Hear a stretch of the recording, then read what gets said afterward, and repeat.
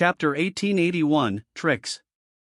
The God race and Celestials were brother races, but at the same time they also competed with each other. Previously, the Celestials had been humbled and paid a sufficient price to barely obtain 2 spots to enter the Azura Forbidden Land. Naturally, they were tamping down the grievances in their heart. After entering the Azura Forbidden Land with great difficulty, Tobague hoped that his celestial race would be able to have proud results here. Tobague weighed his own strength and felt that he wasn't much stronger than the God race's Daiwahan, thus he placed his hopes on Smokeless instead.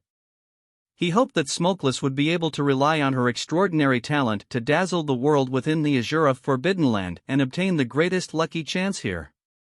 As for juniors, there was only Smokeless and Lin Ming.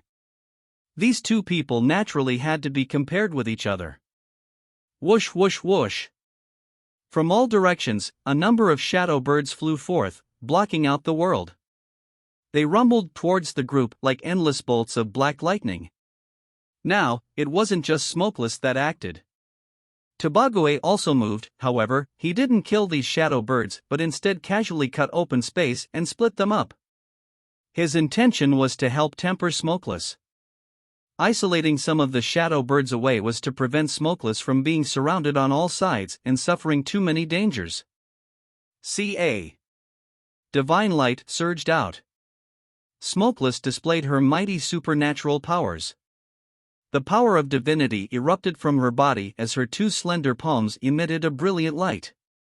Her palms contained an inconceivable strength, as if they were the sharpest weapons in the world. With a slice of her palm, a massive tract of the void was torn apart like paper, causing an entire part of the sky to be cleared out. The overwhelming shadow birds were sundered by a single strike of Smokeless palms, disintegrating into countless runes. The God race Empyreans didn't help, instead allowing Smokeless to do as she pleased. Her attacks were a work of art. It was hard to imagine that such a formidable strength was contained within her delicate body. Gotcha! 3 shadow birds were cut apart. Smokeless eyes shined with the light of 6 stars, as heavy as crashing mountains. All threats were completely blocked and broken by her.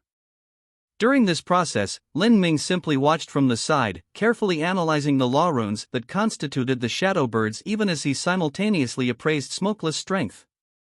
Smokeless indeed had the capital to attack the true divinity realm. Shie. With a light sound, the last shadow bird was shattered into runes.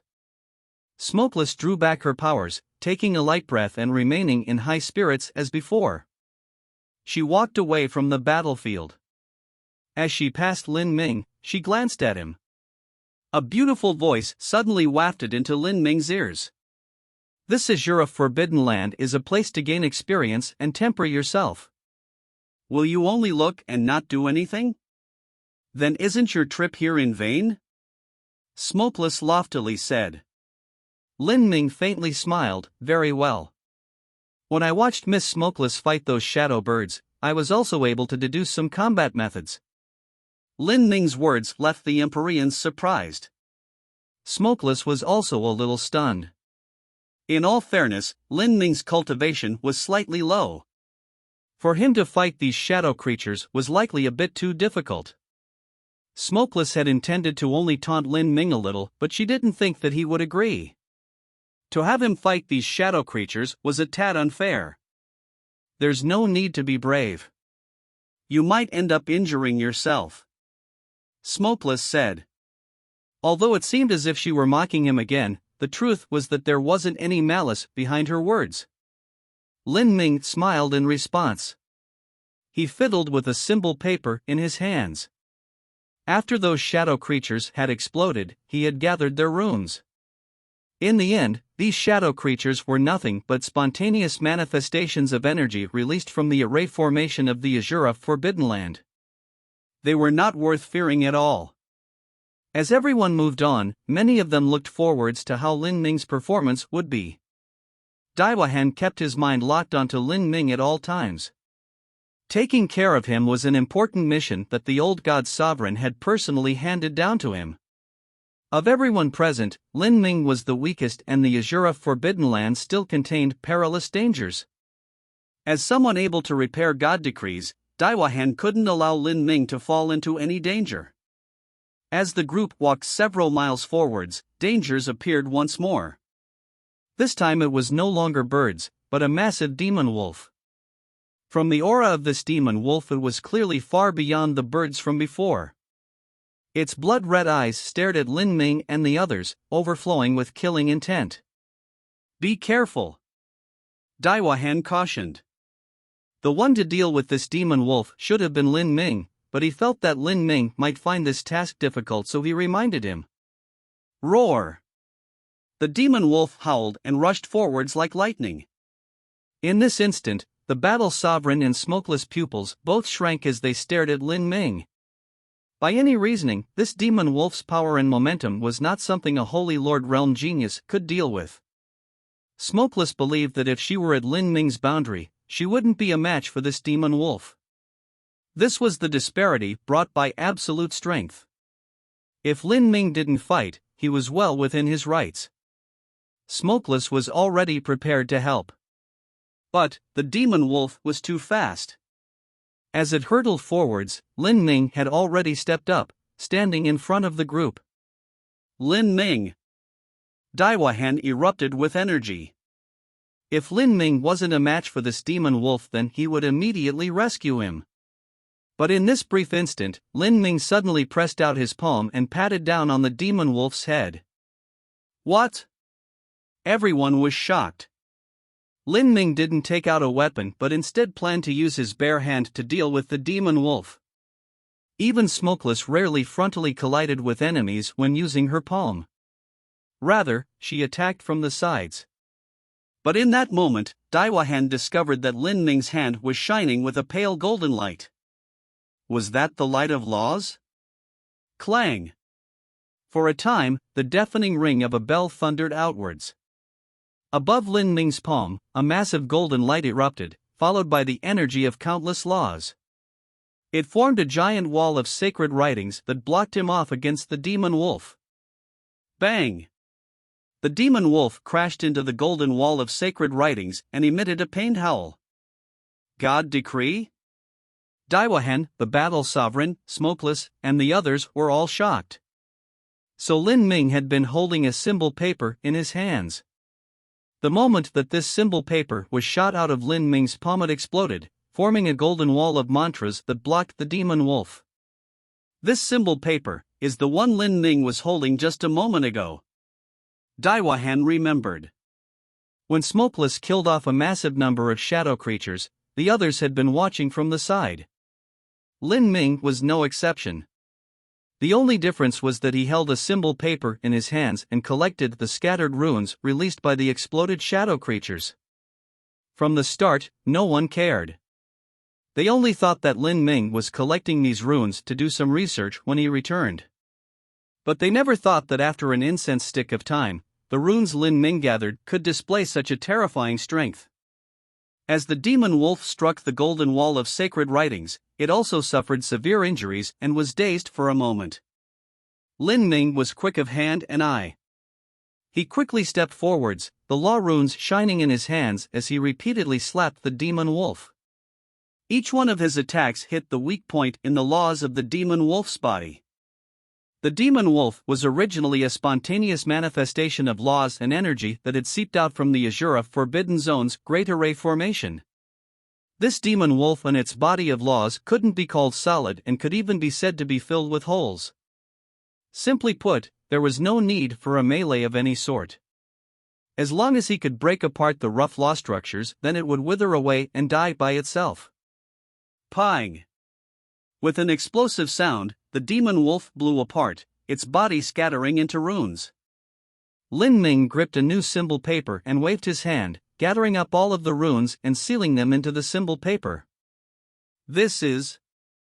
Seeing this, the martial artists present were left speechless. The demon wolf had been destroyed this easily? To them, this demon wolf wasn't considered anything at all. But to a Holy Lord Realm martial artist, it was a terrifying existence. But Lin Ming didn't seem to use any energy at all to kill the demon wolf. Moreover, he gathered the runes from when it died and exploded so that he could use them again. This was just merciless. He absorbed the runes into the symbol paper and turned it into a god decree. An Empyrean said with disbelief. The powerhouses of the god race and Celestials all had amazing eyesight. Although they didn't understand the Azura laws, they were able to see that Lin Ming didn't frontally defeat the demon wolf by himself but had relied on certain tricks to do so. This couldn't be considered Lin Ming's true strength. Just where did you learn the inheritance of God decrees? Will you only use God decrees?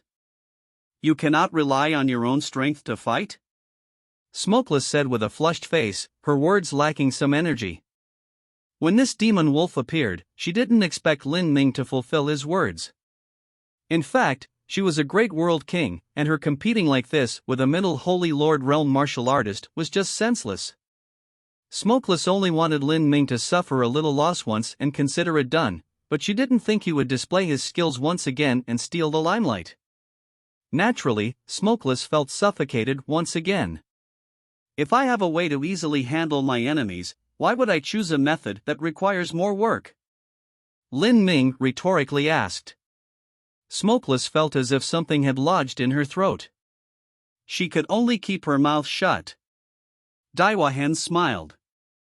Little brother Lin, you obtained the true legacy of the God decrees?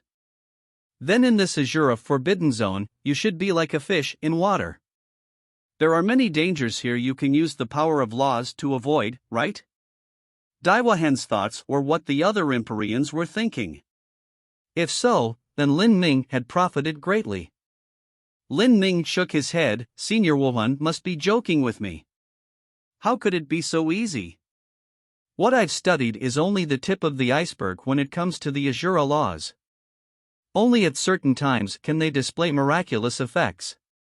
Whether it was the shadow creatures or demon wolf that just appeared, they are all formed from energy that has leaked out from the Azura Forbidden Land's Great Array formation and then spontaneously evolved into monsters. Their law structures are simple and filled with hundreds of flaws. If I break open the laws within their bodies, I can naturally kill them.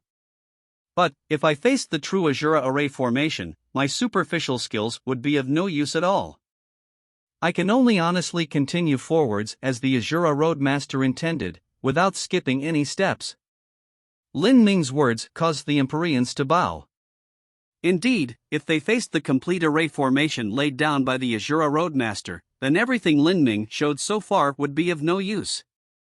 If Lin Ming followed them, he would also have to accept the test of the array formation in a fair manner. Chapter 1882, Cold Ice Mirror. The Azura Forbidden Land was an isolated world, incomparably huge. The group continued forwards. After half an incense stick of time, they encountered more dangers. These dangers were all monsters that were spontaneously evolved from energy which had leaked out from the Azura Forbidden Zone's array formation. They had no solid form to begin with and weren't too threatening. Lin Ming was able to use the Azura Heavenly Dao laws to easily kill them. The Empyreans didn't help, instead watching Lin Ming and Smokeless fight. However, no matter how magnificent Smokeless' attacks were and how beautifully artistic her abilities were, she also seemed a bit clumsy and crude in front of the simple movements of Lin Ming, who looked as if he were taking apart blocks of wood. Although there was clearly an easy method, when it came to her, she had to consume countless times more energy. Smokeless hoped that they could quickly clear off all these non-threatening monsters and enter the true array formation. As long as they could enter the true array formation, Lin Ming's little tricks would be of no use and she would be able to display her true talent and amaze everyone. Slowly, the group ventured further and further in. The surrounding temperature began to drop. On the ground, beneath their feet, snow and ice started to appear. As they entered this region, Lin Ming tried to use the Azura Heavenly Dao laws to commune with the Azura Forbidden Zone and find out what was occurring.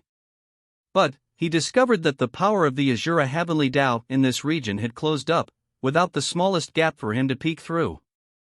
Although he could still sense the Azura Heavenly Dao, it didn't resonate with the Azura Heavenly Array diagram within his body as before.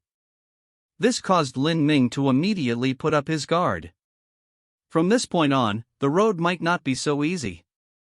Finding no shortcut, Lin Ming could only honestly follow the four Empyreans and slowly search. Wind and clouds began to gather in the skies. Snow and ice billowed on the ground. Gradually, the cold energy became increasingly dense.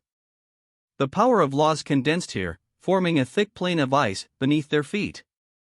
Lin Ming could faintly feel that they had already walked into the array formation laid down by the Azura Roadmaster. Even after 10 billion years passed, even if the array formation had leaked out a considerable amount of energy, even forming numerous shadow creatures on the periphery, the array formation laid down by the Azura Roadmaster still left one feeling fearful and apprehensive. Perhaps even if this array formation were to exist for several dozen billion more years, it still wouldn't disappear. This was because the array formation itself might draw an energy from the universe to sustain itself and continue revolving. Be careful! Tobague and Daiwahan shouted together. They were unable to predict how the Grand Azura array formation would revolve, but by relying on their sharp senses as peak Empyreans they were able to feel anomalies occurring here, even without Lin Ming warning them. Everyone immediately stepped back. At this time, the icy ground tore open. Ka. As massive chunks of ice shattered, a 10,000-foot-long ice valley appeared in front of everyone. One couldn't see the bottom of this valley. Invisible cold energy rushed out from it and into the skies, as if it could freeze the soul. Rumble, rumble, rumble. The earth roared. From within the icy rift, something seemed to be rising. The group of 6 slowly retreated, all of them shocked. They saw an incomparably smooth ice mirror rise up from the valley, reflecting the entire world. This mirror was so large it seemed to have no edges. The surface seemed fathomlessly deep. An inexplicably vast aura surged out from within it. Rosy clouds floated within and the air was filled with a dense fog, beautiful and fascinating. Everything inside was obscured in a dim haze, making it impossible to distinctly see what was occurring within. Lin Ming stood before the mirror. He could feel a gargantuan attractive force pulling on him, as if countless small hands held fast to his divine soul and wanted to drag him in, the feeling swaying the mind. Even if he cultivated the Azura Sutra and inherited a great deal of the Azura Roadmaster's power of laws, the power released by the icy mirror still made him feel strange. This ice mirror was clearly formed by the power of the Azura Heavenly Tao laws. But it was an infinitely marvelous and unique combination that was vast and complex beyond imagination. Could this be? Daiwahan furrowed his eyebrows. You know what this is? Tobague asked with surprise. Since ancient times, the Azura Forbidden Zone hadn't even been opened a handful of times, and each time it opened there was a different situation within, so the land itself was still a mystery. I've only heard some rumors. This seems to be a magic tool that Heavenly God Azura used in the past and left behind in our race's forbidden land, where it turned into the giant cold ice mirror. As for what it actually is or what it does, I have no idea. 10 billion years was far too distant a time. A great deal of history had become blurred. There seems to be a world within. I feel as if it is summoning us forwards. If I'm not wrong, then all of us must enter. Smokeless solemnly said.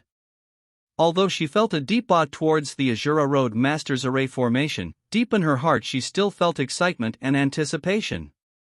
She wanted to see just what sort of test the Azura Roadmaster had left behind. She couldn't help but glance at Lin Ming. We must enter together. Should we go in first? Smokeless asked without fear. This was the arrogance possessed by a genius. Because they had confidence in their own talent, they didn't fear dangerous risks. The Azura Roadmaster wouldn't establish an absolute death trap. As long as it wasn't a death trap, she had confidence she could pass it. If we must enter, then let's enter. Lin Ming readily replied, leaving Smokeless a little surprised. After all, only Daiwahan had heard traces of some long-ago rumors. Just what was this thing? What would be the result of entering? No one knew. But at this time, Daiwa Hen shouted, "Stop messing around. If anyone is going in first, it will be us." Whether it was Smokeless or Lin Ming, they were vitally important to the ancient races. In particular Lin Ming, who was able to repair God decrees. Daiwa Hen would not allow any harm to come to Lin Ming. This is an unknown danger zone. Me and Brother Wohen have the highest cultivations of us all, so we'll lead the way, Tobague said, taking a step forwards. At this moment, his mind shook. This was because on the smooth surface of the cold ice mirror, he could see a dim figure appear. This person wore archaic war armor that seemed to have experienced a gloriously long time as it exuded the endless aura of passing years. When combined with the history of the cold ice mirror, no one doubted that the character reflected in the mirror was the projection of a martial artist from 10 billion years ago. Ancient martial artist. Everyone realized, bewildered. It was long ago decided that the era of 10 billion years ago was when the martial arts civilization was at its most glorious golden age. At that time, the ancient races had countless geniuses with formidable talent and their inheritances were richer than in the present. Thus, many outstanding individuals had been born. Now, they had to fight with these ancient martial artists? Defeat your opponent or last for 1,000 breaths, either path is victory. Tobague suddenly said. This was the information he just received in his mind. Who? The figure in the cold ice mirror sat cross-legged in space, his body emitting bursts of blazing flames. These flames were not ordinary flames, but shot out from this figure's skin, flesh, and blood. It even contained the infinite true meanings of the great Tao of heavenly fire. The fire runes brought with them the sounds of the great Tao. As they spun around the figure's body, they released a dazzling brilliance. Beneath the light of the winding flames, the person's appearance became clear. This person resembled a middle-aged man. He had a pair of light wings behind him, and he was a body formed from pure energy. Ancient Empyrean, and his cultivation is lower than mine. Tobague said, clearly shocked. This person's cultivation was that of an upper Empyrean. Compared to him, this ancient martial artist was slightly lower. But at this time, more figures appeared in the cold ice mirror. In front of each person, a figure appeared. This is... Smokeless looked at the woman who appeared in the mirror. This other person was also a woman, but her race and looks were different. Only her amazing figure was similar to her own. This woman wore a veil and her aura was swift and sharp. Her cultivation was slightly lower, it was at the peak of the ordinary world king realm. Similarly, a youth also appeared before Lin Ming. The youth's aura was gloomy and dark. He gripped a heavy sword.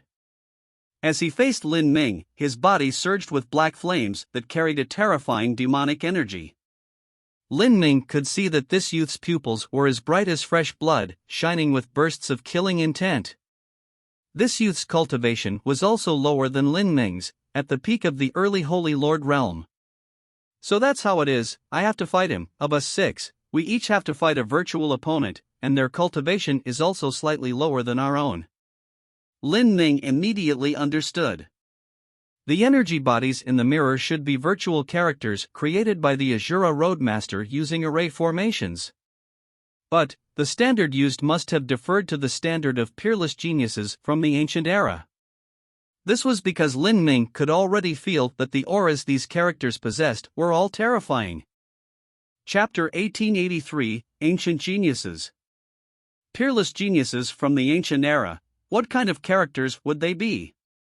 It was far too distant a time, and they could no longer be judged.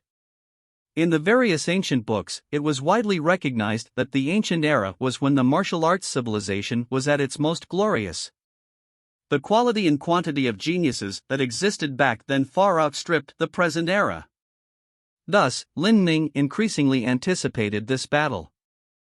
I never thought that I would be able to step into the array formation laid down by the Azura Roadmaster and cross over 10 billion years to fight geniuses from the ancient past.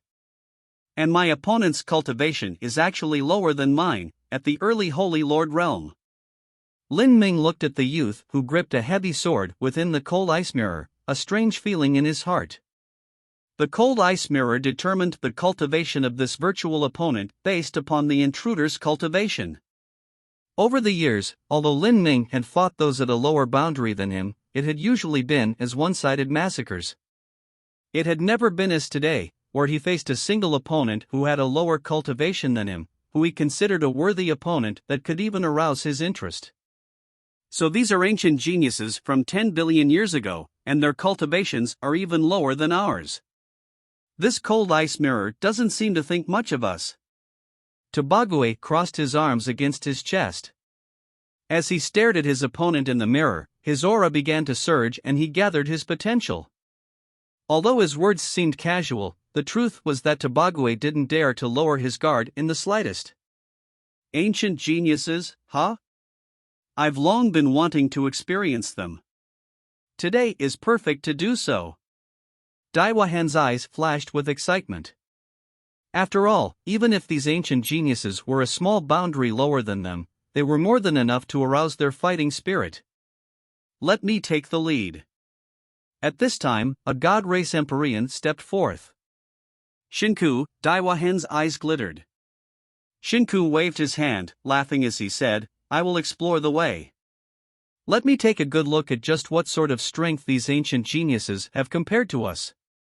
As Shinku spoke, he tightly gripped his fists, explosive crackling sounds emitting from them. In the group of 6, his talent was the lowest. However, he was still an outstanding character amongst Empyreans. He had a confidence that was his alone. Shinku stepped into the cold ice mirror. The mirror gently shivered before swallowing in Shinku. Shinku's opponent was a black-caped youth, his cultivation was a lower Empyrean. Although this virtual opponent appeared as a youth, if they were a real person, they would definitely be at least 10,000 years old. Normally speaking, a young Empyrean would appear youthful because their cultivation rapidly advanced. Who? In the cold ice mirror, Shinku and the black-caped youth both spouted out countless flames from their flesh and blood. The aura of the true fire Great Tao flowed out from them, sweeping across the world.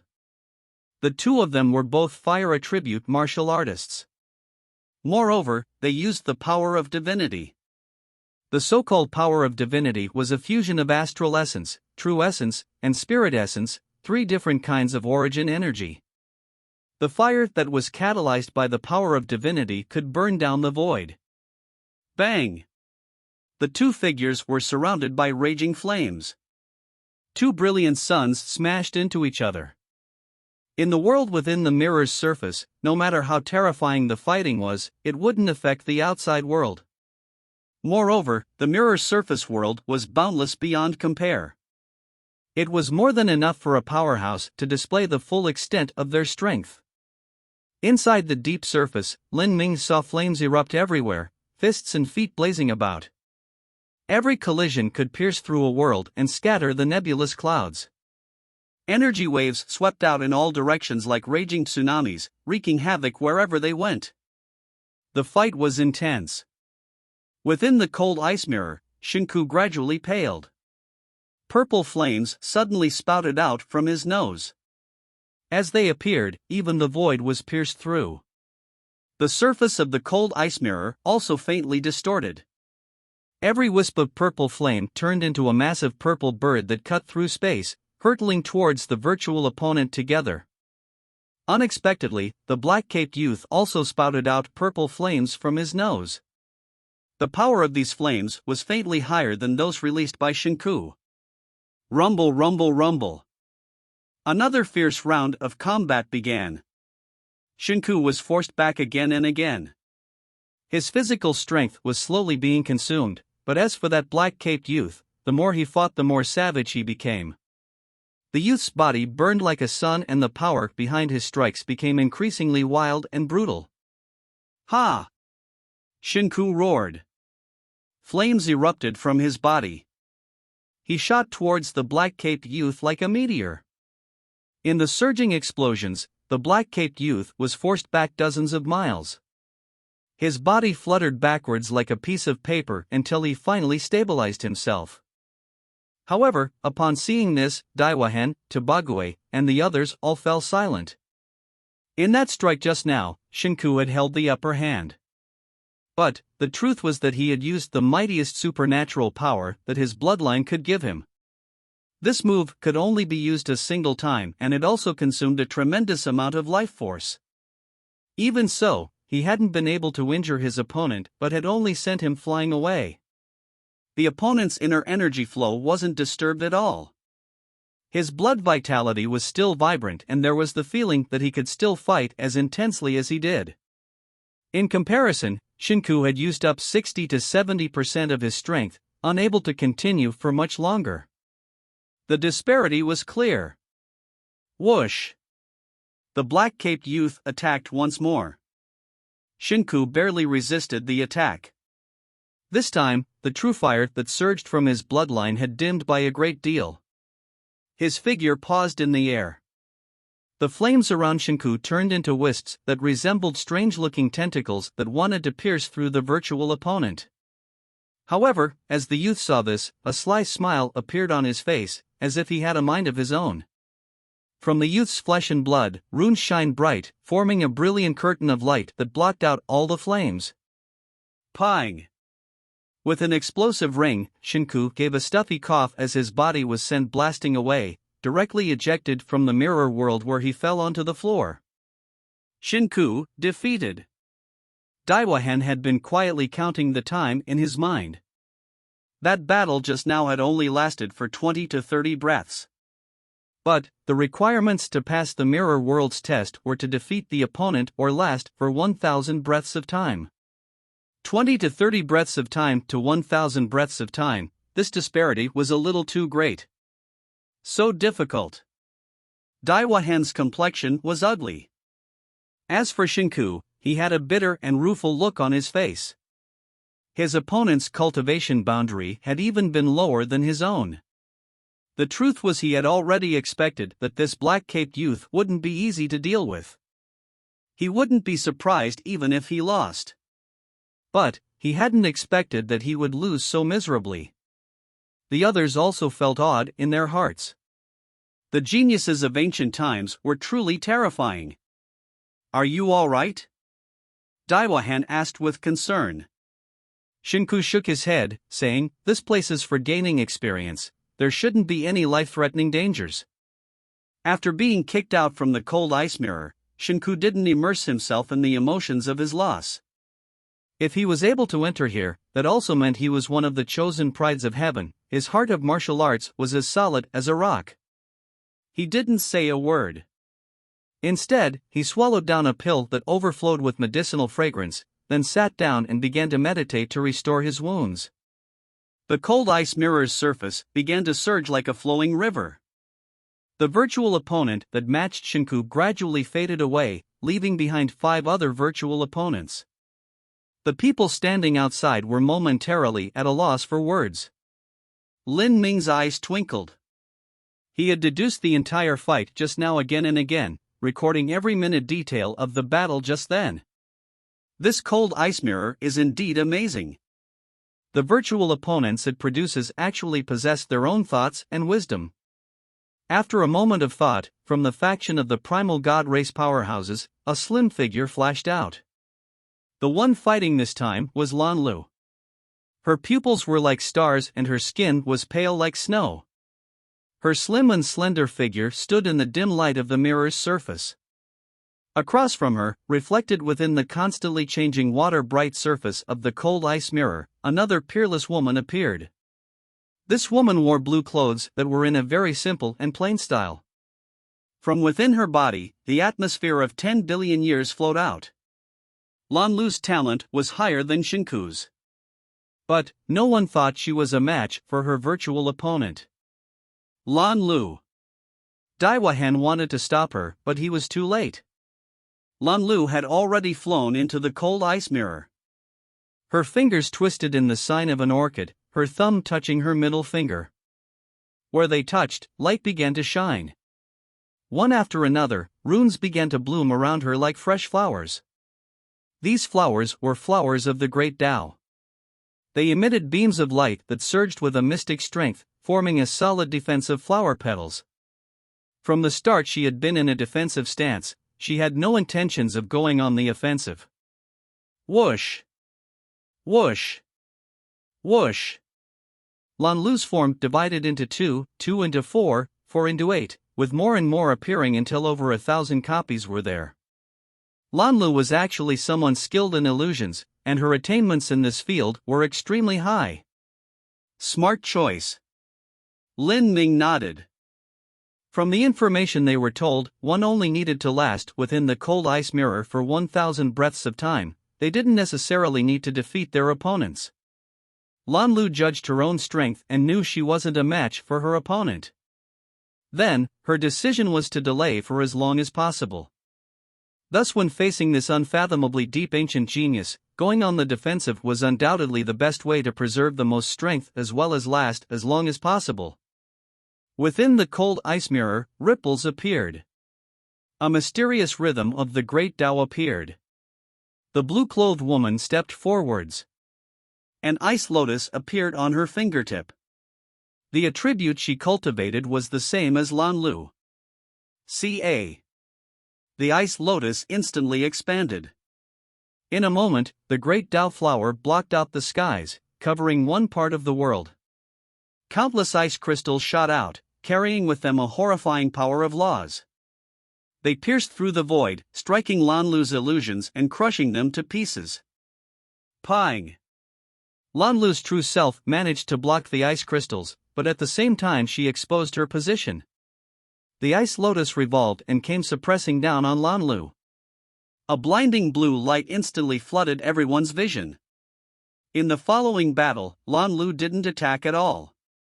She used all sorts of clever tricks and resourceful defensive techniques and methods to resist the unending onslaught of her opponent. However, the absolute disparity in their strengths was still there. In just 200 breaths of time, Lan Lu exhausted her energy. She flew away, tumbling out of the cold ice mirror in an embarrassing state.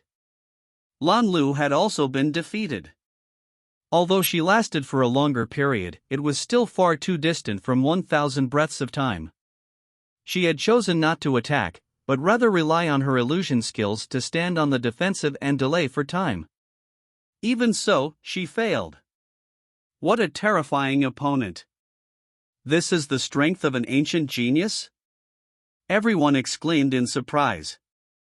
Lan Lu's opponent had a lower cultivation boundary and Lan Lu had clearly been trying to delay for time. Even so, she had been defeated.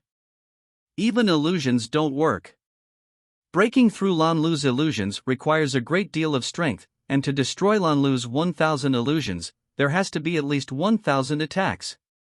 If it were an ordinary martial artist, the first salvo of attacks would have drained most of their strength. But the virtual opponent didn't seem affected at all, and continued to launch a wild barrage of attacks afterwards. The enemy is too strong, this is going to be difficult for us to do. Chapter 1884, The Past versus the Present. After Shinku and Lan Lu suffered continuous defeats, there were only 4 people left who had yet to take the challenge. But into Bagui's eyes, of these 4 people, Smokeless had the highest hopes of success. His right hand fell on Daiwahen's shoulder. I must ask Brother Wohan, do you think you can win? Daiwahen wryly smiled and shook his head. My talent isn't much better than Lan Lu's, and my cultivation method is primarily focused on being on the offensive. This virtual opponent in the cold ice mirror doesn't seem as if my attack method will work on it. The chances of me winning are near zero. But your bloodline power is quite special, perhaps, if you bet it all perhaps you might be able to last for 1,000 breaths of time? As Daiwahen spoke, Tabague's complexion also turned earnest. His chances weren't high, but what he wanted was to further explore the road ahead so that Smokeless would have more time to prepare herself. Brother Wohan, if all of us fail then what will happen?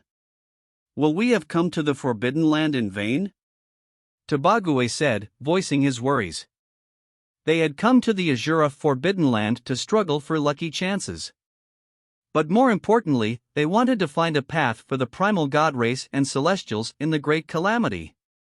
If they were to fail advancing forwards because of the cold ice mirror and were forced back with nothing in hand, then they would become the eternal sinners of the ancient races for the rest of time, shaming all of their ancestors. Daiwahan said, "It shouldn't be like that." When the Azura Forbidden Zone was opened in the past, there had always been two types of things able to be obtained in the Forbidden Land. One was a method to rescue our people, and another was an individual lucky chance. As long as we enter the Azura Forbidden Land, even if we cannot pass the test set down by Heavenly God Azura, we should still be able to find a way for our races to survive. But, if we can pass Heavenly God Azura's test, then we will each obtain our own lucky chances. In other words, they will be the inheritances that Heavenly God Azura left behind in the past as rewards. I see, Tobague let out a breath of relief. That's good. Even if we cannot pass the cold ice mirror, it will only be our own loss. It won't be something that affects our races. Speaking here, Tobague could only force a smile. He laughed. Heavenly God Azura shouldn't have thought that 10 billion years later, his descendants would be reduced to our standard. Tobague shook his head, mocking himself. Then, he headed towards the cold ice mirror. "Senior apprentice brother," Smokeless called out to Tobague. Although there was a giant age gap between them, they were actually fellow apprentice brother and sister. Tobague turned and smiled at Smokeless, saying, "If I am defeated, then you will be the only celestial left. Watch my battle carefully and make sure you come up with some good countermeasures. Your talent far surpasses all others amongst the celestials. You should be able to win." As Tobague spoke, he stepped into the cold ice mirror. Tobague's opponent was a middle-aged man. This man wore a plain set of war armor and had a pair of light wings floating behind him. His entire body was wrapped in flames, and these flames contained runes of the great Tao that emitted light through the world. In that moment, Tobague's aura changed, as if a god beast were awakening within him. He had been renowned amongst the celestials as the battle sovereign for a long time already. As a peak Empyrean, his background was as deep as a sea and impossible to discern. Too strong, the battle sovereign, how could he be so strong? Shinku gasped in surprise, his eyes filled with shock. As a middle Empyrean, the difference in strength between him and a peak Empyrean wasn't considered too far. He could feel just how strong Tobague was. He had seen Daiwahan in his peak state before, and he felt that even Daiwahan was much weaker than Tobague was. Daiwahan said, "What Tobague is using is the power of the Sovereign Sun bloodline. His bloodline can light up like a sun and for a short time stimulate all of his hidden potential. But after using this ability, his strength will rapidly disappear, and even his boundary will temporarily drop. It will be hard to restore himself even with 10 days of time. This is an all-out method that can only be used in desperate times. Normally speaking, Tobague won't use it, because once the period passes in which his full potential is released, he will have no further way to defeat his enemy and can only allow himself to be destroyed." Daiwahan explained to Shinku.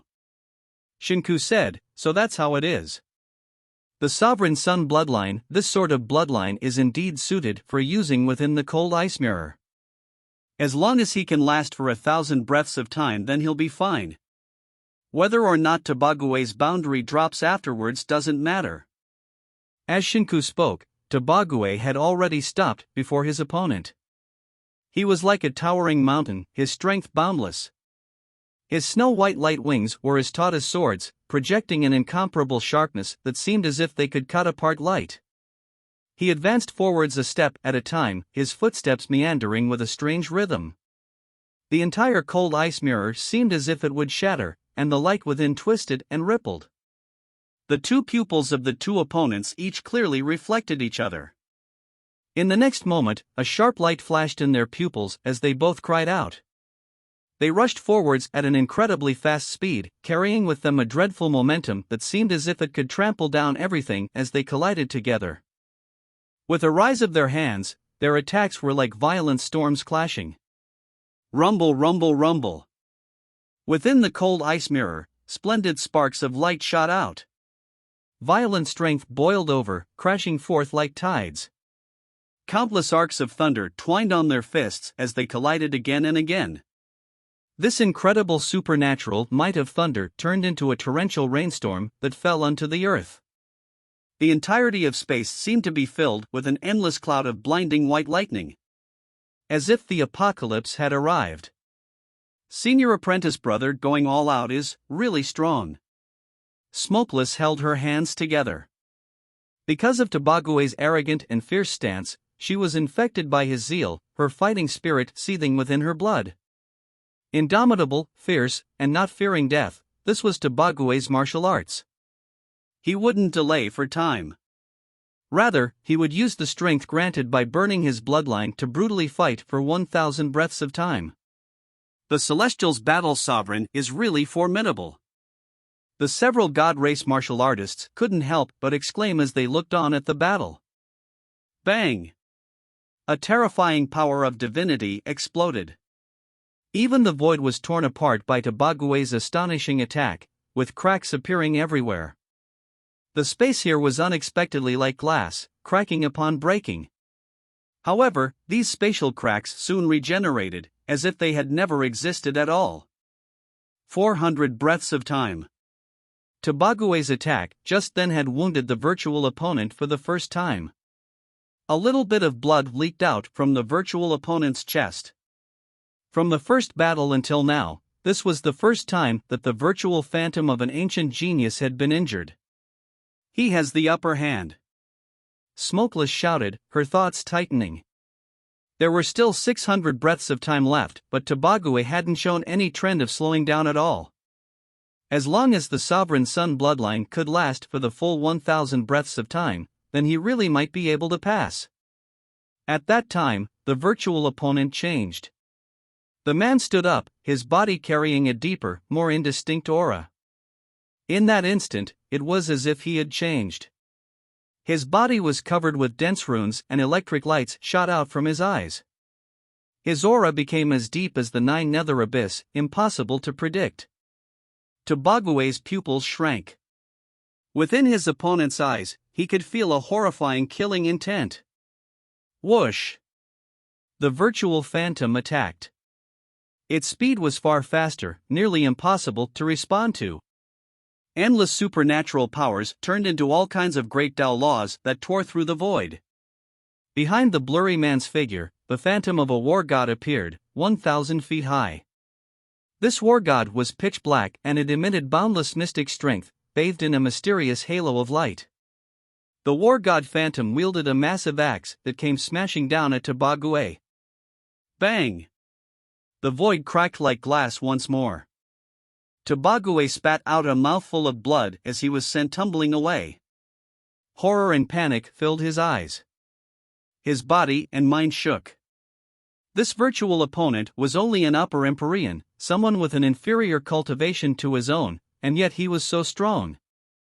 After suffering a single wound, this virtual opponent had erupted with an even greater strength to directly and heavily wound Tobague. Tobague had seen countless proud children of heaven before, and yet none of them were able to stand side by side to the phantom of this ancient genius. After burning his bloodline strength, he had still been heavily wounded by his opponent. It was then that Tobague realized he had been defeated, utterly defeated. In the past, he had once been defeated after burning his Sovereign Sun bloodline. But that was only when his bloodline strength had vanished and he had been extremely weakened. He had never experienced a moment like today, where he would be defeated by someone else even when he burned his bloodline and was in his most powerful state. Tobague gloomily left the cold ice mirror. His Sovereign Sun bloodline had already dissipated and his entire body felt feeble. He knew that his trip into the Azure of Forbidden Zone had ended, it was impossible for him to go any further. Just this cold ice mirror was so difficult. Or, perhaps they were just that bad. Don't be disheartened. These virtual phantoms should be almost the strongest geniuses from the ancient era, according to the standards of that time. If this phantom were a real person, they would easily become a true divinity in the future. It's not surprising that we cannot compete with it. Daiwahan patted Tobague's shoulder. He felt that he shouldn't even try to enter. Tobague had resorted to using his bloodline strength, but even then he had been defeated at his peak state, much less Daiwahan. Lin Ming, my god race only has you left. Daiwahan ruefully smiled. Lin Ming's talent had been recognized and strongly approved of by the old god sovereign. He might be able to create a miracle here. Will the laws you understand be of use here? Lin Ming shook his head, not a bit. Lin Ming's answer was already expected. Before this cold ice mirror, one could only depend on their true ability. It was impossible to take any shortcuts. Daiwahan lightly sighed. Their group had been chosen after such a ruckus, and they had paid a considerable price in order to enter the Azura Forbidden Land. If they were only barely able to obtain the method to save their people but returned with nothing else, the resources would really be wasted. Smokeless. Tobague looked towards Smokeless. I understand. Smokeless nodded. I won't lose. Smokeless' voice was confident. Good. Tobague took a deep breath. He knew that Smokeless would only say this if she were sure of herself. She wasn't someone to joke around during such times. At this time, Smokeless had already moved towards the cold ice mirror. She turned and glanced at Lin Ming, a strange expression on her face. Then, she lifted her foot and stepped into the surface of the cold ice mirror. Ripples spread out as if on the surface of a still lake. Within the world of the cold ice mirror, Smokeless faced her opponent, another peerless woman who was of similar age. This woman wore a veil and her aura was swift and sharp. Even if you are an ancient genius that will become a true divinity, your cultivation is still lower than mine. I don't believe that you will defeat me. As Smokeless spoke, she took out a 4-foot-long sword from her spatial ring. This sword blade glimmered, seeming as if it could pierce through the hearts of those watching. Who? Smokeless aura erupted. A blue tornado appeared around her. Although this tornado seemed gentle, it contained a dreadful strength. It could tear down a person's flesh and blood and blow apart their bones. Finally, she shows her true skills. Lin Ming watched closely. When Smokeless had fought those monsters formed from energy and law runes, she had only used the strength of her mortal body to fight them. But now, Smokeless used the full strength of her power of divinity. Smokeless isn't planning to passively defend, but to go on the offensive. Lan Lu commented. In her opinion, delaying for time was a slightly safer choice.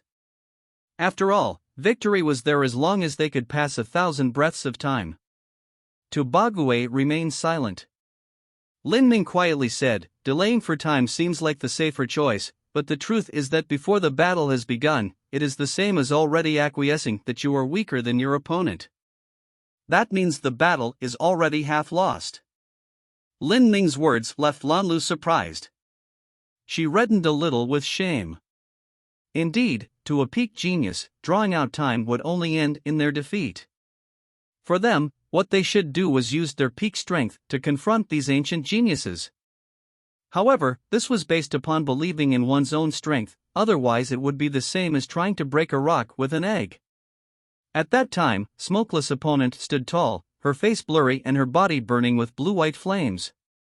These flames didn't emit any heat at all, but rather exuded a chilling cold that made the surrounding void freeze over. This was a duel between a great world king and a peak ordinary world king. Smokeless was the first to move. Her aura suddenly soared once more and her black waterfall-like hair danced in the wind. A blue drop of blood leaked down from her finger, merging into the tornado around her. The wind in front of Smokeless began to gather, condensing into a lance made of wild winds. Heavenly God Lance! Lan Lu was stunned. This was the legendary weapon left behind by the #1 powerhouse of the Celestials during the ancient era. But, this Heavenly God Lance had never been passed down. According to rumors, the Heavenly God Lance had laws carved in it by the #1 powerhouse of the Celestials. And the chart of these laws was left behind to the Celestials. Now, Smokeless should have been using the chart left behind to the Celestials to summon a phantom of the heavenly god Lance. Although this was only a phantom, it had the Tao rhythm of the laws from the past number 1 celestial powerhouse. Its might was no trifling matter. Whoosh! Smokeless grabbed the heavenly god's spear and shot forwards. Her body was like a meteor that tore through the clear skies. And then, Smokeless' opponent also moved. The blue-white flames on her body suddenly blazed upwards. From the flame a blue bird flew out, bringing with it an endless freezing cold energy. The bird flapped its wings, rushing towards Smokeless. Smokeless' complexion was cold and decisive. She thrust out towards the bird's chest. The spirit bird emitted a shrill cry as its body was pierced through, as if it had suffered a tremendous attack. However, upon seeing this, the blue-clothed female phantom tauntingly smiled, thinking little of it. In that moment, blue light sparkled around her and blue war armor covered her body. Her skin was like transparent crystal. As her hair fluttered upwards, she looked like an unrivaled goddess. In her hands was another black sword. As this sword appeared, it emitted a keening cry and absorbed all the laws in the surrounding space. For a time, the icy flames tangling around the woman burned even brighter. They expanded outwards, forming a domain. It wasn't strange for such a peerless genius to possess a domain, but the domain this blue-clothed woman used was beyond ordinary. The laws unified within it had reached a mind-bogglingly high boundary, even putting an ordinary Empyrean to shame. This ice flame domain wildly swallowed up Smokeless. Smokeless grit her teeth. Behind her, blue wind gathered into wings, making her speed reach the limit. Ha! Winds whipped up in all directions. Law runes recklessly swirled around Smokeless. The ice flames were torn apart. Smokeless had opened her own domain. Cold wind domain and ice flame domain, these two great domains brutally smashed into each other. For a time, the world within the mirror was flooded with endless blue light. The skies changed color and icy flames tumbled about. Cold winds dashed through the world, like a gorgeous scene of art. These two domains interwove. Smokeless gripped the war lance formed from the wind laws and began to fiercely battle the blue-clothed woman. Two peerless women fought. One real, one virtual, they began to engage in a crazy melee within the twin domains. This was a world-shaking battle. Outside the cold ice mirror, the celestial and god race powerhouses were all left speechless. In particular, Tobague. He had watched with his own eyes as Smokeless returned to the Celestials after disappearing for so many years and then revealing her formidable strength. Amongst the juniors of the Celestials, no one could stand on par with her. It could even be said that they were all left far behind. Even so, Smokeless was only barely able to draw equal to an ancient genius that had a lower cultivation than she did. The geniuses of the ancient era, just how much stronger were they? Tobague deeply sighed. It had to be known that most of these ancient geniuses came from the god race and only a small minority came from the Celestials. The two races once had an incomparably glorious history in the past, but they had slowly declined over the eons. It was said that the heavenly Tao simply didn't abide their existence any longer. She's even burnt her blue-silver blood. Smokeless is giving this everything she has. Smokeless blood was different from other normal celestial martial artists. Her blood was dark blue and formed ice crystals in the air. This sort of bloodline was a variation bloodline amongst the Celestials. A single drop could freeze a raging river. If Smokeless could rise to become a peak Empyrean, then her blood alone could leave an entire world trapped in ice. But now, even when Smokeless used her bloodline strength, she was only able to barely fight to a draw with this ancient genius. The combat became increasingly intense. Smokeless hair flew upwards like a war goddess. But across from her, the blue-clothed woman released a blinding blue light from all over her body burning with flames as she almost transformed into a phoenix. She was using her phoenix body to wildly fight with Smokeless. The flames on her body, after being cut apart by Smokeless, turned into small spirit birds in the sky that continued to attack Smokeless. These flames each seemed to have a mind of their own and carried with them an attribute of endlessness. Smokeless soon fell into a siege of flames. This endlessly growing flame is too difficult to deal with. If she cannot extinguish them, then there will only be more and more. Lin Ming saw through what was happening. The flames emitted by the ancient genius were in a way similar to the Holy Scripture creator's concept of life. If one could cultivate this concept to large success, that would be incredible. Flames turbulently surged. Smokeless also realized the danger she was in. If this continued, she would be thoroughly swallowed up by the flames. She grit her teeth, relying on her willpower to erupt with the strength of her bloodline once more. Sheila! Thick ice flames were cut apart. Surrounded by whistling winds, Smokeless launched her icy blue wind attribute wings outwards, impacting into the blue skies. The blue-clothed woman frowned. She hurtled upwards, chasing after Smokeless. However, in that moment, a mystical black light covered the blue-clothed woman. Countless Azura runes danced within that black light. As the blue-clothed woman was shrouded, her body shook. Then, beneath the eyes of those watching, she turned into a wisp of blue smoke that scattered into the wind, vanishing without a trace left behind. All that was left over was Smokeless flying alone in the air, watching with a stunned expression. What happened? Shinku was startled. The blue-clothed woman was clearly winning, and yet she had suddenly vanished. The time was reached, 1,000 breaths. Standing beside Shinku, Tobague finally relaxed. Although the others hadn't been counting, Tobague had been keeping track of every single second in his heart, hoping that the time limit would quickly be reached. Although they had barely won, they had still won in the end. A smile appeared on Tobague's face. Smokeless, good job. Tobague shouted. Truly terrifying. It's hard to find anyone in my god race that can compare with Smokeless' talent. Daiwahan praised in his heart. However, completely different from the excited Daiwahan and Tobague, as Smokeless came fluttering down from the skies, her expression was a bit depressed, and even unhappy. She was well aware that if the time limit didn't exist, her chances of winning didn't surpass 20%. Ultimately, she was a loser. She had lost to an opponent of a lower cultivation boundary. As Smokeless grew up, she had always been the one jumping ranks to fight others. Today was the only time when someone else had jumped ranks to suppress her. She had only been able to win by utilizing favorable rules. Such a victory naturally couldn't make her happy. Tobague was able to see Smokeless' thoughts. He said, "You still won. Out of all of us, you're the only one to have won. Isn't that enough?" Tobague was able to say from a different perspective. Smokeless, don't be so harsh on yourself. During the ancient era, the martial arts civilization was much more prosperous than it is now. Their inheritances were far more powerful, and it was a time when countless heroic rivals rose up together.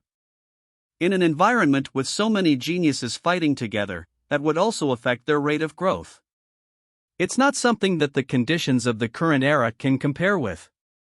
If you were born in ancient times, you would certainly be no worse than that woman you faced in the mirror. The civilization of martial arts had its rises and declines.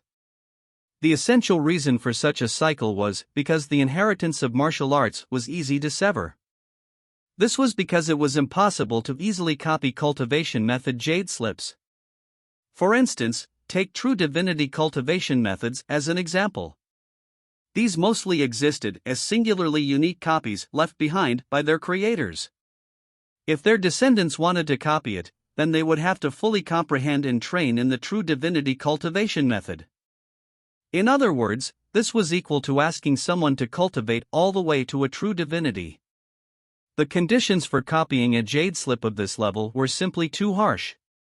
In this situation, if a true divinity died in battle without passing down a jade slip, it was possible for the line of their inheritance to be broken. In 10 billion years, for all sorts of different reasons, there were many broken inheritances.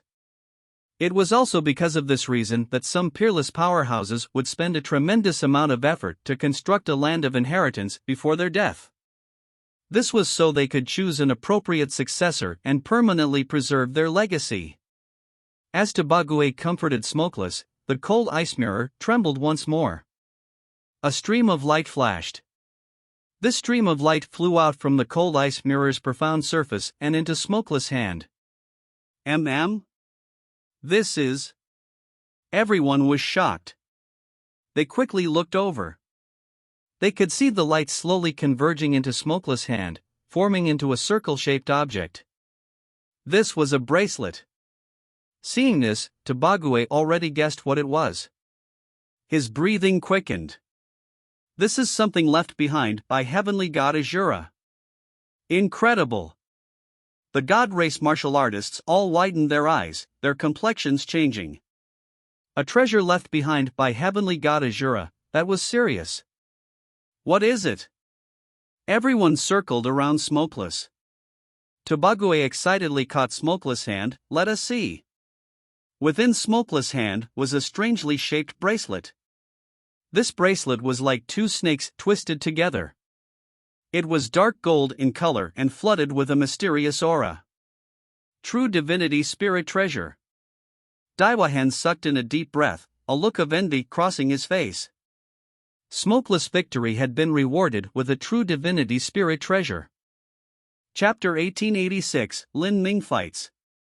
True divinity spirit treasures were also divided into grades. The true divinity spirit treasures left behind by lower true divinities were naturally ordinary.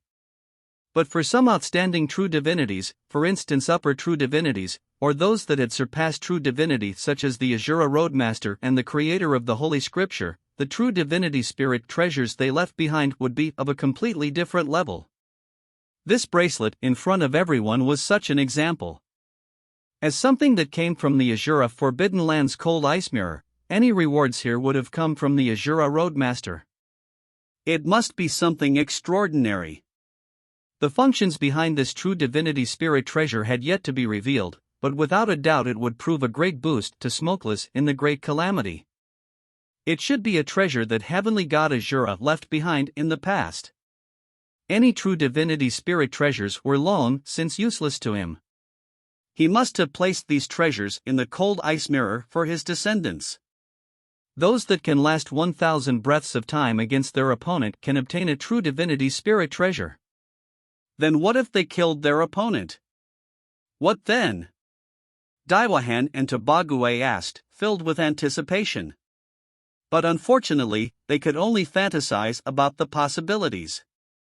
Wanting to find out the truth was far too difficult. Daiwahan shook his head. He looked at Lin Ming and said, Lin Ming, everything is up to you now. You are someone who His Majesty God's sovereign favors. I believe you will be able to create your own miracle. Daiwahan was only able to sigh in admiration as he saw Smokeless last 1,000 breaths of time within the mirror. He also had high hopes for Lin Ming. This was because the old god sovereign had said that Lin Ming might be the most talented individual he had ever seen in his life. Daiwahan had absolute faith in the judgments of his master. He was sure that Lin Ming's performance would be no worse than Smokeless. As long as Lin Ming could last for 1,000 breaths of time, their god race could also obtain a true divinity spirit treasure on their side. Otherwise, if only the Celestials obtained a treasure and the god race were to return empty-handed, that would be far too ugly a sight. Don't feel pressured.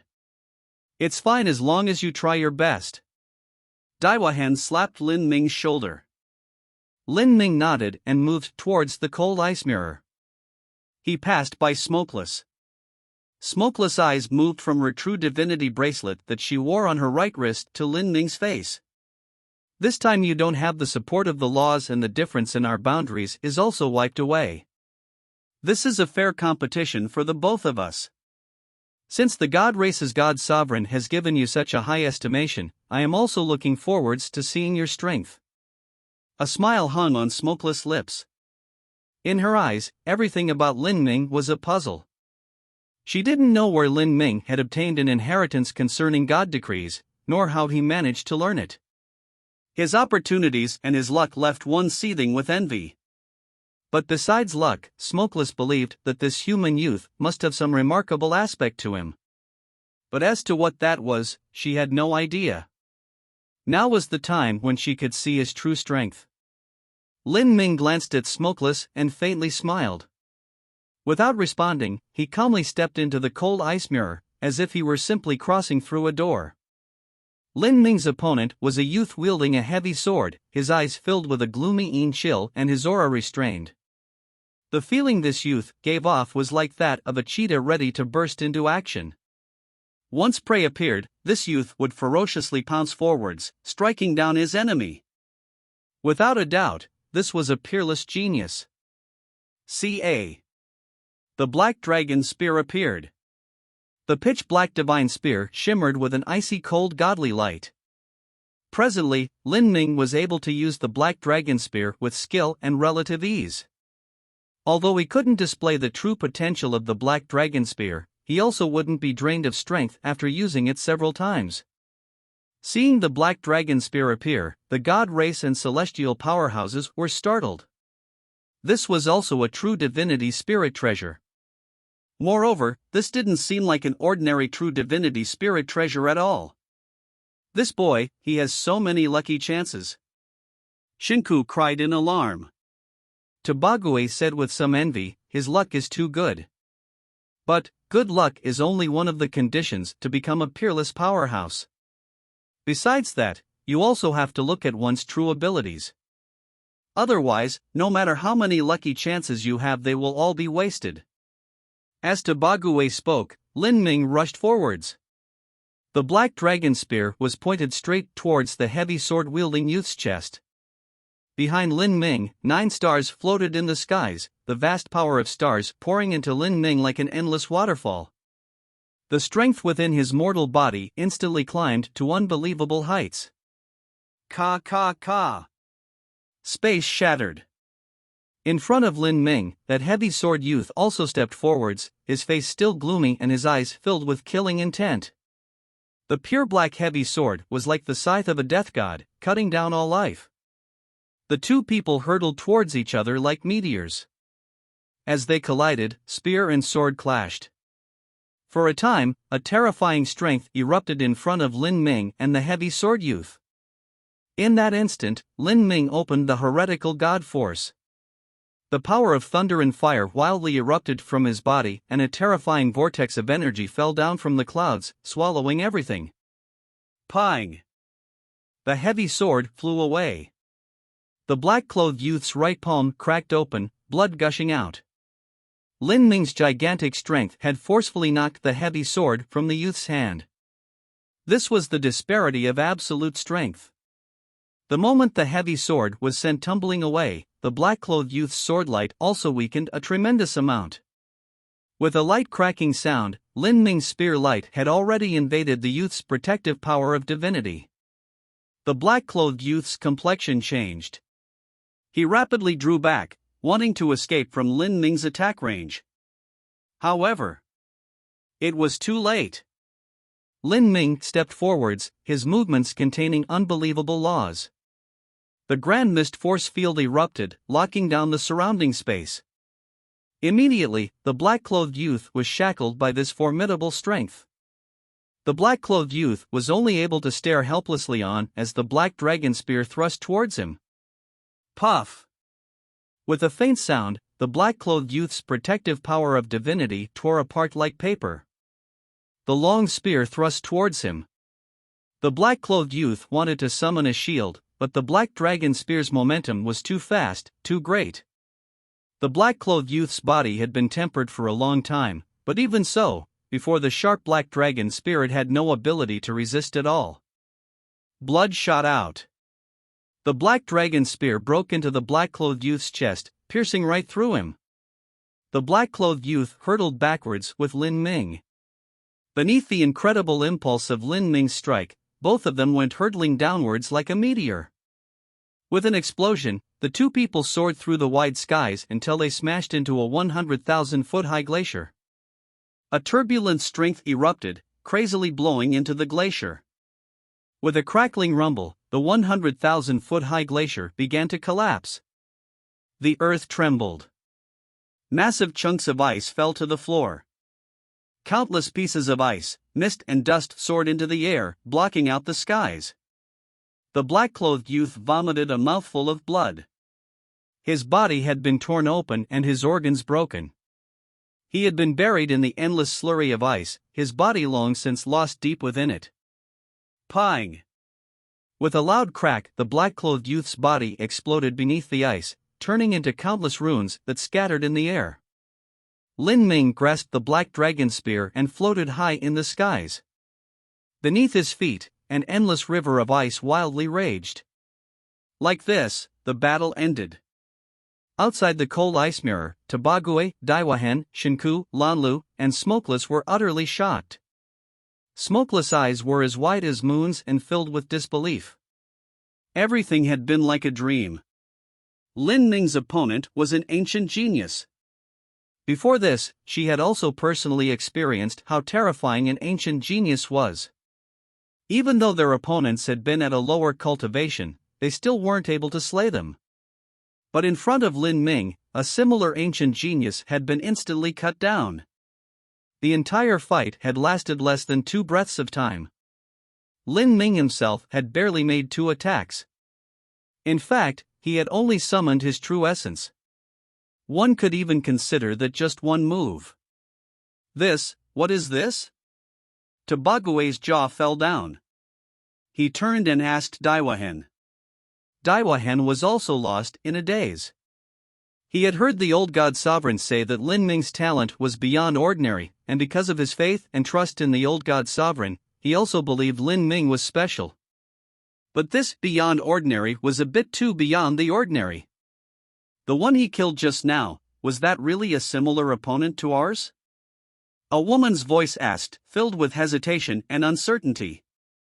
Smokeless was simply unable to believe her eyes. When the 4 previous people entered the cold ice mirror, they had all faced inconceivably formidable opponents. Their strength seemed endless, their defensive capabilities extraordinary, and no matter what ultimate moves were used, these opponents blocked them all. But Lin Ming's opponent was like a piece of mud, dead upon touch. The disparity was far too great. If their opponents were really the same, then Smokeless felt that she was nothing but a joke. Tobague took a deep breath and looked deeply at Lin Ming in the cold ice mirror. He forced a smile and said, "When Heavenly God Azura laid down this array formation, he certainly made it impartial towards anyone that entered. It's true that Lin Ming's opponent was strong, and we also felt that. But Lin Ming was simply stronger, he has already surpassed the standard of an ancient genius." In such a situation, for someone with a lower cultivation boundary to challenge him is simply asking to be instantly killed. Tobague sighed as he spoke. For such a genius like Lin Ming, if an opponent of a lower cultivation boundary were to fight him, that was simply the same as tossing vegetables in his face. It was nothing more than committing suicide. This was the same even for ancient geniuses. This was because Lin Ming might be described as the most amazing genius to appear within the 33 heavens for the last several billions of years. Surpassed the standard of ancient geniuses? Smokeless' heart shook. She felt that the current her was far worse than the ancient geniuses, but Lin Ming had already surpassed them. The disparity was far too great. At this time, Lin Ming had already flown towards the entrance of the cold ice mirror. He put away the black dragon spear and stepped out from the cold ice mirror. As the 5 others waiting outside looked at Lin Ming, their eyes looked as if they were staring at a monster. This Lin Ming, it was far too simple to describe him as someone sure to become a true divinity in the future. Even though they were both geniuses, the evaluation that the Celestials and God race had given Smokeless was someone that had a chance of becoming a true divinity in the future. Let alone becoming a true divinity, he will not be a normal true divinity. Even when the good fortune Saint Sovereign was young, he absolutely wasn't Lin Ming's match. Daiwahan thought.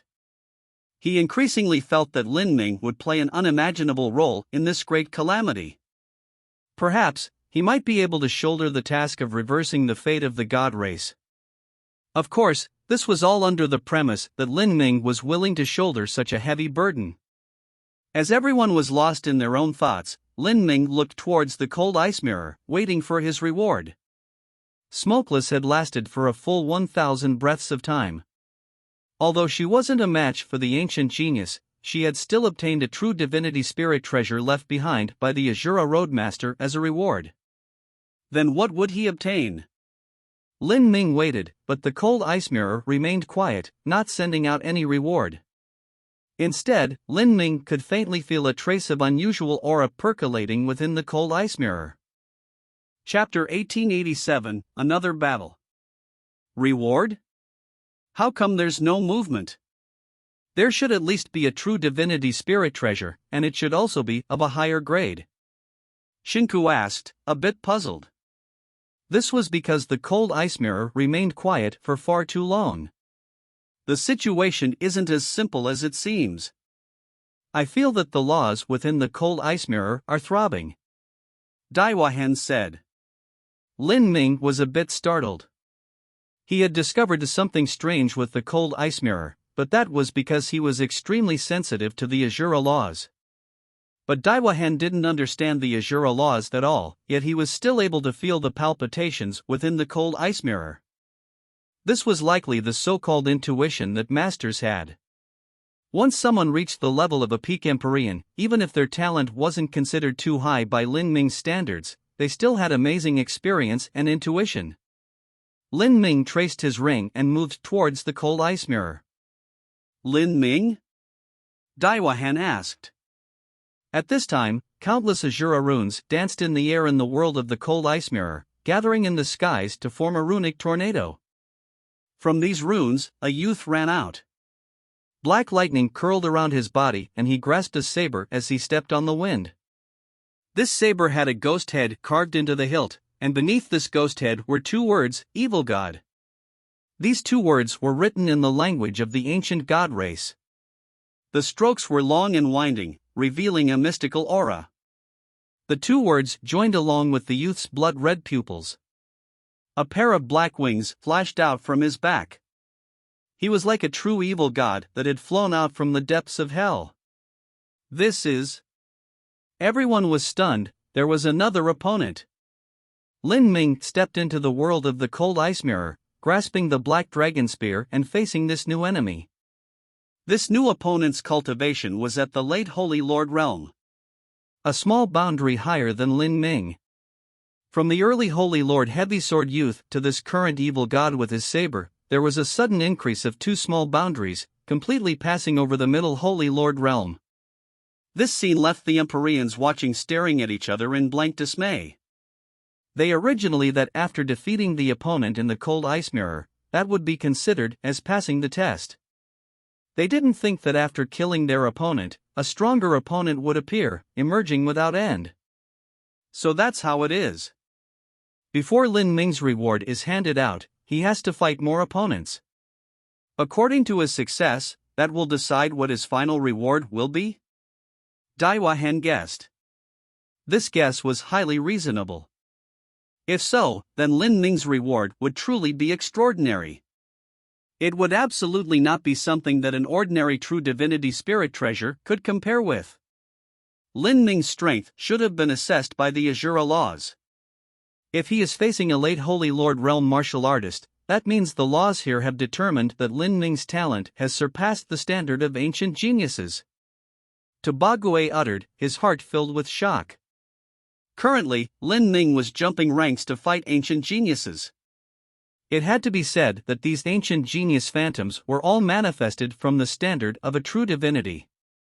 If Lin Ming could jump ranks to fight these people, what sort of future achievements would he have? Perhaps he might become an extreme true divinity. Or even... As Tobague thought to hear, his mind shivered. He didn't dare to continue with this line of thinking. Above extreme true divinity existed those like the Azura Roadmaster and the creator of the Holy Scripture. The strength of those two individuals was impossible to estimate, as they had already surpassed the scope of his understanding. At this time, within the mirror world, black thunder surged without end around the evil god youth. Even from a distance, one could feel a strange eeriness from this black thunder, as if it could scorch away one's marrow. Evil god and thunder? Lin Ming chuckled, a brilliant fighting spirit leaping into his eyes. When I was in the lower realms in the past, I once obtained the title of evil god. And today, it's a coincidence that you are also called evil god and use thunder. To cross 10 billion years and for us to fight here, this could be considered fate. Lin Ming felt that these martial artist phantoms within the cold ice mirror weren't purely virtual creations. Rather, the Azura Roadmaster had used some ancient geniuses as templates and adjusted their various strength levels and laws. 10 billion years ago, these phantoms were likely real people, but they weren't necessarily so outstanding. Lin Ming stepped on the void, moving forwards one step at a time. Then, suddenly, he attacked. Spear light erupted. Within the void of the mirror, faint cracks appeared and regenerated. Lin Ming's speed rapidly drew to the extreme. But at the same time, in front of Lin Ming, the evil god youth's eyes also flashed with a brilliant divine light. The saber in his hands chopped down. A dreadful saber intent wrapped around the saber blade. A saber strike that seemed as if it could sunder the skies smashed into Lin Ming's spearlight. Bang! The terrifying collision caused energy to wildly shoot outwards. As for Lin Ming and the evil god youth, neither of them were forced a single step back. That brief exchange just now had only been a probing strike. Lin Ming discovered that the thunder which twined around the evil god youth had merged into the surrounding space. The faint aura of the Azura Heavenly Tao laws gathered along with the thunder, all of it pouring into the evil god youth's body to slowly supplement his strength. Thunder law's concept of life? Thunder could grow endlessly and even form life. In the legends, in the most primeval of times when the world was just born and everything was in chaos, it was a bolt of thunder striking the ancient seas that caused life to be born.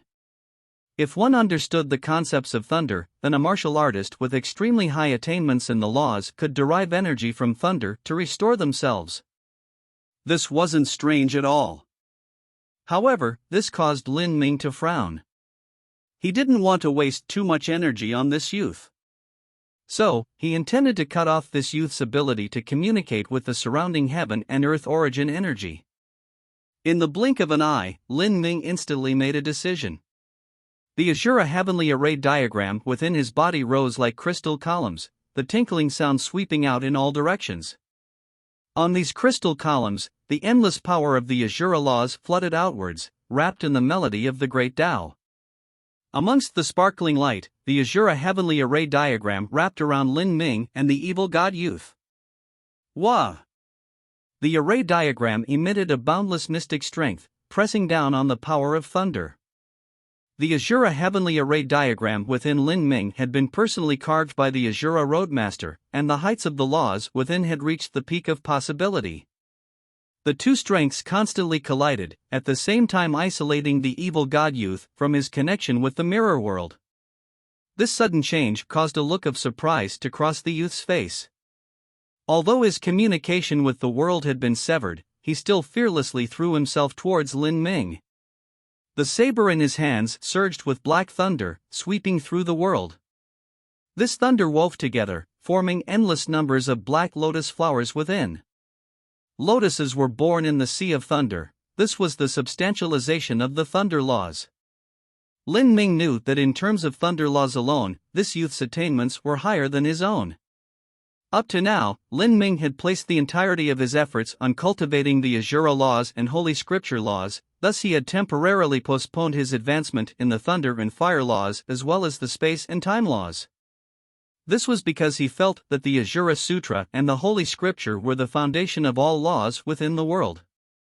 One representing the outer universe, one representing the inner universe, the two great laws covered nearly all the learnings of martial arts, encompassing everything. As for the thunder and fire laws, space and time laws, they were simply branches. To lay down the foundation was the most important objective of all. Whoosh!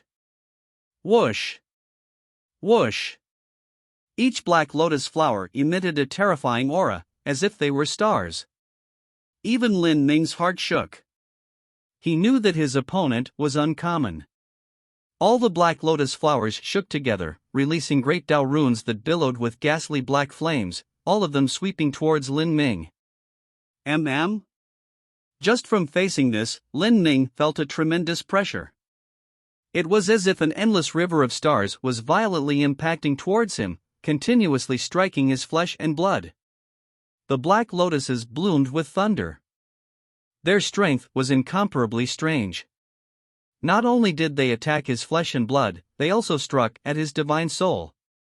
In that moment, within Lin Ming's spiritual sea, thunder recklessly blazed through even as black flames ignited everywhere.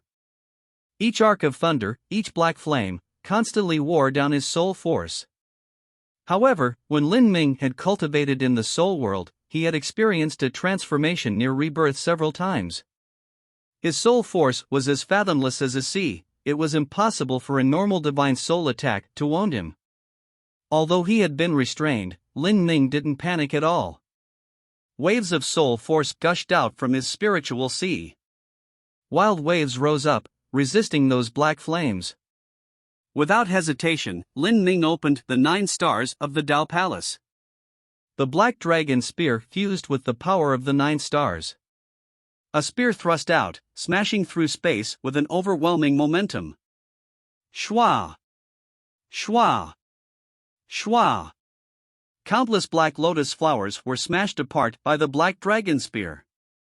The black dragon spear carried with it a tremendous blood vitality, forcefully pushing out the thunder that eroded Lin Ming's divine soul. The two intensely collided in the skies. Lin Ming constantly battled with the Phantom Youth.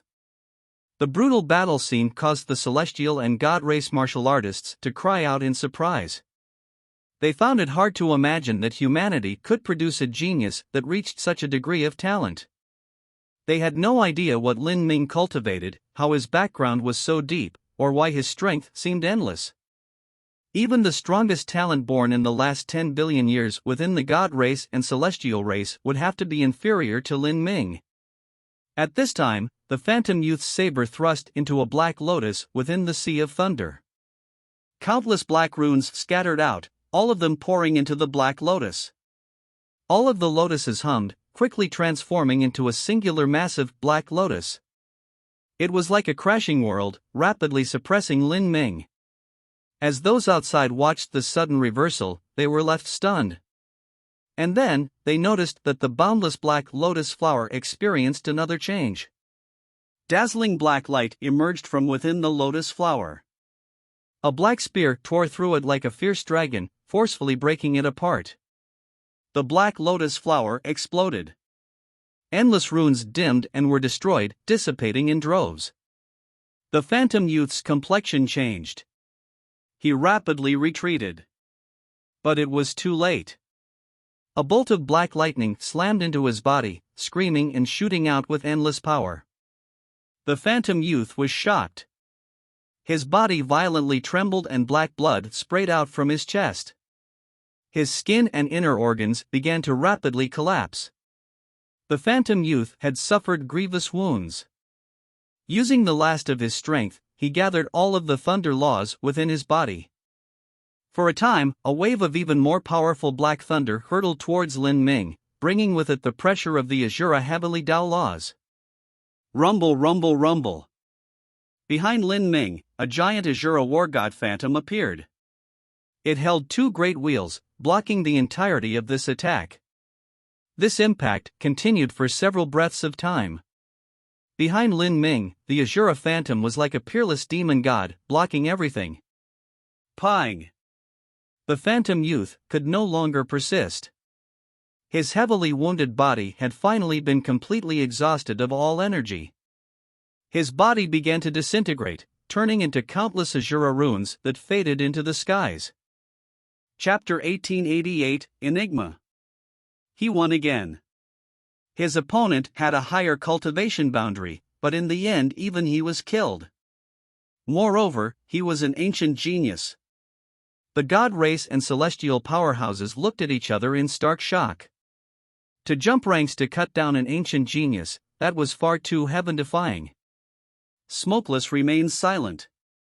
She didn't know just what to say. Could there be more?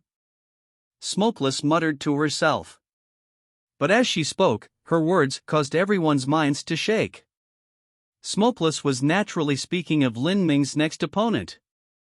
Lin Ming had instantly killed a martial artist of a lower boundary, and had even killed a martial artist of a higher boundary. But now, it seemed that perhaps this was not the end. Tobague looked into the world of the cold ice mirror.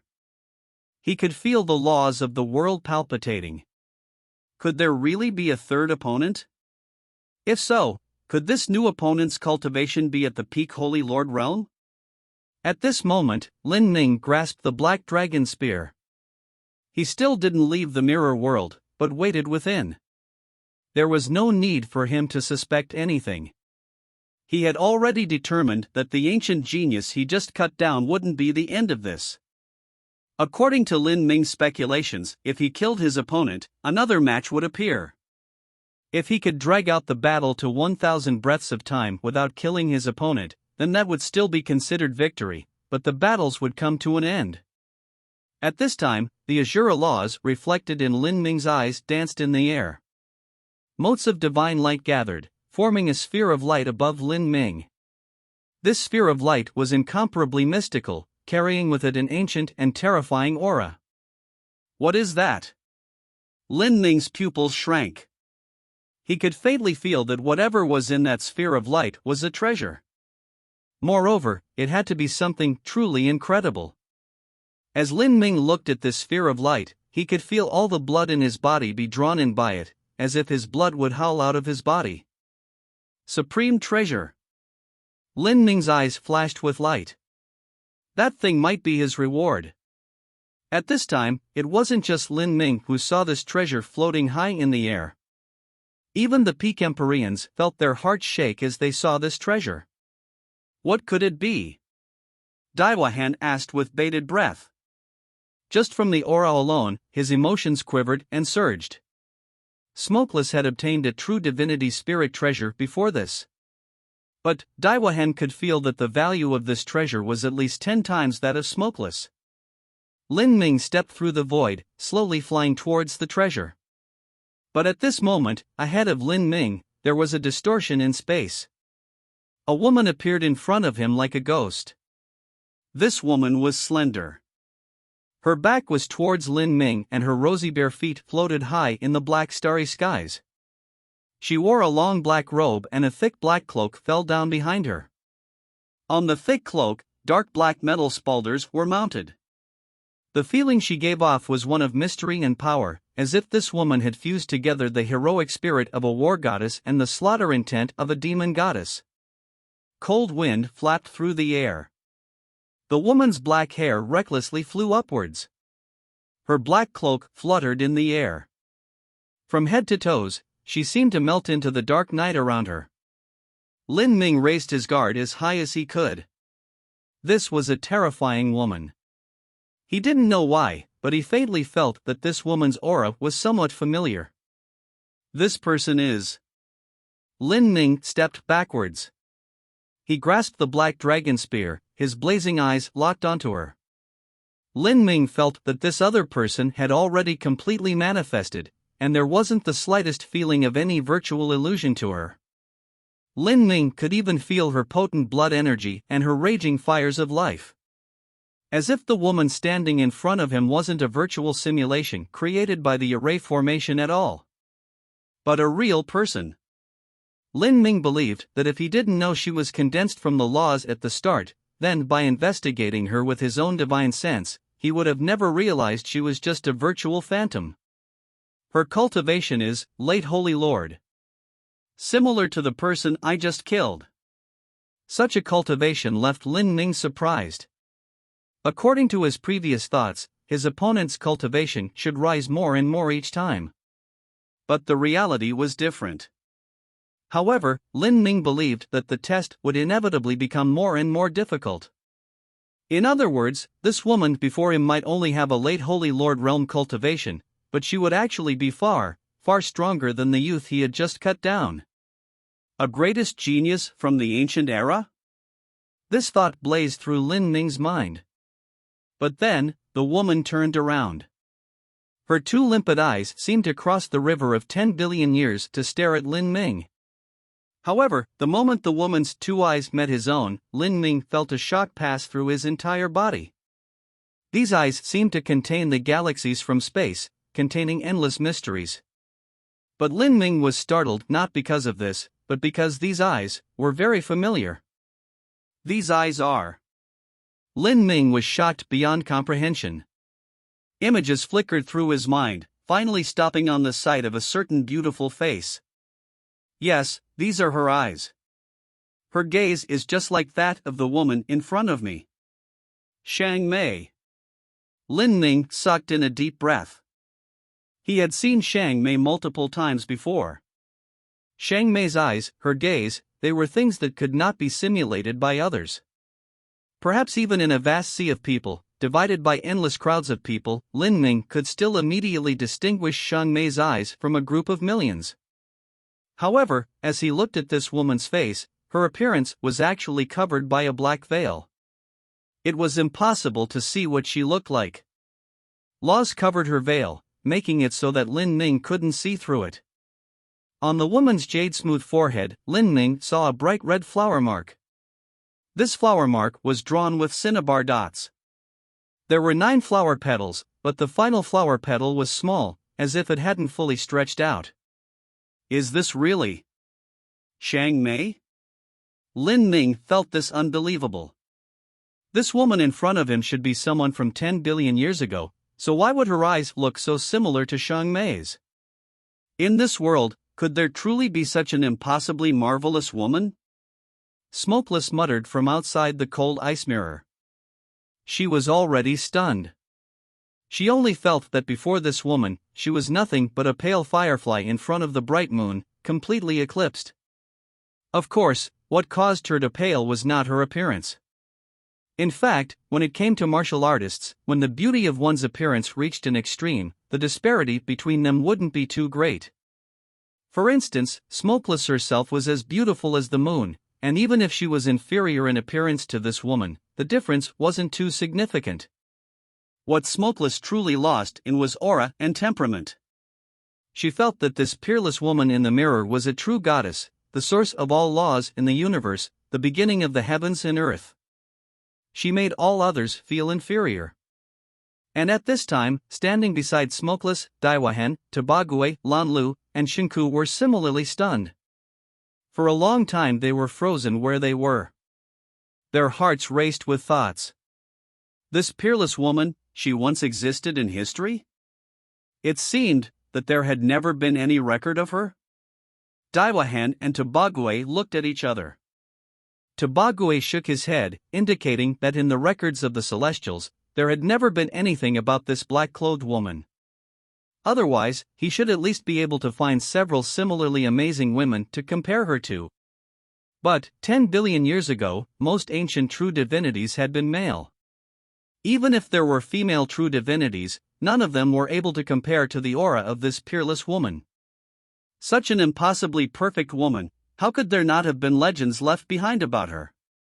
Her unrivaled elegance and talent, how could something so extraordinary be covered by a river of 10 billion years? Could it be she died midway?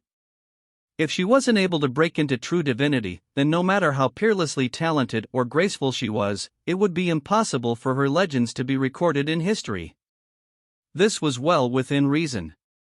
As everyone was lost in their thoughts, a clarion voice echoed out, like a lilting immortal tune rising from the 9 nether abyss, causing everyone, including Lin Ming, to be dazed. Defeat me, and you will obtain the object behind me. The woman's cherry-red lips parted as she spoke. Her faint smile was enchanting, leaving one intoxicated. You can speak? Lin Ming was astonished. He could feel that this woman in front of him was just far too similar. Who are you?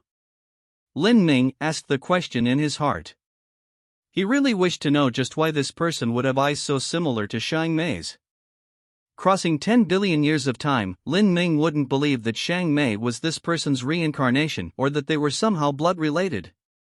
After all, far too long a time had passed. The woman simply didn't reply to Lin Ming's words. Or rather, she replied with actions. She stretched out her right hand, casually stroking the air and ripping open a space crack, revealing a pitch-black void. From the void, she took out a sword that was black all over. On the sword blade, the image of a demon god was carved. Chapter 1889, Mysterious Woman. The mysterious woman who extracted the black sword from the void floated in the air, overflowing with peerless grace and measure. What surprised Lin Ming was that the black sword in the woman's hand was clearly a supreme divine weapon, but as she held it, she didn't exude the least bit aura of fierceness, nor did she emit any killing intent.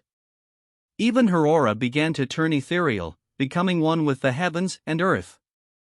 If Lin Ming closed his eyes, he might have thought that there wasn't anyone in front of him at all. With sword in hand, the woman simply raised her arm and slashed it straight down at Lin Ming.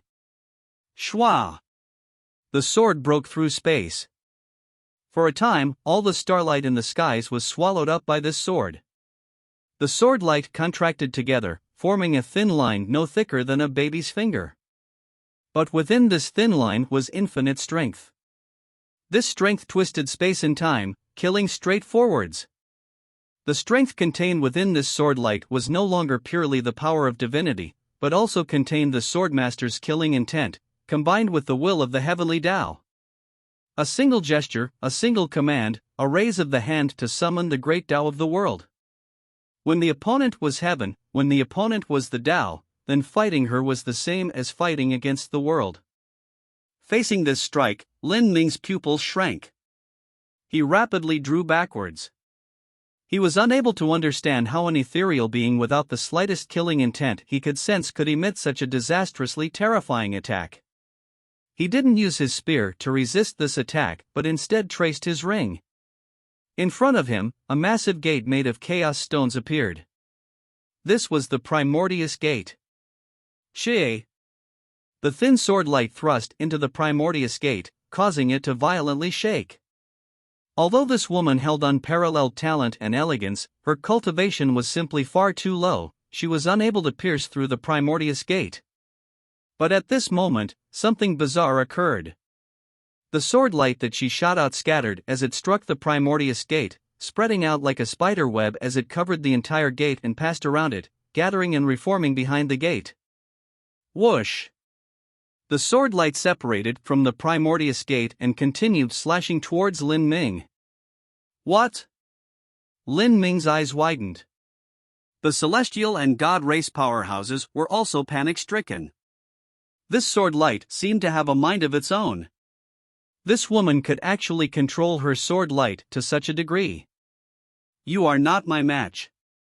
Although your talent could even dominate the rivals of the ancient past, the laws you cultivate are far too vast. With your boundary, you are unable to control them. With such shallow comprehensions, you cannot compete against me. My comprehensions of the laws are far deeper than yours. I have the incarnation of the heavenly Tao. You fighting me is the same as you fighting against the vastness of the universe. You will lose here. The woman's sound transmission instantly reached Lin Ming's mind. And at this time, the sword light also reached him. Lin Ming's pupils shrank. At that moment, an Azura war god phantom appeared behind him. This Azura war god was grand and majestic, an indomitable being. It stood tall, gripping a massive black wheel that crushed all before it. This black wheel was the fusion of the myriad demon karmic wheel and the myriad essence reincarnation wheel. G. A fierce collision sounded in the air. As the sword light stabbed into the black wheel, it emitted an eye-piercing sound that made one's teeth ache. Lin Ming's eyes were solemn. Behind him, 9 stars emerged from thin air, emitting endless starlight that covered him. He immediately opened 4 Tao palaces from the 9 stars of the Tao Palace. His muscles bulged out and the power of his bloodline billowed from his body, impacting straight into the deep skies. Ka.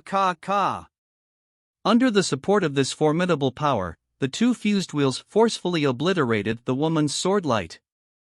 Seeing this, the mysterious woman was startled.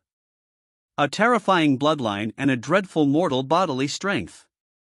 With them you can actually surpass the boundaries of your laws and block my strike. Still, what I said remains true. The laws you cultivate are too grand and you cannot control them. Facing the incarnation of the heavenly Tao, you will still lose to me. The mysterious woman caressed the black sword's blade. The black sword emitted a bass howl like a dragon. In the next moment, she slashed out her sword once more. Sword light tore through the void. This time it was no longer a thin line but a 10-foot wide column of divine light. This divine light of the great Tao ripped open the void, pouring downwards. It was clear that this sword light was far stronger than the condensed finger-thin sword light from before. Lin Ming gripped the black dragon spear, staring right at the sword light. A brilliant divine light burst from his eyes like a crackle of thunder. He sneered.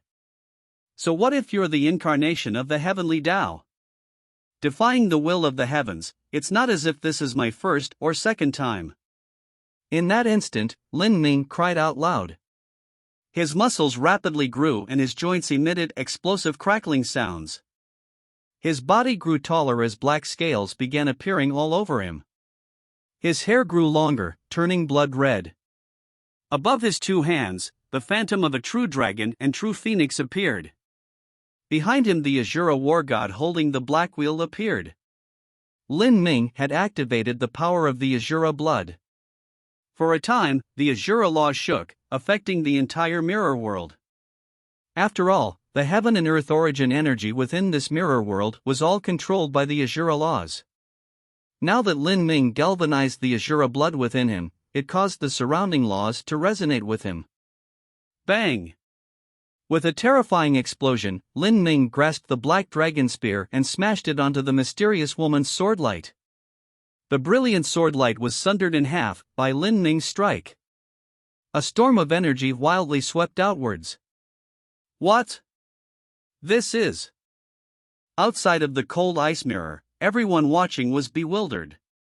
The aura that Lin Ming released just then was similar to their ancestors. Impossible, isn't he a human? How come the feeling he gives off is a bloodline at least 100 times purer than our god races? Daiwa Hen's voice trembled as he spoke.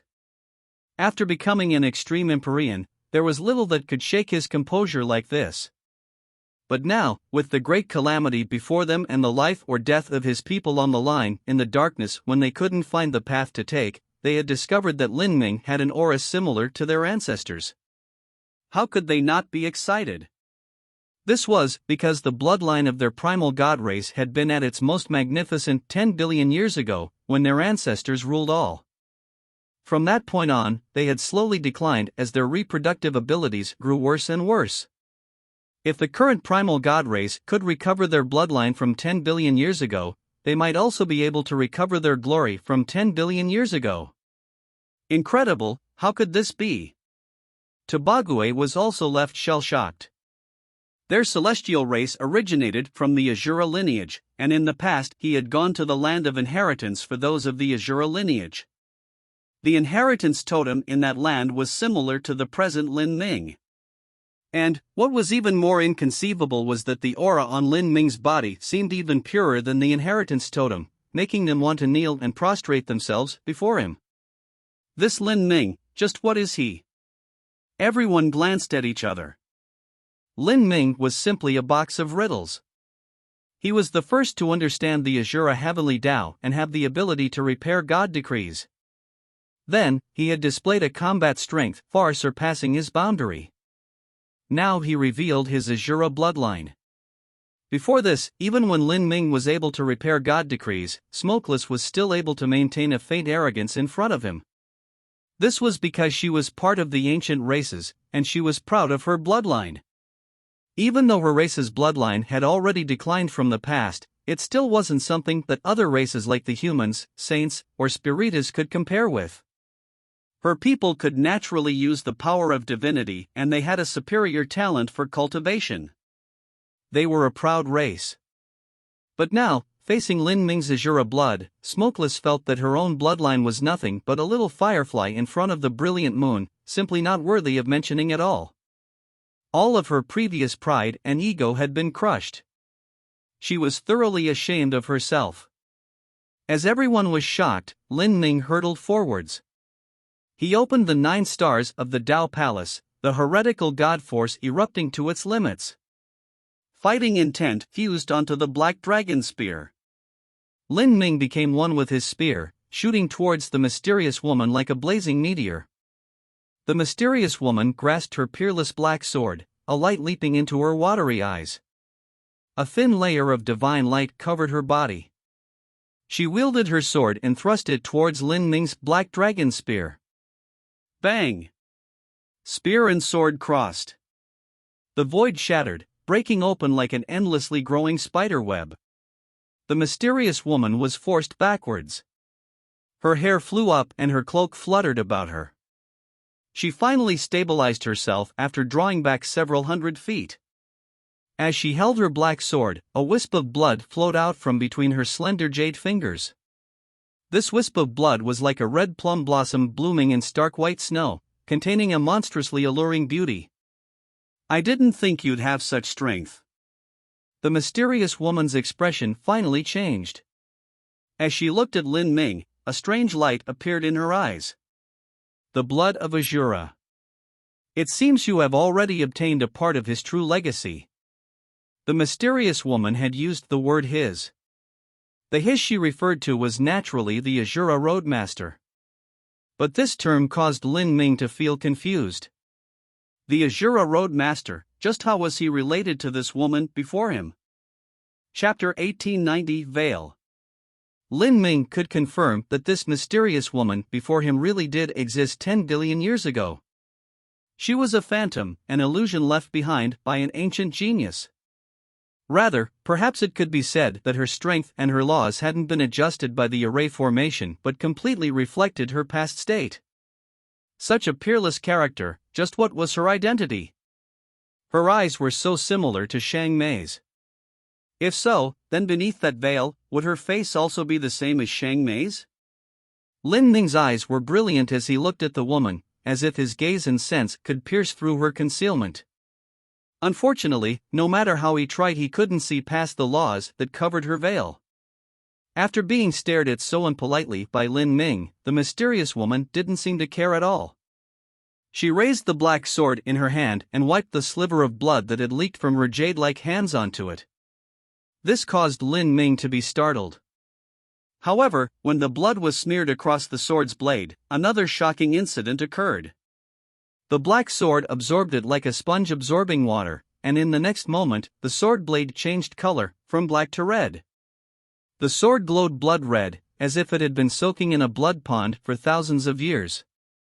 The sword blade revolved with the aura of the great Tao. A bass rumbling sound echoed in it, as if wild demons were roaring out from within. In that moment, the mysterious woman's aura changed once more. It was no longer ethereal, but now it was filled with killing intent. Her vision turned sharp and fierce, piercing through the void. As her eyes locked onto Lin Ming, the mysterious woman said, "Azura's legacy, are you his descendant?" "Good, I have waited in the cold ice mirror for so many years, and I've long been wanting to experience your strength. Let me see just what sort of character the lineage of Azura is like." This mysterious woman's voice held a light taunting tone. Her words left Lin Ming shocked. "Let me see just what sort of character the lineage of Azura is like." These words were clearly dripping with disdain. It seemed that this mysterious woman had a grudge with the lineage of Azura. It wasn't just Lin Ming, but Daiwahan, Tabague, and the others outside were all bewildered. They originally believed that this mysterious woman had some significant relation to the Azura Roadmaster, perhaps even his wife, concubine, daughter, true lineage disciple, or something similar to that. Otherwise, how could she possibly be so mind-numbingly strong? But now it seemed that she was opposed to the Azura Roadmaster. If they were opposed, how would she appear in the cold ice mirror? Before they could think of a possibility, the mysterious woman had already lashed out. After being dyed with her fresh blood, her blade had reached incomprehensible levels of speed. This sword strike didn't bloom with any sword light. But that bright red sword blade seemed to come to life, as if a blood pond from hell was sealed within it, containing infinite killing intent. Facing this sword, Lin Ming felt as if his life force would be cut apart by the blade. This would be impossible to survive. This is death? Lin Ming was alarmed. The move that the mysterious woman displayed contained inherent laws that didn't come from the Azura Road Master, but came from the Holy Scripture. Holy Scripture, Death Book. Lin Ming was panic-stricken. Still, even though he was shocked, his movements didn't slow down. The black dragon spear howled, carrying with it the supernatural might of the Azura blood.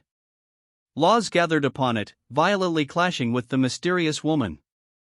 His cultivation was lower than hers, but by relying on the great power of his bloodline and his mortal bodily strength, he didn't fall behind at all. The woman's sword cut apart life force, but Lin Ming's blood vitality was like a fiercely blazing sun. It simply could not be cut in half, could not be extinguished.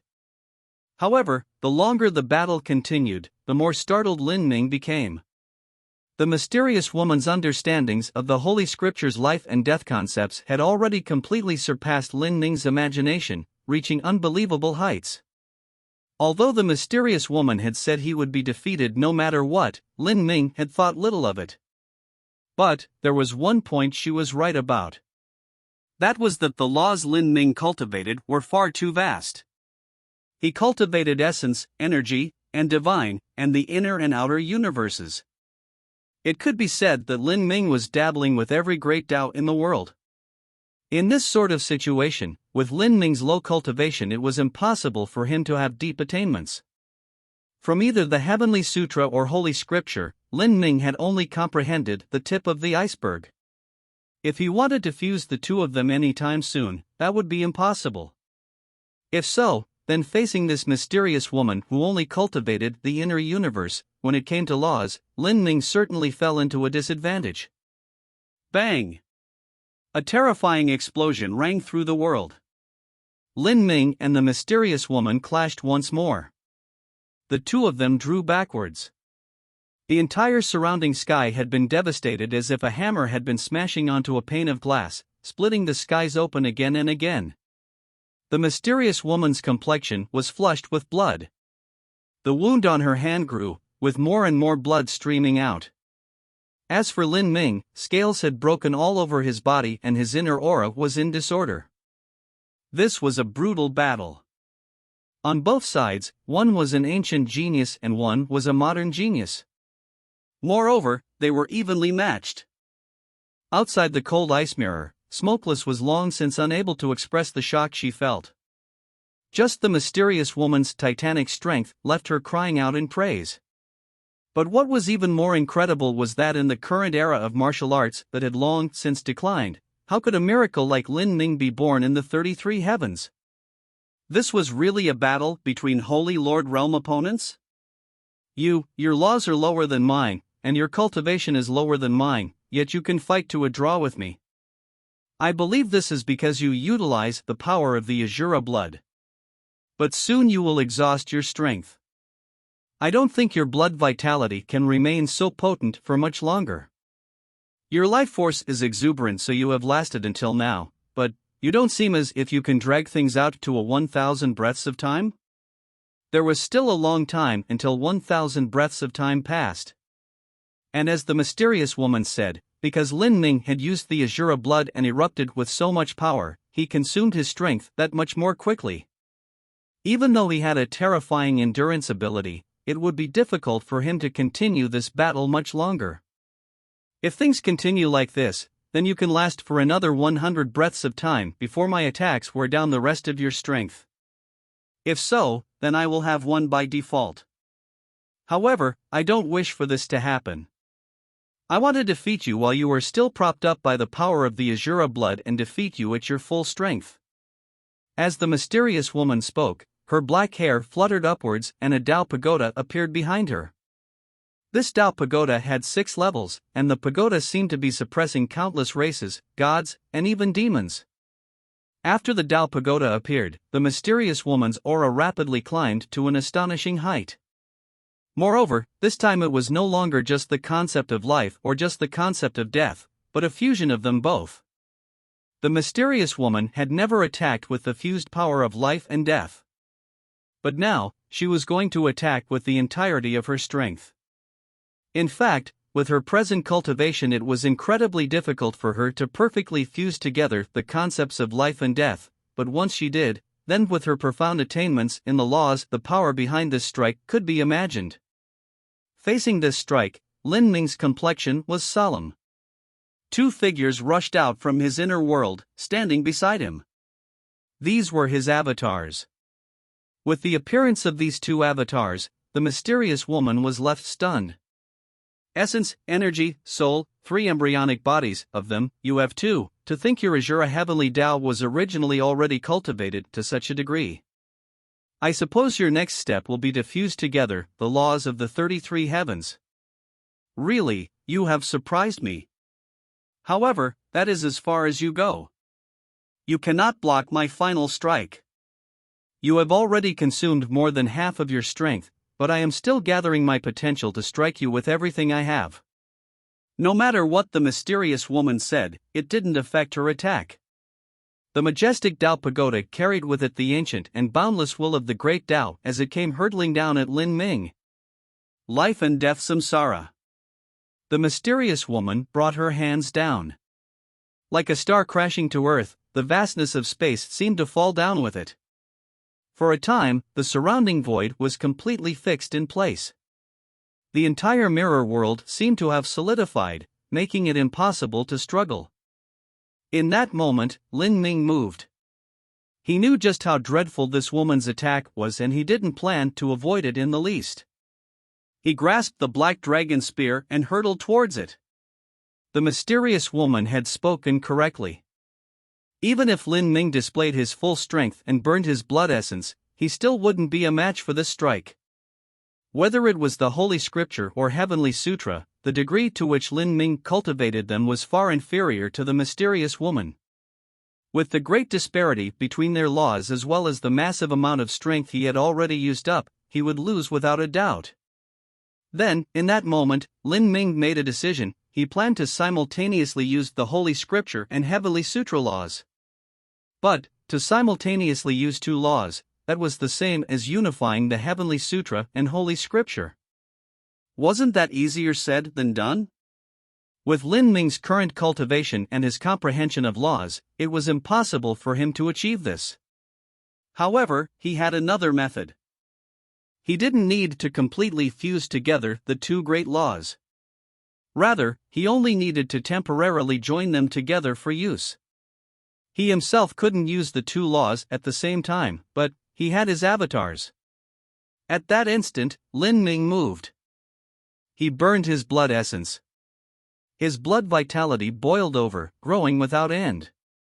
And then, in the next moment, it returned to a deathly silence. These were the concepts of life and death. They rushed through his body along with the 10 golden pages and the laws he had grasped atop the shrine platform at the Fallen God mountain range. Everything ran through his heart like a raging river. And at the same time, on both sides, his two avatars revolved their energies accordingly. The myriad demon karmic wheel and myriad essence reincarnation wheel revolved in their hands.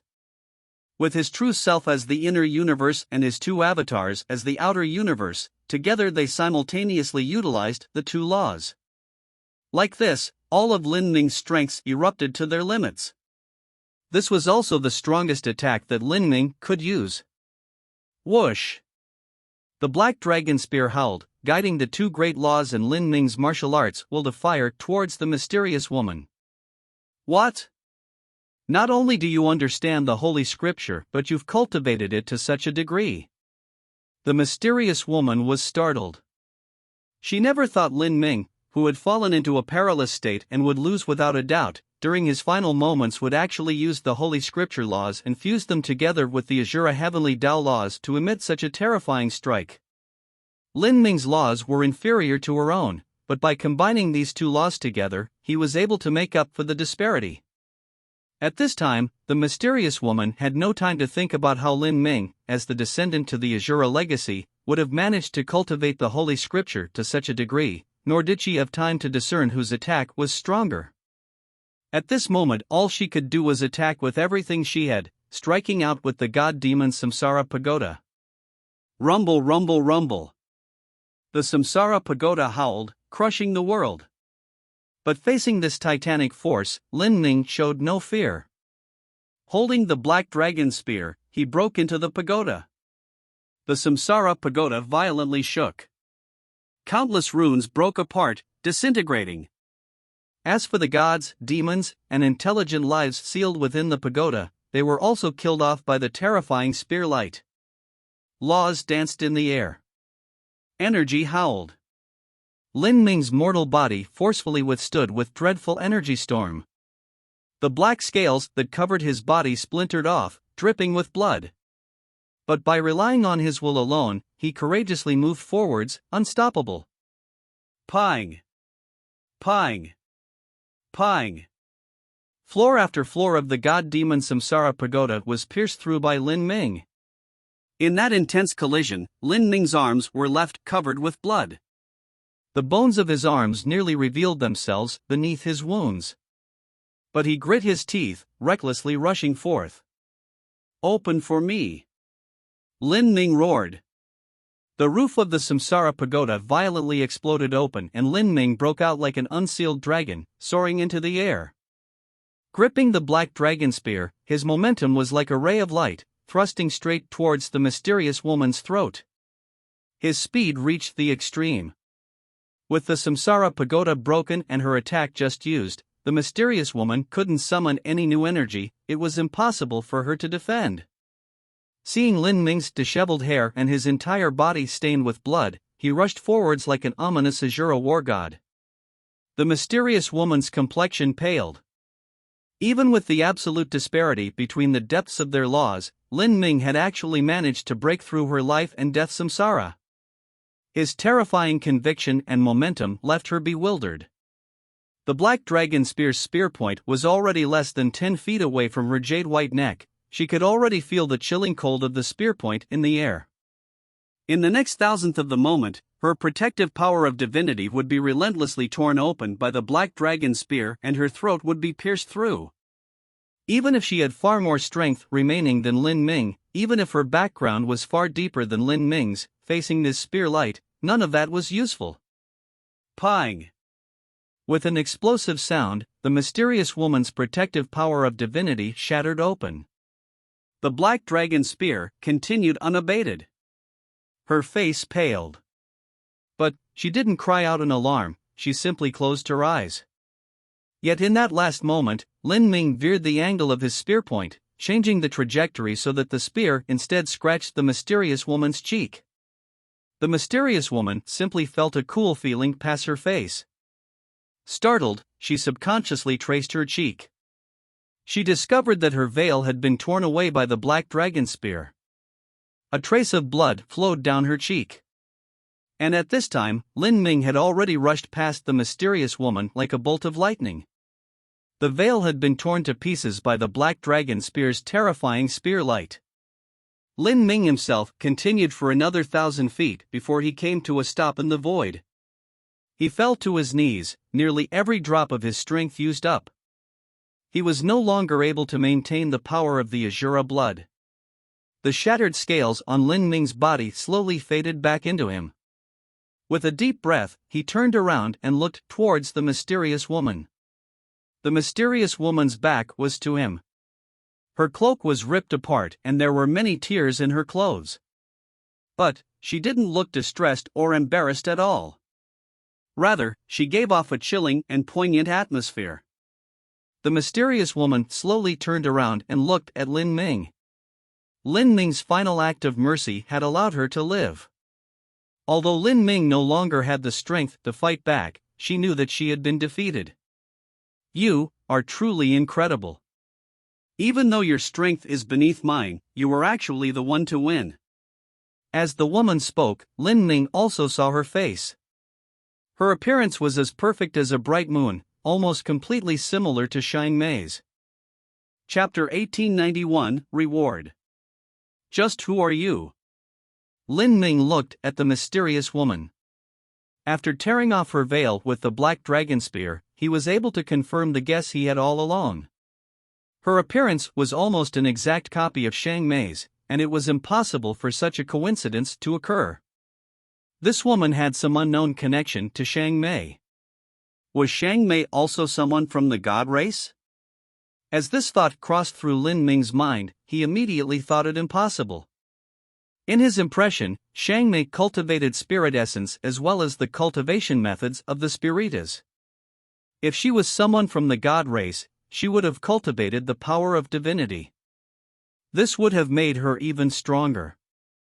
The mysterious woman looked to Lin Ming and faintly smiled. You asked who I am.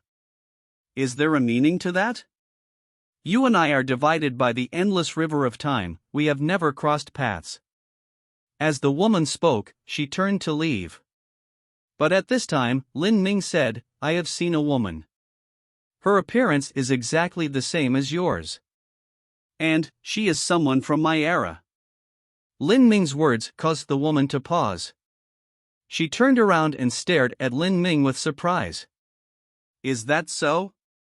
The woman's voice was light and airy, without any hint of what she was thinking in her heart. She stepped upon the wind and vanished into the boundless mirror world, melting into the world and disappearing without a trace. Lin Ming watched as the mysterious woman left. For a long time he remained silent. The mysterious woman's appearance was a mystery left behind in Lin Ming's heart. Xiang Mei's life, just what had she gone through? Lin Ming recalled that after he finished cultivating in the ancient galactic battlefield of the Akashic Dream Universe, he had run into the Soul Emperor, and then afterwards he had met Xiang Mei. Xiang Mei asked him whether or not he was willing to abandon humanity and leave alone with her, going to some distant place for 100 million years. At that time, Xiang Mei seemed to have things she couldn't bring up. But Lin Ming also had things he couldn't lay down. Thus, he chose to refuse her. Now, in this Azura Forbidden Land, Lin Ming recalled all the words that Xiang Mei had said to him and had various thoughts in his heart. All these complicated ideas gathered together, and Lin Ming didn't know where the truth lay. As for Xiang Mei, he didn't know when they would next be able to meet, or whether he would be able to ask her all the questions he had. Lin Ming, are you okay? Outside of the cold ice mirror, Daiwahan and the others rushed over, all of them unable to calm their mood. In particular, the God Race martial artists, they understood that the primal God Race had really picked up a treasure this time. Lin Ming took the saints as his enemy. His appearance had brought a tremendously favorable turn for the God Race. That last spear strike, does it have a name? Smokeless asked. Before that final strike she had thought Lin Ming was likely to lose. But in the final showdown, the battle had experienced a sudden reversal. That spear strike was simply stunning. Lin Ming shook his head. At this time, he felt something. He looked up into the skies. Within the skies of the mirror world, the floating sphere of light was falling down towards Lin Ming. For a time, everyone held their breath. They knew that this sphere of light was Lin Ming's reward. People didn't know what this reward was, but they could feel the terrifying aura of a true emperor rolling off from it. As if the grade of this treasure already surpassed the true divinity level. Could this be an ultimate weapon used by the Azura Roadmaster? Everyone thought, their eyes earnest and curious. Although this was Lin Ming's treasure and wasn't too related to them, they were still all excited at the chance of being able to experience such a divine object. The sphere of light slowly fell into Lin Ming's palm, gradually manifesting into reality. Everyone looked closely. All they saw was that the space in Lin Ming's palm seemed to have collapsed. Infinite energy wrapped around Lin Ming's palm, as if he were holding a universe within his grasp. And in the center of this universe was a black vortex that sucked in all light as well as isolated out everyone's senses. No matter how hard they tried, they couldn't see what was within. However, Lin Ming had a faint feeling of what it was. The energy in his palm caused him to feel a summoning from the laws. If it was said that he was grasping a universe in his palm, that wasn't wrong. Yet this was no ordinary universe, but a self-made inner universe. Contained within was the inherent aura of the laws. These were the existence laws. It was like countless lives were born and then extinguished in this universe, life and death spinning round and round. In a flash, all the aura of the laws converged. Lin Ming finally realized that the truth was the object in his palm was a drop of blood. This was the blood drop of a great emperor. It exuded an endlessly terrifying aura, floating up and down like a star. Within it was the deep meaning of the life and death laws as well as the dreadful will of a great emperor. The aura of this blood drop was extremely familiar to Lin Ming. And this familiarity caused his mind to shake. In the Akashic Dream universe, from the golden pages that Lin Ming had obtained, the aura within those pages was the exact same as that exuding from this drop of blood. If he wasn't wrong, then this drop of blood was left behind by the creator of the Holy Scripture. It's not Azura blood, but blood of the Holy Scripture creator. This left Lin Ming extremely shocked. Why would blood from the creator of the Holy Scripture be left in the Azura Road Master's Forbidden Land? Lin Ming couldn't help but recall the grand battle he had witnessed in the ancient galactic battlefield between the Azura Roadmaster and the creator of the Holy Scripture. In that battle, the creator of the Holy Scripture had been wounded by the Azura Roadmaster. The Holy Scripture had shattered and he had lost a great deal of his divine blood.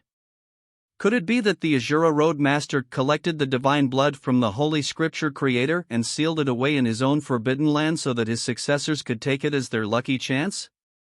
Lin Ming stared at this drop of blood. This was no ordinary drop of blood, but was the essence congealed from a tremendous amount of blood. After 10 billion years, not only had the essence energy within it not diminished, but because of the laws of life and death, it actually grew stronger and stronger, like an aged wine. The more time passed, the more precious it would become. I have already absorbed the Azura blood. If I absorbed a drop of blood from the creator of the Holy Scripture, what would happen then? Lin Ming hesitated for a moment. The drop of blood fell onto his palm and melted into his body without the slightest ripple. He planned to absorb and refine this drop of blood here. By doing so, he would be stronger in case there's something else he needed to face in this Azura Forbidden Land. As for Daiwa Hen and the others, since their interests were so closely intertwined with his own, they would naturally serve as his protectors. Lin Ming sat cross-legged in the void, calmly composing himself. He felt the great currents of energy within his body. At this time, within his spiritual sea, dreadful waves were rising up into the air. In that moment it was like he hadn't fused with a drop of blood, but had fused with a vast and profound universe. This drop of blood seemed to have numerous trembling galaxies, trillions of stars glistening together. Each star was a complex and exhausting character. With the countless stars gathered together, they formed an endless scripture. On this ancient scripture, there was a dim figure sitting above it all. Just by sitting there, he seemed to be sitting in the infinite past, sitting at the end of all time. It was like he had died, without the least bit of life vitality. Around him, the limitless void began to shake and collapse. Death energy lingered around him without end. Massive galaxies were annihilated beneath his feet, decaying to tatters, turned into ashes that scattered in the icy cold of space. At this time, the ancient scripture gently shivered and began to emit a gentle, luminous light. At the end of this universe, standing in hazy opposition, there was another silhouette. This figure was that of a woman. Compared to the man that seemed dead, this woman was as bright as a moon. Her body exuded a magnificent brilliance. Each wisp of brilliance that she released seemed to have a small figure sitting within it, chanting holy texts and filling the air with life. Her light swept through the galaxies, illuminating the pitch-black cosmos. Covered by the curtain of her light, many dim and gloomy stars began to shine with a potent life force. Many of the dead stars began to experience a wondrous change. Grass filled with life burst out from the ground and towering trees drilled up from the rocks. Birds flew through the wide skies and beasts galloped through the fields. Leviathans swam through the waters, submerging and stretching out without end. A single drop of blood contained the two different mystic strengths and boundaries of life and death. They oppose each other, but coexist in the same universe. Lin Ming began to enlighten himself on this ancient sutra, his mind seeming to have risen above the mortal coil. This blood contained the deep meanings behind the Holy Scripture. Compared to the golden pages, it was even more precious. This was an extraordinary lucky chance. The advantages that this had for Lin Ming comprehending the laws of the inner universe were unimaginable. Before this, I've only looked at the life section of the Holy Scripture. In other words, the golden pages. But I've never looked at the death pages. Yet this drop of blood has not only deepened my understanding of the life pages but also allowed me to faintly extrapolate what is contained in the death pages, obtaining a deeper meaning of death. Lin Ming had once grasped the principles upon the shrine platform at the Phantom God Spirit Cliff. He had resonated with the world and had seen many different sceneries of time. His comprehensions of the Holy Scripture were no trifling matter. Now, within his spiritual sea, some of those golden page texts that he hadn't yet comprehended began to rumble, resonating with the mysterious and vibrant power within the blood he had absorbed. Lin Ming knew to take advantage of this chance. The Davikai Dao Palace opened and a dazzling light shot out, bringing with it a power that could pierce through all mysteries, shining upon the ancient scriptures. Some obscure and unknown texts began to shine. The mists that shrouded them retreated, revealing a cold and weak light beneath it all. This cold light was bizarre. Although it was weak, it continued without end, like an eternal flame that would never extinguish. It shot through the endless darkness, slowly breaking through time and space until it reached the soul world and then delved into the Akashic Dream Universe. As the mysterious Akashic Dream Universe was shot through with this cold light, from all parts of the Akashic Dream Universe, wisps of incomparably pure and boundless mystic power shot back out, following the path of the cold light and gathering into Lin Ming's mind. Bang! Lin Ming's entire body shook. From his flesh and blood, light began to emit, resonating with the ancient scriptures all around him, completely enveloping him. This strange light was black on one side and white on the other, like a yin-yang diagram. It contained the true meanings of life and death as it wrapped around Lin Ming. Gradually, the laws turned into a black and white cocoon of light. Nestled within, Lin Ming would beat with life from time to time, and other times he would be deathly still. Has he already refined the blood? Daiwa Hen muttered. He should have. It's really enough for anyone to feel envy. A complex look flashed into Bagui's eyes. While he didn't know which ancient peerless character had left behind this drop of blood, in terms of quality it had already completely surpassed the limits of his understanding. Such a lucky chance, how could he not envy it? At this time, the light of the great Tao condensed, forming into new clothes that draped over Lin Ming. Lin Ming's cultivation had unexpectedly risen to the peak Holy Lord realm. The blood of two existences that were beyond divinity had violently clashed within his body, the fallout causing Lin Ming's cultivation to rise to the late Holy Lord realm and break past it into the peak Holy Lord realm. Such a rapid pace of cultivation had never been experienced even by Lin Ming. Daiwa Hen, Smokeless, Tabague, and the others were all left incomparably shocked. Peak Holy Lord? This is too fast. Even a genius often needs several hundred years to rise from the middle Holy Lord to peak Holy Lord realm. But to surpass two small boundaries all of a sudden, would that make his foundation unstable? Everyone wondered, worried. No matter which race, their geniuses always suppressed their cultivations to temper their comprehension of laws. Otherwise, if one's cultivation rose too quickly but their laws couldn't follow them, then the gains simply weren't worth the losses. For instance, take a martial artist that cultivated the fire laws. If they entered into the Holy Lord realm after comprehending the 6th level concept of fire as opposed to entering the Holy Lord realm after comprehending the 7th level concept of fire, the effects of entering the Holy Lord realm would naturally be completely different between the two. This was especially true for Lin Ming. The laws he cultivated were far too vast and his understandings into them weren't profound enough. If he couldn't gain a deep comprehension of these laws and made cultivation breakthroughs rapidly and randomly, that would inevitably affect his future achievements. Towards all of this, Lin Ming remained silent. Indeed, his cultivation boundary had risen far too fast. From the early Holy Lord realm to the peak Holy Lord realm, he had only used a mere several dozen years. Compared to other geniuses, he was at least 10 times faster. He would have to make up for the consequences of having his cultivation progress so rapidly. In other words, Lin Ming would have to spend a long time at the peak Holy Lord realm before he broke into the World King realm. Breaking into the World King realm would be an important step in Lin Ming's road of martial arts. He couldn't be even the least bit careless about it. Then, Lin Ming examined his body. He discovered his inner world had expanded yet again. The size of his inner world was actually much broader than many World King level powerhouses' inner worlds. Even so, Lin Ming could feel that within his body, the two strengths which belonged to the Azura Roadmaster and Holy Scripture Creator still stood opposite to each other like water and oil, unable to fuse.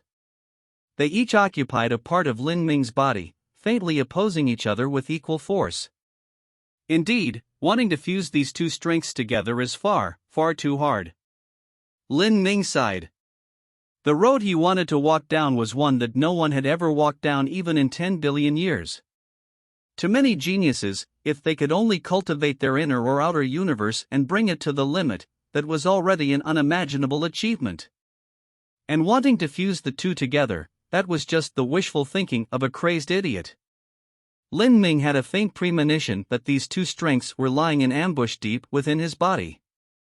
If he couldn't fuse them together, then they would slowly develop with time. For himself, this might be an extremely dangerous matter. To fuse together two laws that were beyond divinity, as well as to consolidate his foundation and break into the World King realm. These two brutally difficult missions were like two large mountains that lay in front of Lin Ming's road of martial arts. To cross over them one at a time, that was easier said than done. At the very least, it will take 100 years to consolidate my foundation and break into the World King realm. But 100 years from now, just what sort of situation will the divine realm be in? Lin Ming silently thought to himself, gripping his fists. Chapter 1892, Peak Holy Lord. Within the cocoon, Lin Ming experienced a long dream. In this dream, he witnessed a great calamity sweep through cosmos. The scale of this great calamity was far more terrifying than the invasion of God race by the saints. It was one that affected nearly every race in every universe. He saw demons rampaging, he saw countless lives perishing, trillions of quadrillions of miles of space being wiped clean of life as great worlds were destroyed one after another. This horror of this calamity even changed the rules of the heavenly Tao. It caused some universes within the 33 heavens to be annihilated of civilization, turned to wilderness. And this era was the era in which the Azura Roadmaster and the creator of the Holy Scripture lived. Lin Ming seemed to pass through 10 billion years of time to witness all of this. There were blurred fragments, but the scenes within left Lin Ming shocked beyond comprehension. Those dreadful devils overwhelmed the skies. The worst amongst them were holy lords, and there were countless additional World King and Great World King demons. Not just that, but there were numerous Empyrean level and true divinity level demons. The greatest powerhouses of the ancient races fiercely warred with these demons, exhausting all of their energy. Many races were completely exterminated. But for humans, saints, and spiritas, during this time they were still small races. Through virtue of their weakness they survived and multiplied, slowly seizing the 33 heavens and developing their own martial arts civilization. The accumulated wisdom of the universe declined, but rose again and began to vigorously flourish. This process was like the alternating pattern of life and death. Glory was life, destruction was death. Lin Ming felt that without a doubt, the scenes he saw were memories within the drop of blood. These demons, are they the so-called abyssal devils? The primeval realm that stands separate from the 33 heavens, Could it be the entrance connecting the abyss and the 33 heavens? This explanation was the most reasonable. The primeval realm was likely to be the entrance to the abyss, thus it wasn't able to be destroyed. This was why it remained for 10 billion years, eventually becoming a ruin. The boundless universe, all lives in the cosmos, the civilization of martial arts. In this world, nothing can escape the samsara of life and death. Life and death laws are the most common laws in the universe, they are everywhere. If so, then can the law of eternal life really exist? All sorts of thoughts flashed through Lin Ming's mind. Unconsciously, he saw his mortal body slowly fuse together with the blood cocoon, gradually transforming. On the surface of the blood cocoon, innumerable runes appeared. They faintly circulated with a bright light, emitting a dense rosy glow. This scene continued for an unknown period of time.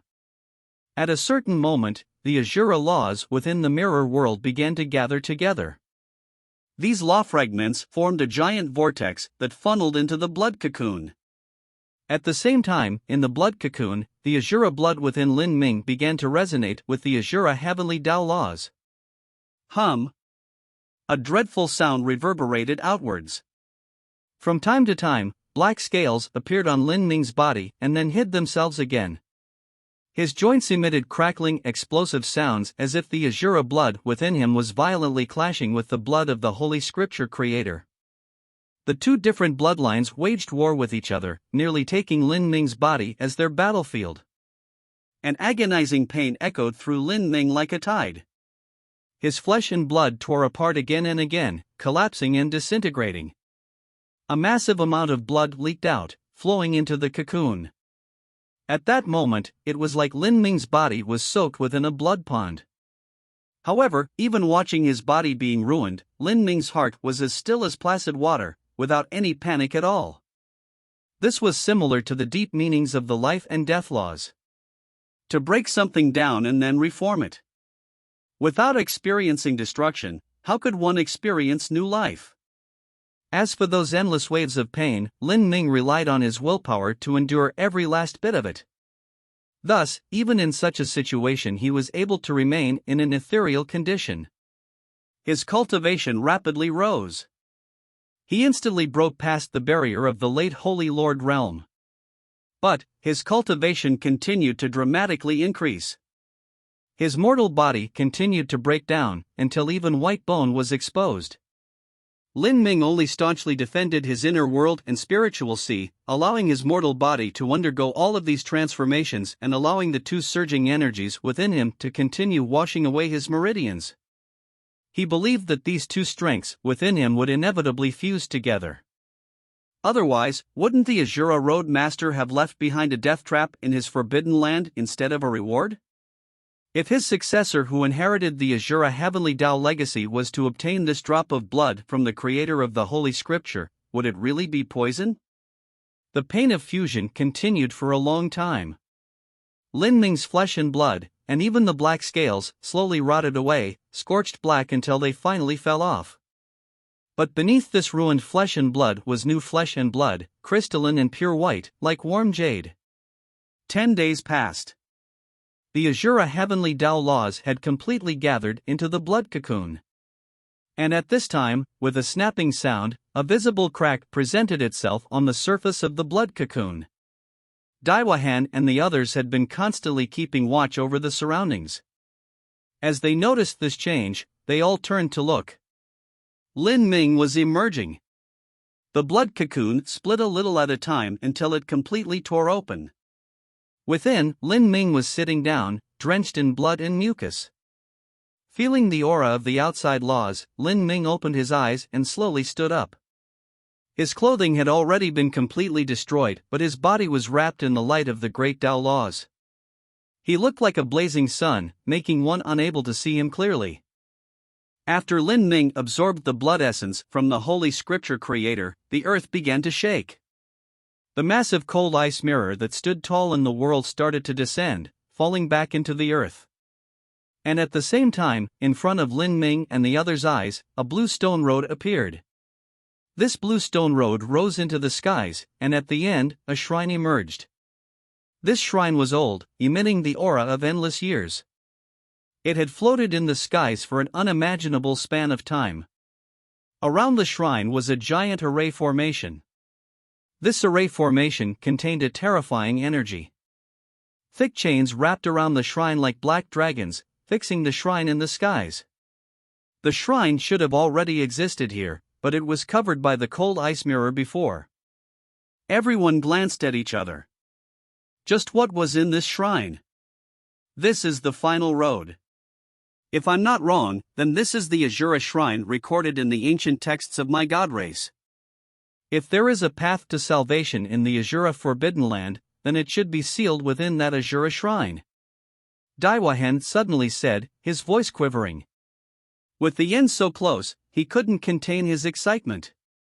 He felt a deep anticipation but also a deep fear. He anticipated that there was something within the Azura shrine which could turn the tide of war. But he also feared that this was nothing but a one-sided wish from their side. He was afraid that there was no way to save their primal god race. This blue stone road, can we go up? Smokeless frowned.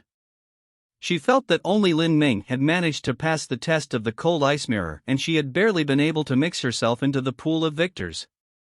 As for the others, they weren't close at all. In this situation, did they have the qualifications to step into the final shrine? Smokeless words caused Daiwahan to hesitate for a moment. He paused at the blue stone road and then carefully said, "The ancestors are merciful. Even if I have lost honor for the god race, I am still their flesh and blood descendant. With the destruction of our race arriving, even if we are useless trash, the ancestors still shouldn't be indifferent towards us and let us perish." As he spoke, Daiwahan raised his robes and knelt on the floor, deeply bowing towards the shrine. Behind Daiwahan, Shinku, Lanlu, and the others also knelt, all of them deeply bowing towards the shrine. After kneeling for 10 breaths of time, they stood up. Then, Daiwahan took a slow and careful step forwards and stepped onto the blue stone road. Finally, he discovered that he wasn't forced back by the array formation. Daiwahan was overjoyed. He stepped forwards, allowing the others to step onto the blue stone road. "We can go." On this road, Daiwahan was covered with a strange feeling. It was like his entire being had become ethereal, as if he were withstanding a baptism of the endless laws of the universe. Shinku, Lanlu, and the others also followed up on the blue stone road. Then there was Lin Ming. He looked at the blue stone road, finding it similar to the blue stone road he had encountered in the Azura Road's final trial, within the planet-sized heavenly palace. The blue stone there had also contained the aura of laws. Everyone carefully moved towards the Azura shrine. The road didn't seem too long, but everyone walked for an entire day. They walked extremely slowly, allowing themselves to become aware of the laws here as much as possible. Finally, the 6 people neared the shrine. Lifting their eyes, they saw the entire temple shrouded in blue light. There was a formidable energy contained within that grew endlessly, not seeming like it had experienced 10 billion years at all. The great doors of the shrine were shut tight. But as the group neared, the doors swung open. Daiwahan and Tobague walked at the front, cautiously leading the way into the Azura shrine. There were no dangers within the shrine. Lin Ming could feel that the laws here were peaceful, most of them were defensive array formations. As long as no one tried to destroy the shrine, then there wouldn't be any killing intent. The passage leading into the shrine wasn't too long. The 6 stepped in, their feet walking on tiles that had been untouched for countless hundreds of millions of years. Light pattering sounds echoed within. At the end of the passage was a vast grand hall. This grand hall was over 1,000 feet long and wide, similar to a city square. The light of the laws illuminated this hall, making the entire hall shine as if it were daytime within. As the 6 people entered the grand hall, they could see an altar at the center. This altar was only several dozen feet high, but had a stairway of 9 steps. Each step was carved with beautiful images with faint, multi-hued lights sparkling from them, bursting with auspicious sights. But at this time, no one bothered with the stairs. Instead, all of their eyes were focused on the skies above the altar. There, floating in the air, were 6 items, each one of them completely different from the others. Standing outside the altar, because of the light of the laws and their shadows, it was hard for people to immediately discern what these 6 items were. What a powerful aura! These were left behind by the Azura Roadmaster. Lin Ming could confirm that these 6 items were not ordinary treasures at all. Beside Lin Ming, Shinku, Tobague, and the others were all panting loudly. Because of these precious treasures, it was hard for them to suppress their mood. These were supreme treasures from 10 billion years ago. Any one of them was countless times more precious than a true divinity spirit treasure. There are words here, Smokeless suddenly said. Everyone followed her gaze to see that somewhere on the altar, there were words of the primal god race carved onto it. No one present had a problem understanding the primal god race language. They soon understood what it meant. It was the division of treasure. Of the 6 treasures, only 3 could be chosen. Of these 3, 1 belonged to them all. But as for 2 others, they belonged solely to the person who had passed the cold ice mirror. In other words, they belonged to Lin Ming. Seeing the rules of assignment, everyone glanced at Lin Ming with envy. To choose 3 treasures and for 2 of them to go to Lin Ming, this was truly enough to arouse one's envy. Of course, because of the protection of laws in the Azura Forbidden Land, as well as the old god sovereign's support of Lin Ming, and also the immeasurable function that Lin Ming had in helping the ancient races survive this great calamity, no matter how much anyone envied Lin Ming, none of them would think about plotting against him. Choosing treasures. Daiwahan sucked in a deep breath, his voice shaking. The reason they came to the Azura Forbidden Land was for this moment. Whether or not they could see a ray of hope in the dark, all of that would depend on what these treasures were. The group slowly flew towards the altar. They could feel the vast power of laws swell towards them like a wave. The first treasure was facing the group. It was a large furnace. This furnace was 30 feet high and had a simple and plain design. There were runes carved onto it, with a Tadai diagram and all sorts of other flowers and birds. These carvings didn't seem exquisite at all. In fact, they appeared rather rough. Looking at the furnace, there didn't seem to be anything special about it, as if it were some common bronze antique found within the mortal world. However, for this furnace to be placed here, everyone knew that it had to be some uncommon treasure. Without a doubt, it was likely some supreme magic tool that the Azura Roadmaster carried with him in the past. There are markings within the furnace, Smokeless suddenly said. Everyone looked in to see that within the furnace, there were dense small writings. These writings were in the language of the primal god race, each word flooded with the power of mystical law runes. They were faint, seemingly covered with fog, making one unable to see them clearly. This furnace is a beyond divinity level supreme treasure. A brilliant light flashed in Lin Ming's eyes. This furnace, he wanted it. Not to mention the terrifying strength of the furnace itself, just the runes and writings within the furnace left him blinded with desire. If he could perceive them, then the advantages would be unimaginable. What an excellent furnace! Daiwahan sighed in praise. But he only looked. This furnace was precious, but it wasn't enough to save their god race. Not to mention anything else, just its terrifying grade of beyond divinity meant that it wasn't something the average person could operate. Perhaps even an extreme Empyrean might only be able to display a few % of the furnace's power. How could anyone think of killing the good fortune Saint Sovereign with this alone? The group continued to look. On the side of the furnace was a pillbox. The pillbox was completely sealed, as if there was a separate universe within. Lin Ming didn't know what pill it was, nor could he smell the medicinal fragrance. Everything had been blocked out. But Lin Ming could faintly feel that there seemed to be the rhythm of a heartbeat echoing from the pillbox, exuding an incredible life force as if there was some spiritual existence being bred within. The pill has manifested spirituality? The Azura Roadmaster has left behind a pill that had been enshrined on this altar for 10 billion years. Just what would it be like now? This pill had likely become an existence similar to the Essence Spirit embryo stone. Upon opening this pill box, the pill might fly out into the skies, developing its own mind and intelligence, even being able to cultivate on its own. Such a pill left everyone shocked. Shinku and Lanlu even wondered whether they would be able to keep the pill from running with their current level of strength after opening the box. Wanting to prevent it from escaping wouldn't be easy, and as for swallowing it, the difficulty of that task could be imagined. A pill on this level, would swallowing it cause the body to explode with energy? As Tobague spoke, he looked at Daiwahan. Daiwahan shook his head, indicating that he wouldn't choose this pill, because the pill wasn't enough to save their people. Daiwahan looked at Lin Ming. Lin Ming was silent. He alone could choose 2 items, so he wasn't in a hurry.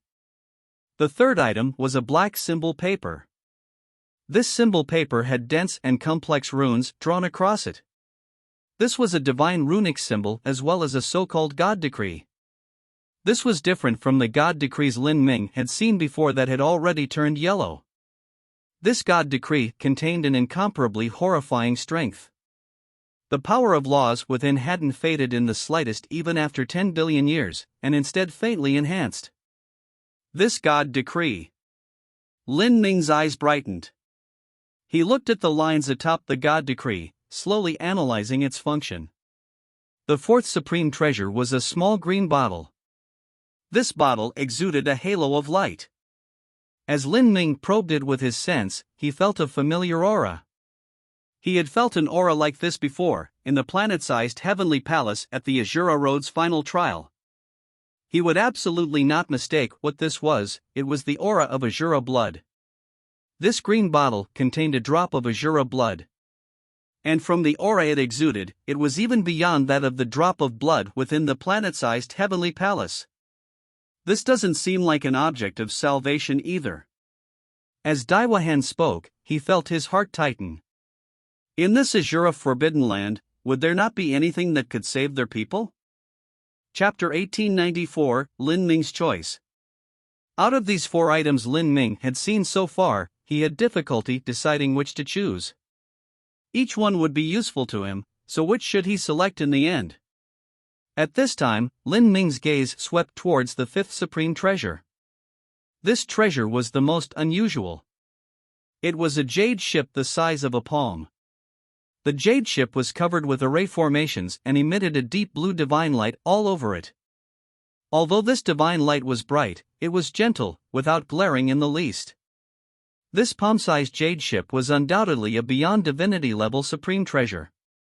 But after clearly seeing this jade ship, it wasn't just Daiwahan, but Tobague also began to sweat.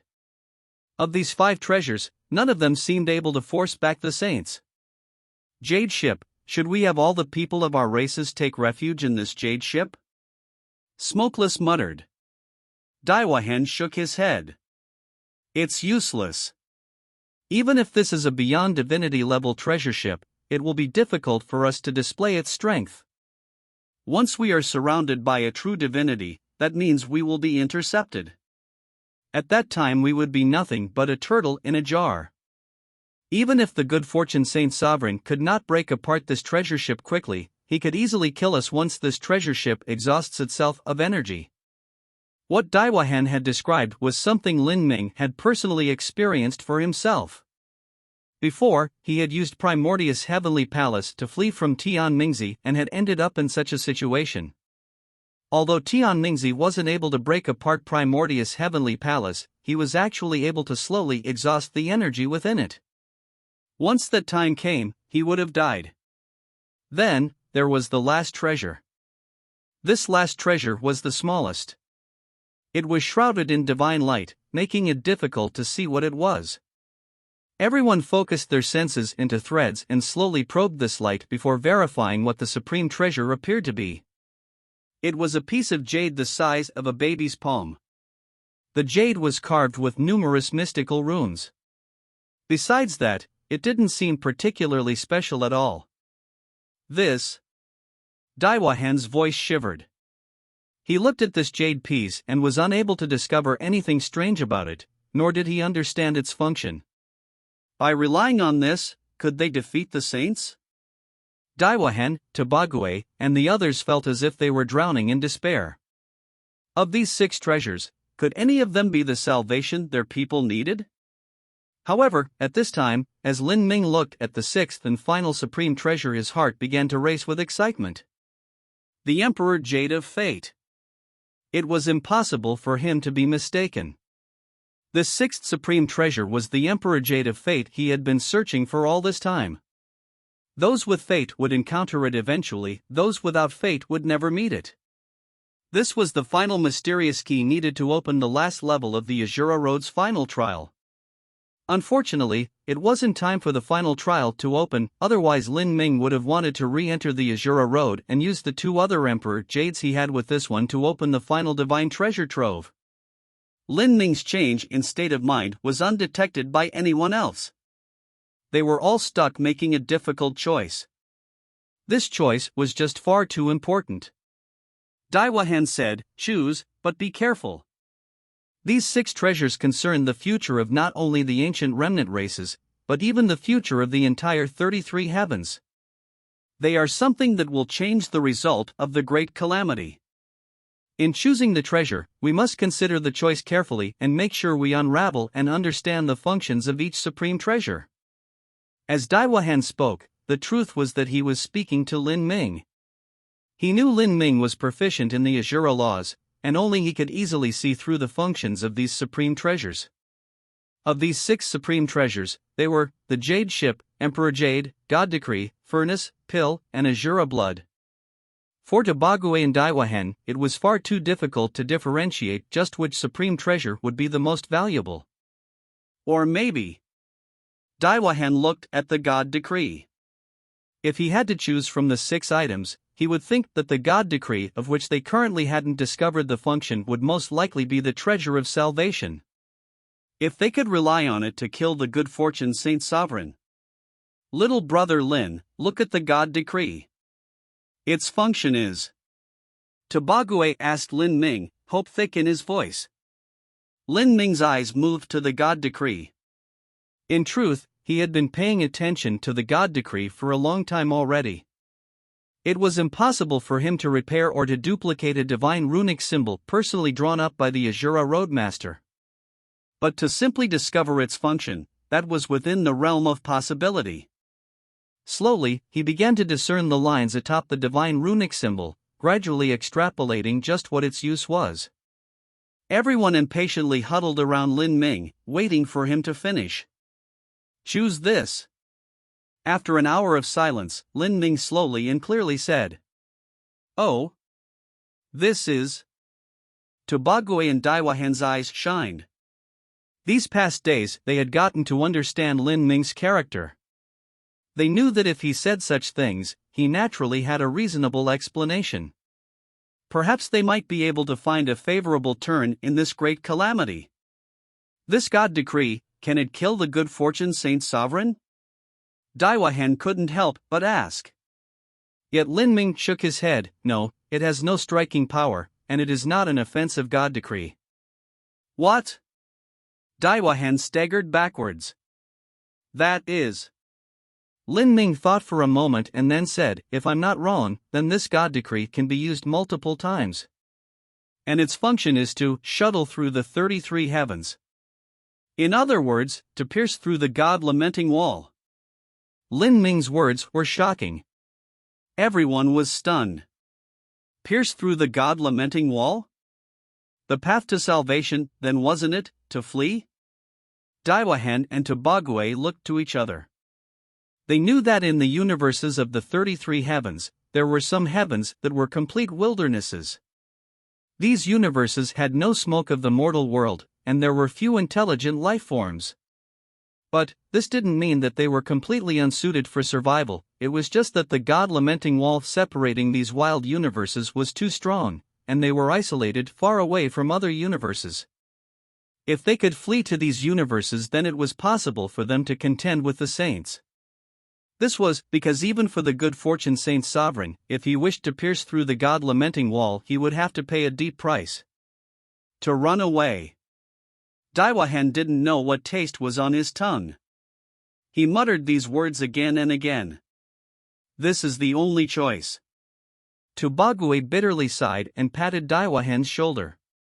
To have them leave the primeval universe like this, to leave the homeland that their races had lived in for 10 billion years, it was inevitable that they would be moved by this.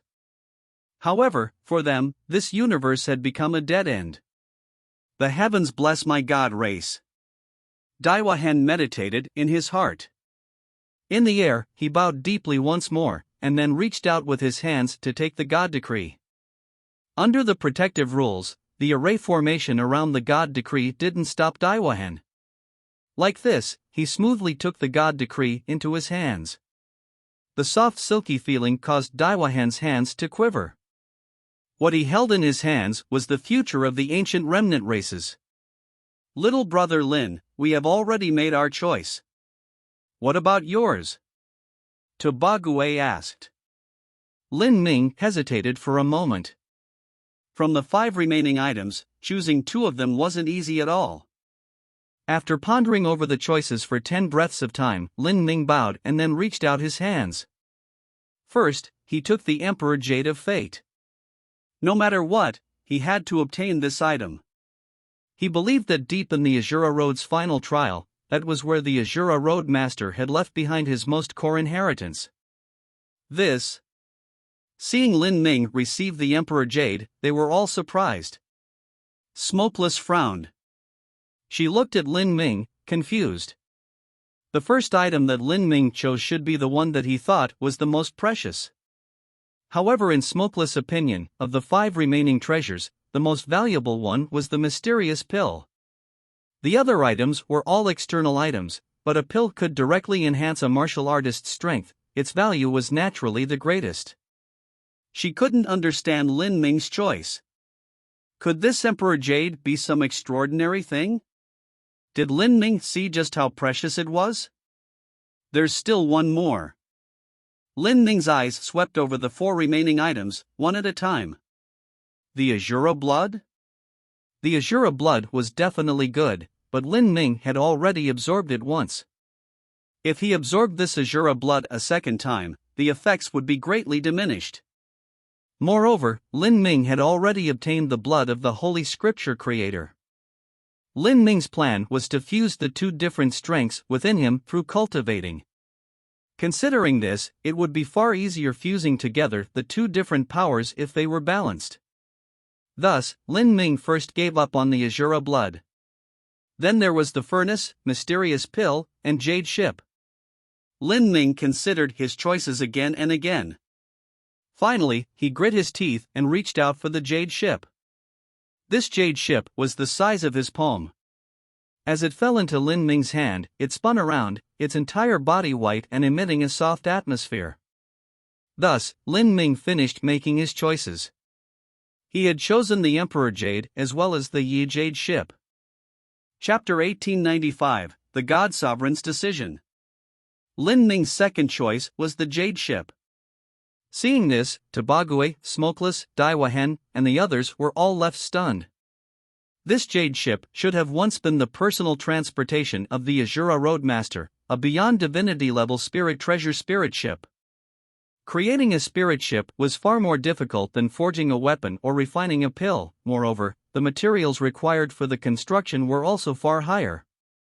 But to Lin Ming, the furnace with the law runes engraved within or the pill would have been much more useful for his cultivation. To him, this spirit ship wasn't too meaningful. Lin Ming, you chose this spirit ship, for. Daiwahan had already guessed why Lin Ming made this choice, but he didn't dare to randomly assume. Thus, he asked Lin Ming this question. To escape, otherwise, even with the God decree, none of you will be able to escape the Chaos Star Ocean. Without reaching the edge of the primeval universe, there will be no way to break through the God-lamenting wall. Currently, the primal God race and the Celestials were under a deep siege by the Saints. They had only managed to delay for time by relying on the endless black holes and space-time vortexes within the Chaos Star Ocean. In this situation, wanting to break through the ranks of the Saints was unlikely. Daiwahan and Tobague were at a loss for how to respond to Lin Ming's words.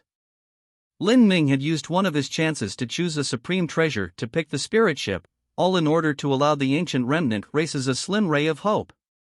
This benevolence was far too heavy.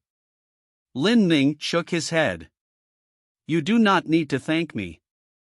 First, the old god sovereign has treated me well, and second, I am also doing this for my own people. I think that the ancient remnant races can break through the space barrier to fly to the divine realm, and then use this spirit ship to carry away a part of the divine realm's people to break through the god-lamenting wall once more and fly to a wild universe together. The great calamity lay before them. Lin Ming was well aware that just by relying on himself as well as the Empyreans of humanity, it would be impossible to resist the saints. It was inevitable that the divine realm would be captured by their enemies. The divine realm had quadrillions of trillions of people as well as millions of worlds. The total number of humans was incalculable. Moreover, they were widely dispersed throughout the vast divine realm, so wanting to exterminate them all was a nigh impossible task. Even if the saints used crowds of Empyreans and world kings to search through each world and kill all humans they could find, they might not be able to finish the job even with 100 million years. But, the truth was that the saints didn't need to totally annihilate humanity. Rather, they simply needed to destroy the inheritances of humanity. As long as they destroyed all the human holy lands and large influences, humanity would lose their foundation. They would devolve into the humans that lived in the soul world, becoming nothing but a race of slaves that were ruled by others. After that, they would slowly decline until they were finally destroyed. Thus, the elites of humanity could not be allowed to die. Divine Dream, Emperor Sakya, Dragon Fawn, June Blue Moon, Hang Chi, as well as the many Empyreans, world kings, Empyrean descendants, the peerless proud children of heaven, these people were all the future of humanity. They represented the greatest achievements in martial arts that humanity had developed. In order for the inheritances of humanity's martial arts to continue onwards, these people were all needed. With a short 100 years, this was all Lin Ming could do. In fact, this could be said to be the only choice possible in a situation where they were cornered and without a path out.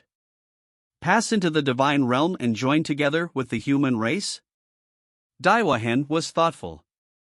The ancient remnant races allying with humanity was perhaps a good decision. Since they both had the goal of destroying the saints, this was a union of interests. Of course, such a significant prospect had to be reported to the old god sovereign so that he could make the final decision. Like this, the venture into the Azura Forbidden Land ended. Lin Ming had obtained what he wanted the most, the Emperor Jade of Fate. What followed next was waiting for the Azura Road's final trial to open. But before then, he had to assist humanity and the ancient remnant races in evacuating their universes. All of this was a perfectly ideal situation.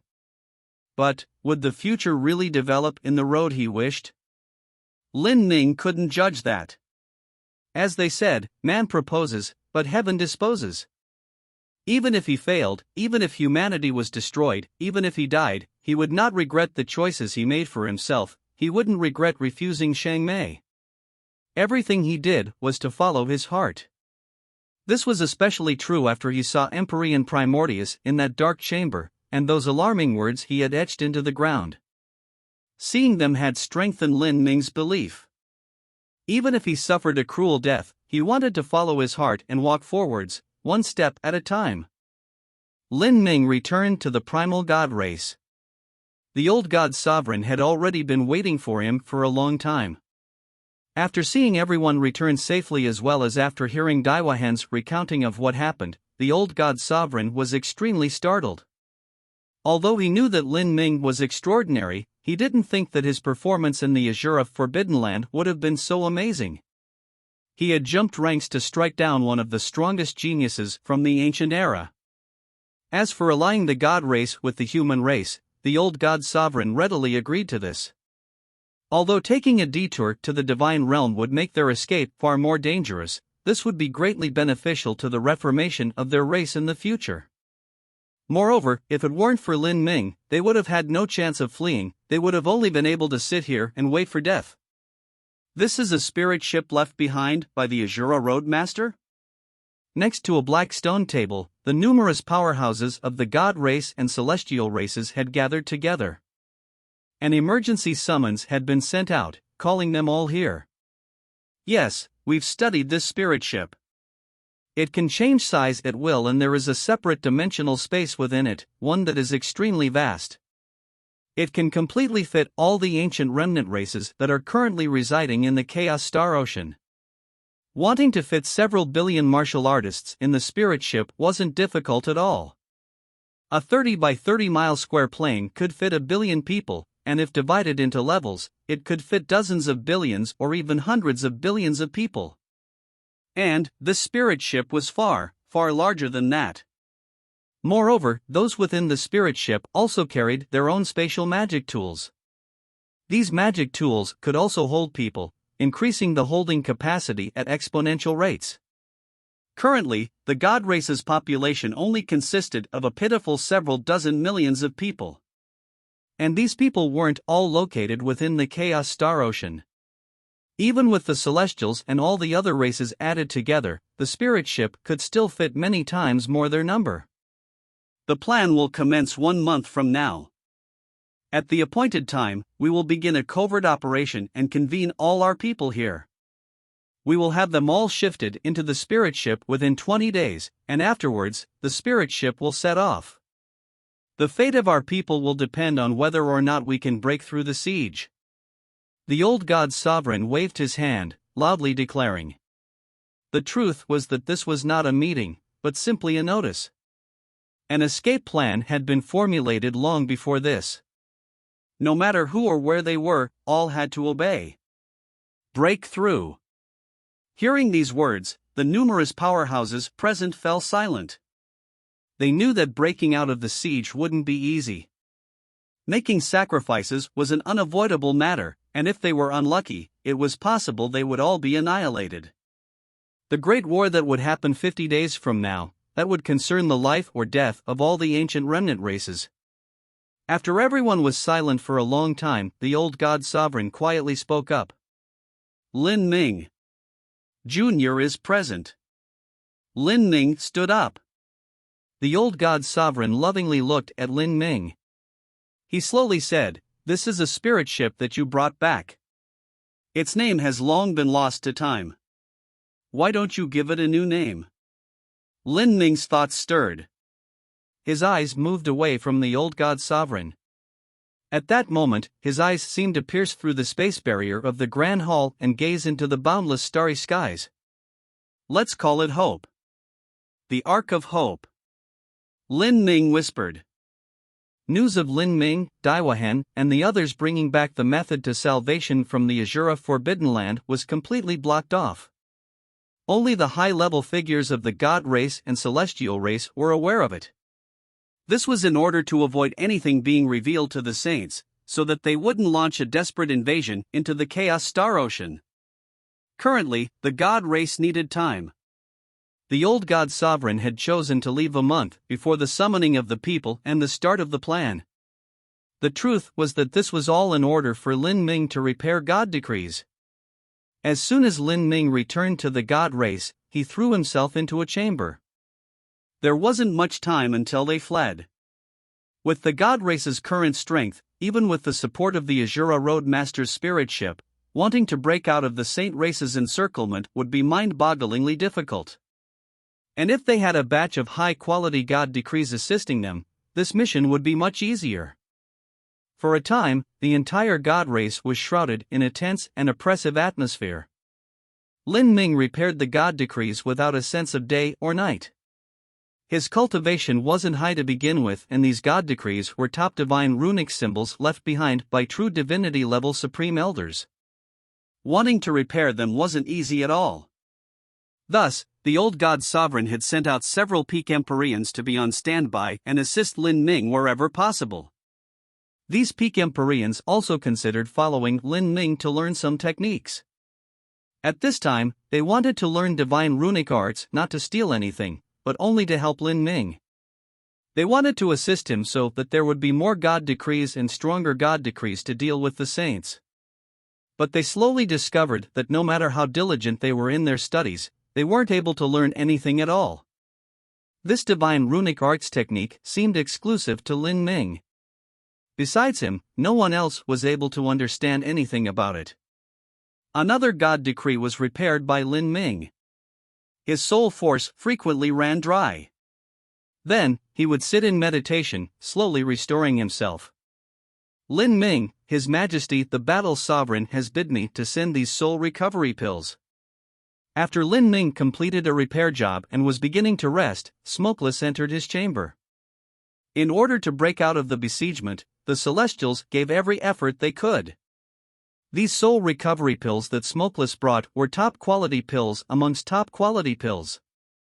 Several soul-forging specialized celestial Empyreans had collaborated in order to refine these, using all sorts of precious soul-nourishing materials without hesitating to pay any price.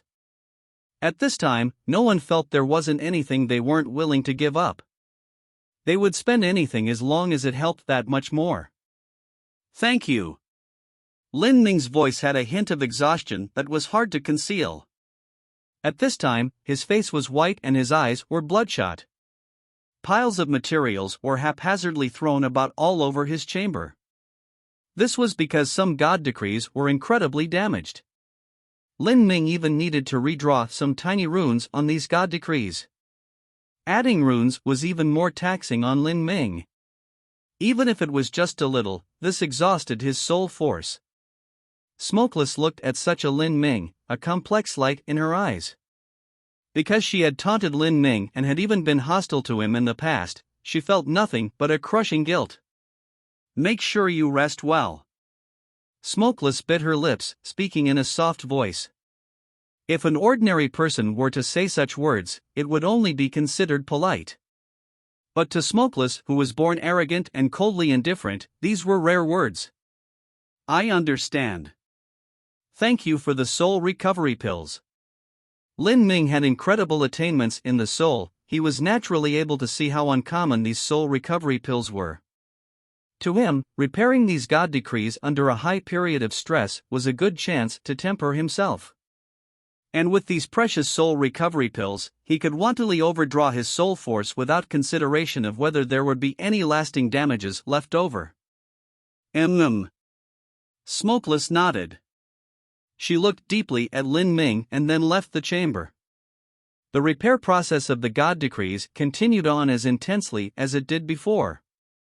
At this time, Lin Ming, who had overdrawn his soul force numerous times already, didn't know that in a place countless miles away, something terrifying was brewing. Chapter 1896, The Giant Beast in the Blood Pool. In the deep vastness of space, there was a metal planet. On the surface of this planet there was a cave entrance that was over 1,000 miles wide. The edges of this massive hole were smooth and uniform, clearly not formed by natural forces but forcefully carved out by a powerhouse using their great supernatural might. This cave was fathomless. If one entered, they would find something even more astonishing. After entering 1,000 miles deep, there was a titanic space over 10,000 miles wide in radius. This was the same as the entire planet being carved out from within. And in this massive space was a crimson blood pond that stretched out for thousands of miles. Blood surged and rippled. Killing intent soared to the heavens, alarming to the senses. In the skies above the blood pond, a middle-aged man in a rainbow-hued robe quietly floated. This middle-aged man had deep red hair and his looks were ancient and profound, as if his appearance were carved by a saber. At this time, his eyes were shut tight and his hands were grasping across his chest, his 10 fingers splayed outwards, tightly grabbing onto his shoulders. His lips murmured as if he were reciting some ancient text. Beneath him, the blood pond seethed and roiled. The scent of blood filled the world. Slowly, countless bubbles slowly emerged from the blood pond, as if it were boiling over with excitement. More and more bubbles emerged, becoming increasingly dense. The splashing of the blood pond grew larger and larger until finally, with a loud explosion, a massive head thrust out from the blood pond, bringing with it a wave of blood over 100 miles high that crashed into the horizon. An endless rain of blood fell down like a torrential waterfall. But, the middle-aged man still remained motionless, his eyes shut tight. He floated within this torrent of blood, but not a single drop touched his body. What had just come out of the blood pond was a fierce demonic head. This head was 100 miles long with a pair of curved horns and a great maw, just like a malevolent red dragon. This malevolent red dragon wildly roared, its massive head swinging from side to side. At this time, massive bubbles emerged from the blood pond once more. With a great rumble, another ferocious dragon head hurtled out, tumbling about in the skies. And following that, fierce dragon after fierce dragon drilled out from the blood pond. It was unknown just how many there were. If a martial artist were to enter this planet at this time, they would definitely be bewildered. They would think that this blood pond was a giant dragon nest and there were many wicked dragons slumbering within. However, what followed next was shocking. After over 30 fierce dragons rushed out from the blood pond, the entire pond of blood began to rapidly lower, drying up. The surface of the blood pond dropped again and again. Eventually, a titanic 10,000-mile-long spherical object was exposed. This ball-like object was the same color as the blood pond, and if one didn't look carefully they might even think it was the same. Rumble, rumble, rumble. Viscous blood poured down from the surface of the sphere like a waterfall, eventually revealing thick black chains. These black chains overlapped each other, firmly locking down that sphere and completely binding it. As the blood pond lowered more and more, the sphere began to slowly wriggle. There were even beating sounds from within, like the beating of a heart. Faintly, one could feel a vast aura of life emitting from this sphere. It seemed to be a mass of flesh and blood. As for the 30-plus fierce red dragons, at the end of their necks that were hundreds of miles long, they were connected to this massive ball of flesh and blood. In other words, the 30-plus cruel red dragons were not individuals, but part of a whole. They were branches of this humongous sphere. It was hard to imagine what sort of terrifying life form this sphere was. In size alone it was 10,000 miles wide and had more than 30 fierce red dragon heads extending from it, each one emitting a terrifying aura no less than that of a true dragon. As this horrifying monster appeared, the rainbow-robed man floating in the skies frowned. Beads of sweat had developed at his temples. He had clearly consumed a great deal of energy. His lips changed as fast as a bolt of lightning. He continued to chant, his words becoming faster and faster. The words he spoke formed visible runes in the air that flew towards the bizarre giant monster. Then, like water into an ocean, they submerged into the monster's body. The middle-aged man consumed more and more energy. His blood vitality tumbled in his body and astral essence gushed out from him. He became increasingly bright, sparkling like a bright afternoon sun. Mark of the Saint Ancestors, seal. The middle-aged man's eyes suddenly popped open. At that moment, all of the texts he chanted gathered together, forming a massive curse seal that flew towards the monster. Then, this curse seal reflected atop the middle-aged man's head. It slowly sank into the monster and disappeared from sight. Woo woo woo. Woo woo woo. The monster emitted a deep and bass cry like an earthquake. The entire planet shook, as if it were affected, thundering together with the monster. This process continued for half an incense stick of time. Then, with a crashing sound, something strange occurred. Of the monster's 30-some dragon heads, one of them suddenly melted away, turning into bright red blood that rained down to the ground. And after several more breaths of time, another dragon head exploded, turning into blood rain once more. Like this, the 30-some dragon heads each exploded one after another, all of them turning to blood. Blood gushed down, soaking the monster. After the monster was soaked in this blood, its main body also began to slowly melt away, like a piece of thick lard being heated into liquid. Finally, the main body completely disappeared, turned into a blood pond. To begin with, there was no blood pond in this planet, but instead a transformed giant monster. When the blood pond completely calmed down, the rainbow-robed man closed his eyes, meditating in the void. Chanting all those texts and using the technique he just did had consumed a great deal of his strength. As the man was meditating, a flame lit up in front of him. The man frowned and opened his eyes. Soul Emperor, that old monster, just why is he looking for me? The man's eyes flashed with a strange brilliance. In the next moment he casually tore open the void and stepped forwards. His surroundings changed as he suddenly arrived in a grand hall built of crystal. Floating in the center of this grand hall was a person's shadow. This shadow was fuzzy and undefined, it was clearly just an illusion. This illusion was that of a youth with smooth, fair skin and black hair that fell like a waterfall. But what was bizarre was that this illusion's eyes were filthy and spiritless, as if on the verge of death. Such an appearance made one's scalp creep. The old youth looked at the middle-aged man. His lips slightly parted. You seem to have exhausted yourself considerably? I wonder what it is that can cause the sovereign of the saints to work so hard. The rainbow-robed man was the saint race's good fortune saint sovereign. You worry about too many things. The good fortune saint sovereign indifferently said, with no intentions of mentioning the spell he just cast. Just what are you doing here? The good fortune saint sovereign's eyes glared at the Soul Emperor.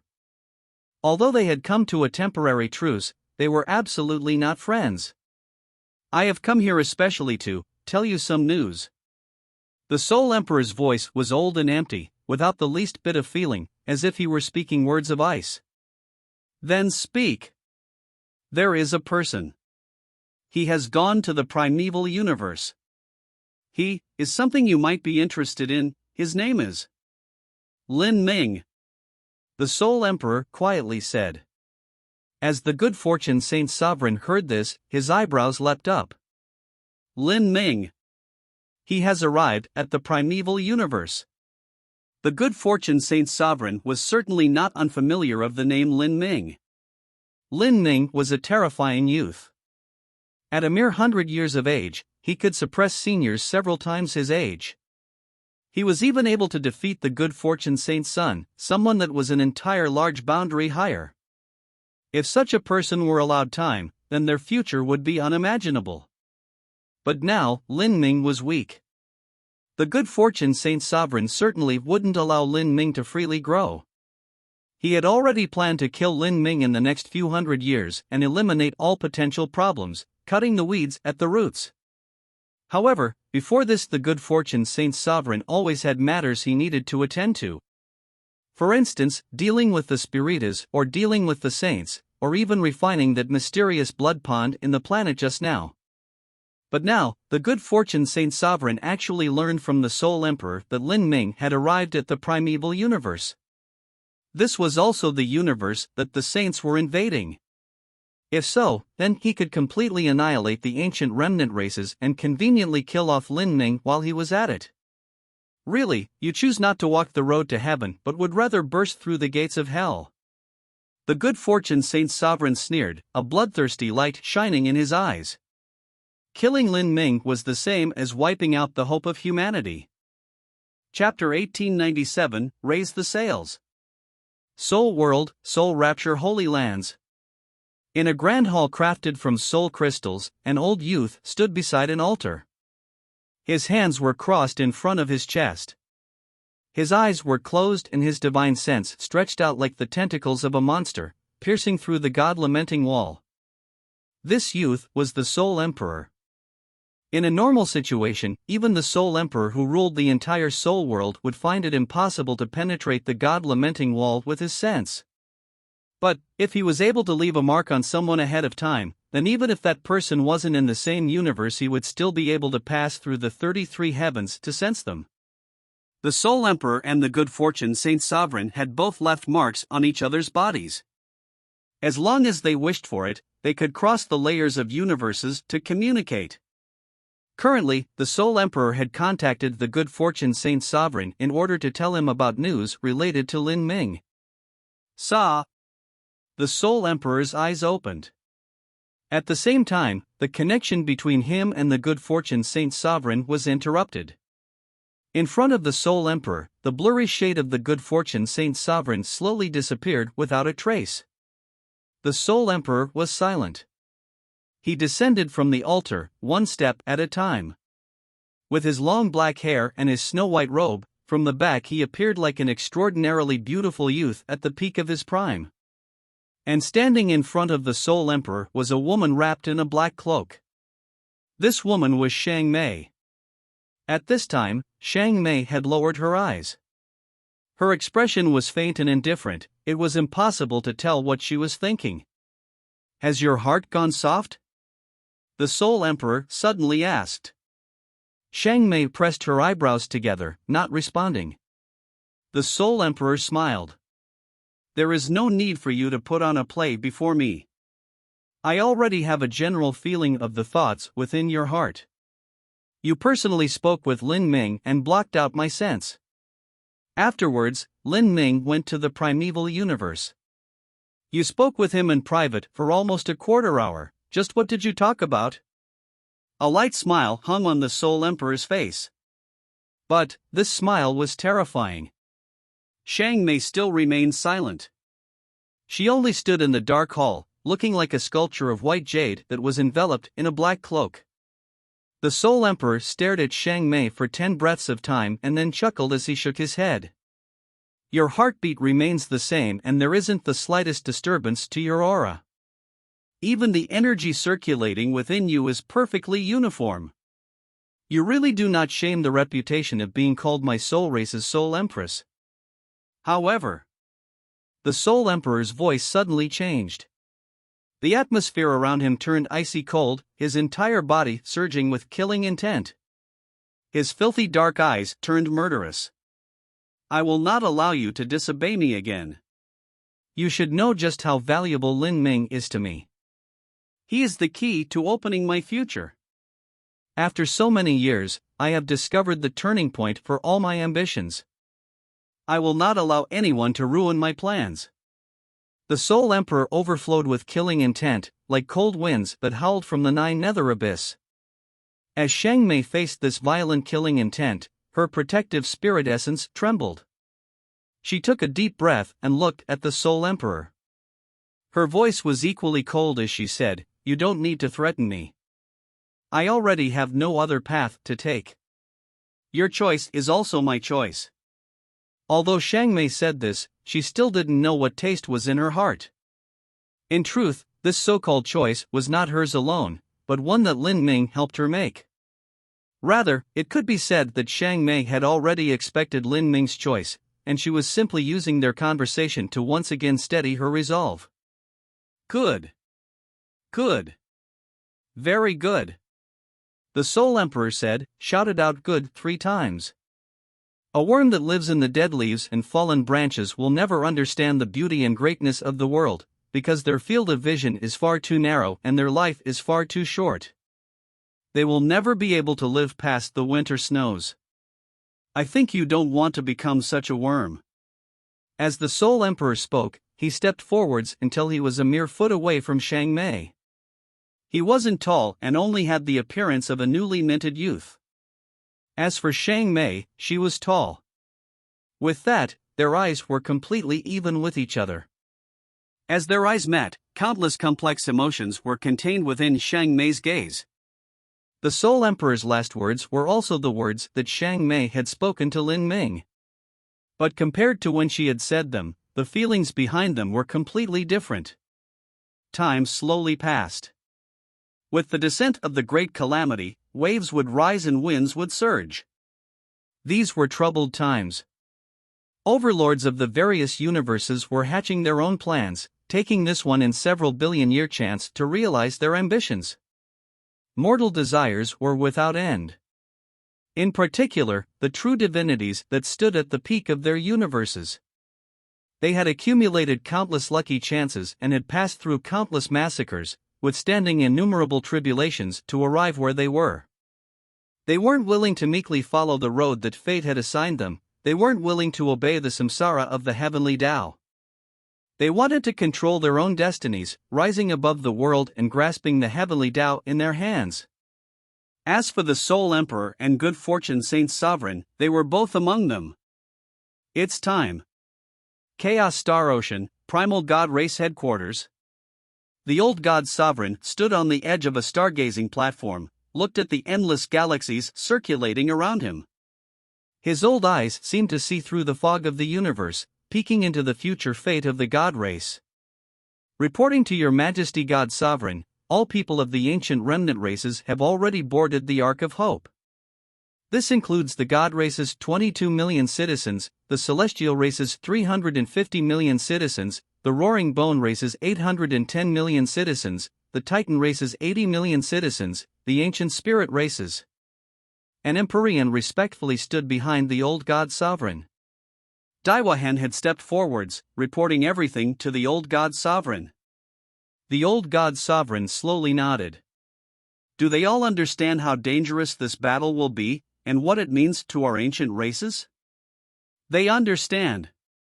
Daiwahan responded with absolute surety. Everything is ready. We can break out at any time. Good. The old God Sovereign finally turned around. He slowly tidied his sleeves. On his sleeves, 3 pure black symbol papers were attached. These 3 symbol papers were God decrees personally drawn by the Azura Roadmaster. Seeing these 3 God decrees, all of the Empyreans present had changed complexions. These God decrees were their greatest trump cards in breaking through. Otherwise, they would have no way to overcome the hurdle that was the good fortune Saint Sovereign. Your Majesty. 3 peak Empyreans stepped forwards together and knelt on the ground, their hands raised over their heads in reverence. Please bestow us the God decrees. You all, are you ready? The old God Sovereign looked at these 3 people, his tone ancient and powerful. As God decrees left behind by the Azura Roadmaster, wanting to activate them wasn't simple at all. If a true divinity galvanized them, they would be drained of strength. And if an Empyrean were to do so, they would affect their own life source and burn the fires of their lives, greatly diminishing their lifespan. Honorable Master, please bestow me a God decree. Daiwahan stubbornly lifted his hands. It is not your turn. 2 elderly peak Empyreans stood in front of Daiwahan. Please grant them to us. The old God Sovereign looked at these 2 old God race Empyreans. They were already over 80 million years old. With a wave of his hand, 2 God decrees flew into the hands of the 2 Empyreans. The word of sealing as well as the word of striking, the 2 of you can take one. As for the last one, I will hold it myself, the old God Sovereign's voice echoed out. As Daiwahan heard this, his heart shook and he quietly drew back. He knew that he could not change the decision of the old God Sovereign. Out of all the primal God race's peak Empyreans, he was the youngest. The young and those in their prime, they were the future of the God race after this great war. Let us go. The old God Sovereign took a deep breath. We will fight. In the starry black skies, the void was quiet and endless. Within the chaos star ocean that was filled with spacetime storms and black holes, a pure white spirit ship cut straight through space, flying out without slowing. At the center of this pure white spirit ship, there was a massive array disk. 12 Empyreans sat in a circle around this array disk, providing energy to the spirit ship. Countless energy stones burned within the array formation. Lin Ming stood outside the array formation, quietly watching all of this. Nearby, he could see the vast endlessness of space rapidly passing him by. It's begun. Lin Ming had a faint premonition that this battle to break through would be the spark that lit the explosive flames of war.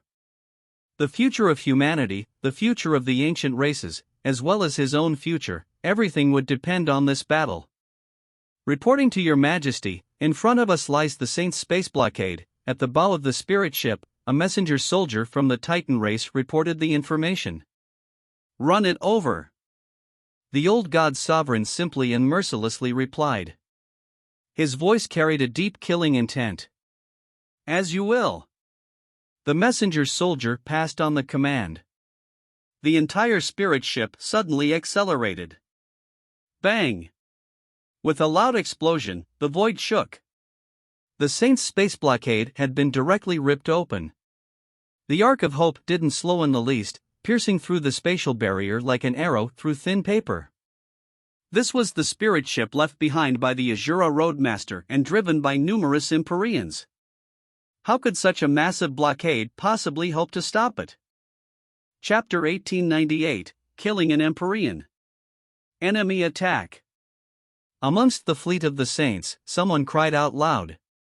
Hundreds of sound-transmitting talismans lit up together, rapidly passing down information through various channels. Who dares? They are courting death. Over 100 saint martial artists rushed out. These people were mostly small battalion leaders and team commanders.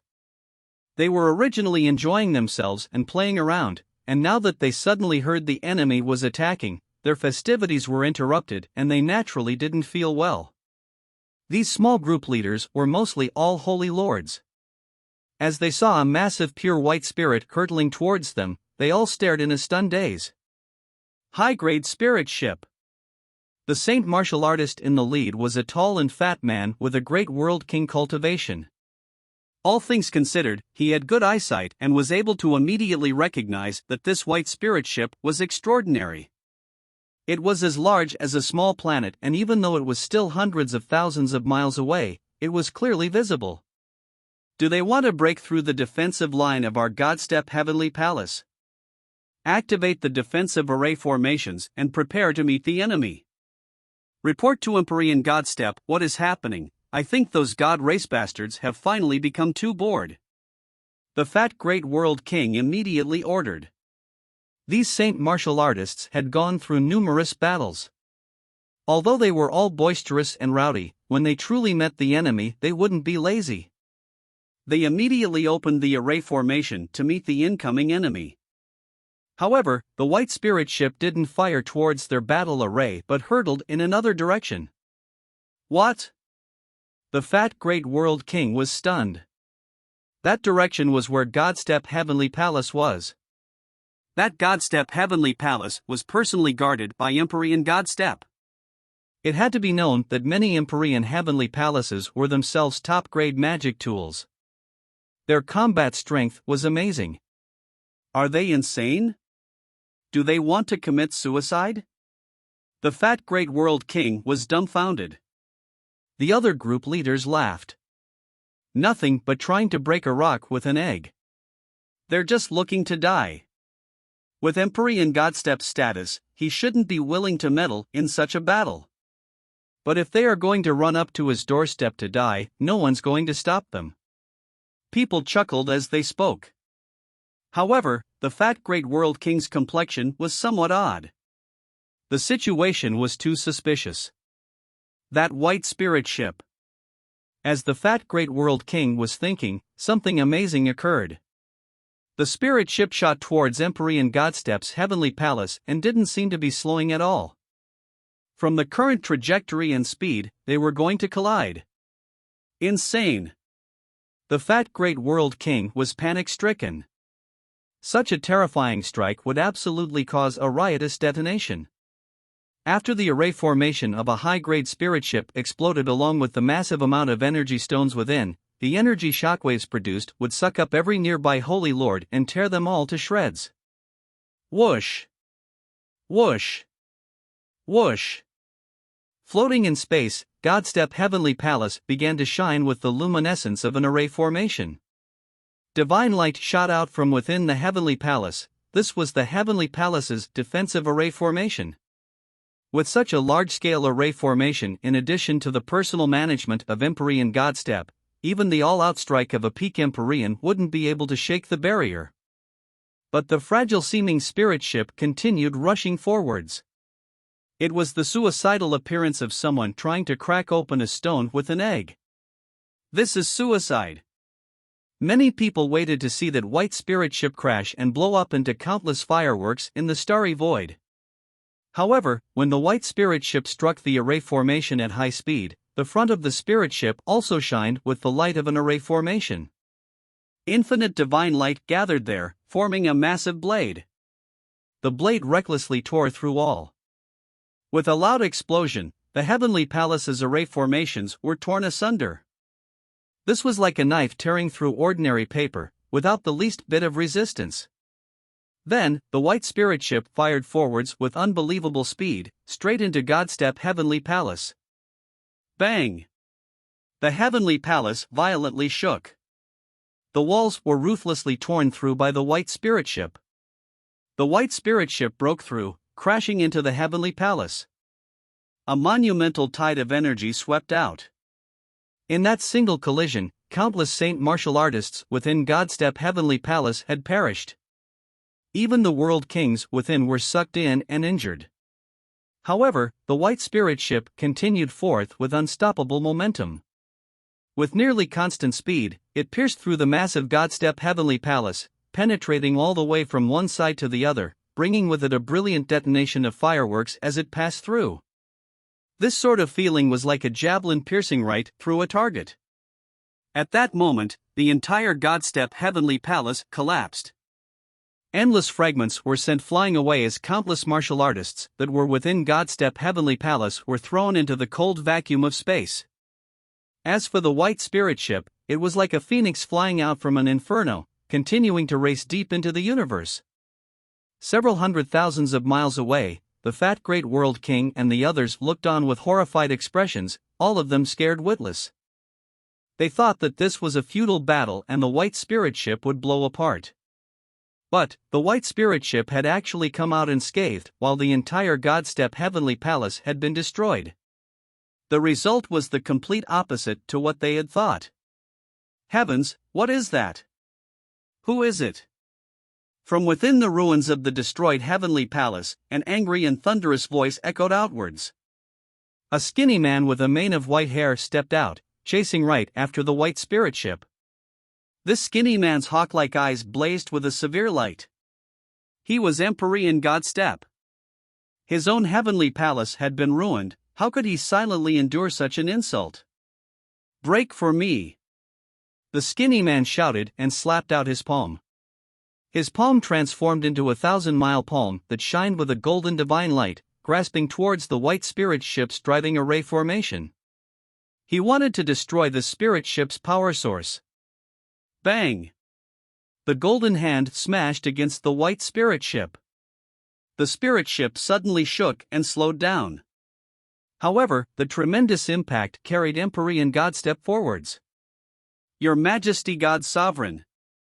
Within the spirit ship, the Empyreans managing the driving array formation suddenly felt the spirit ship slow down, receiving a great resistance.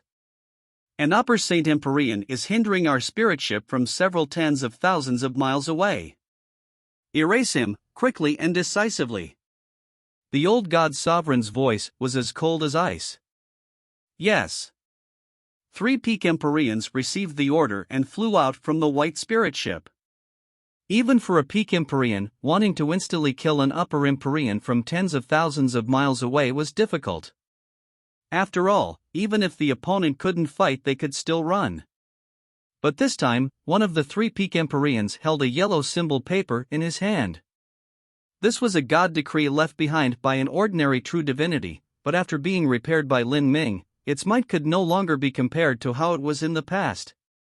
Divine light sparkled and the god decree lit up. At the same time, the 2 other peak Empyreans also assisted in the attack. 3 beams of divine light cut through the void, hurtling straight towards Empyrean Godstep with inconceivable speed. In particular, the central beam of light was overwhelming, tearing through the cosmos.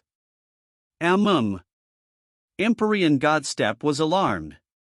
He could feel a terrifying strength within that middle divine light.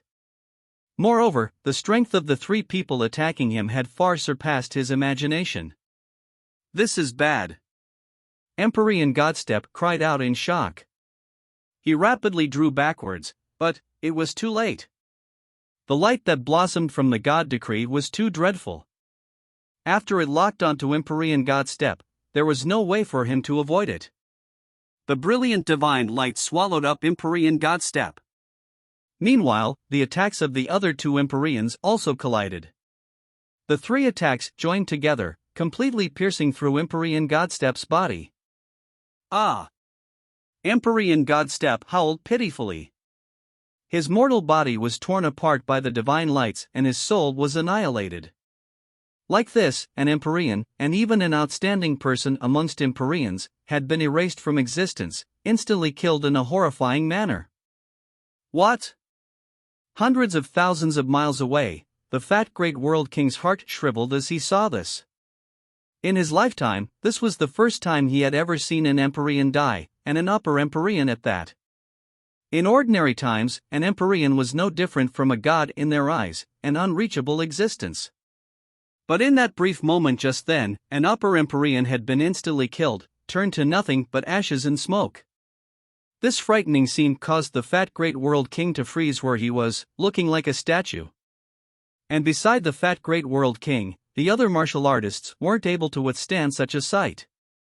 They shivered and a cold sweat dripped down their bodies. Just what kind of spirit ship was that? With a single move it was able to erase an upper Empyrean. The ancient races, have they all emerged from their nest? The fat world king suddenly realized this possibility. The ancient races finally weren't willing to resign themselves to being encircled and were planning to break free. Quickly report the news. The fat great world king's mind was in utter chaos. He began to realize that this opening salvo would be the fire that lit the fuse for the final decisive battle between the saints and the ancient races. In fact, it wasn't just the fat great world king who realized this. From the destroyed Godstep heavenly palace, many world kings had rapidly sent out news of what happened. This sudden change of events would soon reach the ears of the good fortune Saint Sovereign. Chapter 1899, Famine. Deep within the primeval universe, within the center of an icy metal planet, the good fortune Saint Sovereign sat atop a massive blood-red sphere that was 10,000 miles wide. This crimson sphere constantly wriggled. Fierce dragon heads jutted out from the bloody sphere before melting back into it with a rain of blood, repeating this process again and again. At the same time, loud sounds rang out from within the center of the crimson sphere. Bang! Bang! Bang! With the thunderous roaring of the earth, the entire planet vibrated with this sound. The terrifying sound echoed through the semi-sealed interior of the planet. If a martial artist with an insufficient cultivation were to stand in this space, they would be affected by the horrifying high-energy sound waves. Their body and organs would resonate with the sound waves until they turned to mush. In this environment, a young man knelt before the good fortune Saint Sovereign, his hands splayed on the ground in reverence. Your Majesty Sovereign Ancestor, your child requests to go to battle. This young man had already been kneeling here for a long time. He was tall, with broad shoulders. His facial features were sharp and fierce, a faint hostility creeping in his eyes. This youth was the person who had been defeated by Lin Ming in the past, the good fortune Saint's son. In that 100-year duel, when only 60 years had passed, the good fortune Saint's son had been defeated by Lin Ming. Not only had he been defeated, he had lost in a miserable fashion. In the face of numerous people with the Empyreans of the Saint race, human race, monster race, and demon race present, the good fortune Saint's son had been publicly cuckolded by Lin Ming. His fiancée was stolen and he was beaten to a pulp. This event would forever be the greatest shame in his life. Now, 20 to 30 years had passed. The good fortune Saint's son had endured this humiliation, torturing himself, diligently training, all for the fervent wish he had of wiping away that shame. But Lin Ming seemed to have disappeared without a trace, no one was able to find him. It was only a few days ago that the good fortune Saint's son learned Lin Ming had entered the primeval universe. With this he could no longer sit still, thus he requested to be sent to the battlefront by the good fortune Saint Sovereign. However, the good fortune Saint Sovereign didn't respond. And just now, he also learned that the ancient races were riding a top-grade spirit ship to break through their encirclement.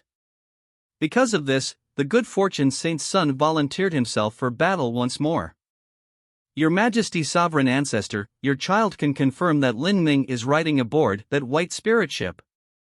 The reason Lin Ming came to the primeval universe should have been in order to form an alliance with the ancient remnant races. It even seems that Lin Ming has convinced the leaders of the ancient races. They should be trying to escape the primeval universe and flee to the divine realm to meet up with the humans. As Lin Ming's rival, the Good Fortune Saint Sun had somewhat of an understanding of Lin Ming. He was already able to guess part of the truth. However, the Good Fortune Saint Sovereign shook his head. You are not Lin Ming's match. You have diligently cultivated for 20-some years, but even now, the disparity between you and him has only grown larger. The Good Fortune Saint Sovereign's words were like a bucket of cold water tossed atop the Good Fortune Saint Sun's head. The Good Fortune Saint Sun gripped his fists. Although he didn't want to acknowledge it, he was well aware of just how terrifying Lin Ming was. In the past, Lin Ming was able to jump ranks to defeat him, and he was younger, in the prime of his youth. Now, over the past 20-some years, the disparity would only have grown larger and larger. The Good Fortune Saint Sun grit his teeth, saying, I might not be his match, but I do not need to defeat him head-on. As long as I can lead the army to rout him on the battlefield and kill him there, that will equally restore my heart of martial arts. I beg your Majesty Sovereign Ancestor to allow your child to command the troops into battle. The Good Fortune Saint Sun deeply bowed. But, the Good Fortune Saint Sovereign continued shaking his head. You don't need to be so stubborn. Many times, when a peerless genius reaches the final stage of their growth and must comprehend the laws of the heavens and earth and step onto the road of divinity, leading a smooth life without problems and bumps isn't necessarily good. Martial artists are creatures that need setbacks at times, just like a phoenix needs to undergo nirvana. Your road has been far too smooth. Experiencing such a strike might not be bad for you. As for Lin Ming, he is the same. Although he had experienced some hurdles as he grew, compared to chasing after the heavenly Tao, all his problems have been insignificant so far. You and Lin Ming both need to fail. However, you have me standing behind you, so even if you are defeated you can start over from nothing. As for Lin Ming, he has no one behind him. Once he is defeated, there is nothing but death. As the Good Fortune Saint Sovereign spoke to hear, the massive blood-red monster beneath his body seemed to have become infected by his aura. The monster wriggled more and more, causing the entire planet to shake. Go, it's time to end this charade. I will not allow a mere human boy to destroy my plans. Before he has grown, I will kill him.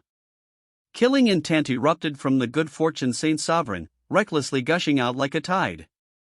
The Good Fortune Saint Sun, who was less than 10 feet from the Good Fortune Saint Sovereign, felt his heart chill, as if he had fallen into the nine nether abyss. Even he had never earnestly felt the horrifying might of the Good Fortune Saint Sovereign like today.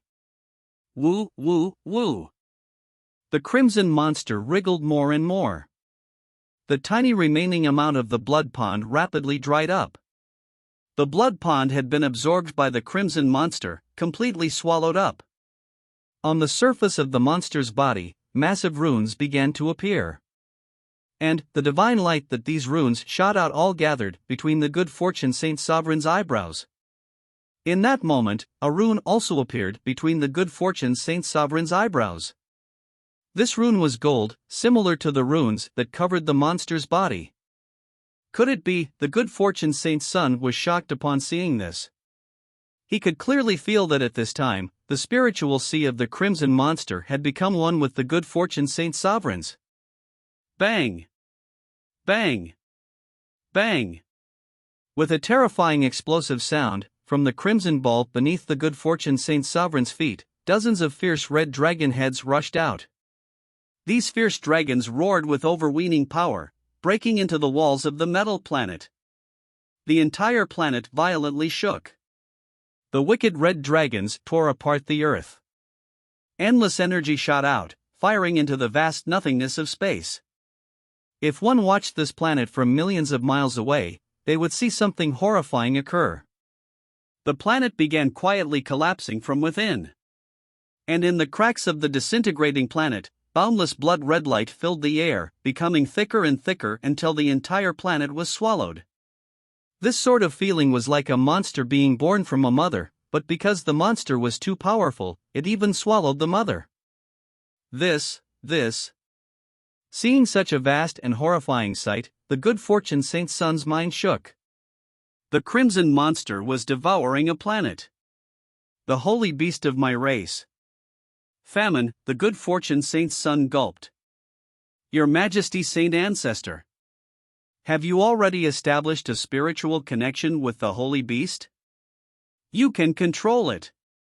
The good fortune Saint Sun was panic-stricken. He had long known of the existence of their saint race's holy beast. Rumors said that this holy beast was originally an extremely terrifying existence even amongst abyssals. Its full name was the Abyssal Demon, Famine. And its special attribute was to devour all. The abyss of the ancient ruins was a dreadful place, so frightening that no one could understand it. The entrance was blocked off by a terrifying enchantment. This enchantment was called the Heaven Sealing Enchantment. The Heaven Sealing Enchantment was said to contain the phantoms of the Azura Roadmaster and the Holy Scripture Creator. Through any reasoning, even an abyssal that surpassed the realm of a peak Empyrean would be unable to break past the Heaven Sealing Enchantment. But famine had emerged. As for how it did so, no one knew. There was only one truth, that after famine left the abyss, its strength had precipitously fallen. Even so, it still possessed a dreadful strength capable of swallowing most true divinities. The appearance of famine set off an unprecedented disaster for the saints. It swallowed a massive number of saint powerhouses and countless saint martial artists, eating them up to make itself more powerful. But finally, the saint race's ancient saint sovereign had led many true divinities to join forces and besiege famine with overwhelming strength. Finally, famine was grievously wounded. Even 90% of its recovered origin energy had disappeared. Even so, the saints weren't able to destroy famine. In this situation, famine then signed a contract with the ancient saint sovereign. This was an equal contract. The saints would look for blood and food for famine to devour, and famine would fight on behalf of the saints. Like this, famine became the holy beast of the saints. The saints were always ambitious. They wanted to rule the 33 heavens. However, in the Great War 3.6 billion years ago, when the saints fought the humans, the saints had paid a dire price. Your Majesty, Saint Ancestor, wasn't famine heavily wounded in the battle 3.6 billion years ago by Empyrean Divine Seal burning away his life as the price? Ever since, famine has fallen into a deep slumber. How did you manage to awaken it? The good fortune Saint Sun couldn't believe his own eyes. More than one Saint Empyrean had wanted to awaken famine, but they had all failed. But now, the good fortune Saint Sovereign had not only awakened famine, but even seemed to have gained control of it. This left the good fortune Saint Sun gasping in disbelief. Rumble, rumble, rumble. A series of terrifying explosions continued. From that giant spherical body of blood, more and more blood dragon tentacles stretched out, digging into the earth of the metal planet and recklessly swallowing its energy. Strength streamed into famine's body. But the entire planet withered away. Its origin energy dried up, the seas evaporated, and massive fissures raced through the world. Even the dried up land that had lost all spiritual energy was completely swallowed by famine. Like this, a giant planet that was tens of thousands of miles in radius was eaten by famine. This process lasted less than a quarter hour of time. Such a drastic change in the world left the good fortune Saint Sun struggling to compose himself. Although he had heard that famine possessed the ability to swallow worlds, stories were only stories. Now that he saw these stories come to life with his own eyes, he was utterly shocked. To pierce through a planet wasn't difficult, but crushing apart a planet was hard. As for completely swallowing up a planet, what sort of mighty power was that?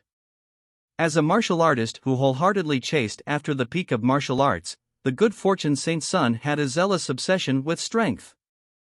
If only this strength was his own, how wonderful would that be? At this time, the good fortune Saint Sun discovered that the good fortune Saint Sovereign's feet had submerged into the blood of famine at some unknown time. Rather, it was more accurate to say that he didn't submerge, but the good fortune Saint Sovereign's mortal body had already fused together with the blood plasma of famine, sharing blood vessels. Ha! The good fortune Saint Sovereign coldly sneered. On his neck, blood vessels rose up like red worms, making him look fearsome to the extreme. Swallowing a planet is nothing. 3.6 billion years ago, when famine was in its peak state, it even swallowed up the destiny of the human bloodline, in other words, one of humanity's heavenly Taos, the 9 stars of the Tao Palace. The good fortune Saint Sovereign's words were stunning. The good fortune Saint's son was also shocked. He had never heard about this chapter of history before. Chapter 1900, Azura Primal God Canon. In ancient times, human martial artists had been exceptionally strong. Besides the essence gathering system, humans also had high achievements in the body transformation system. The body transformation system.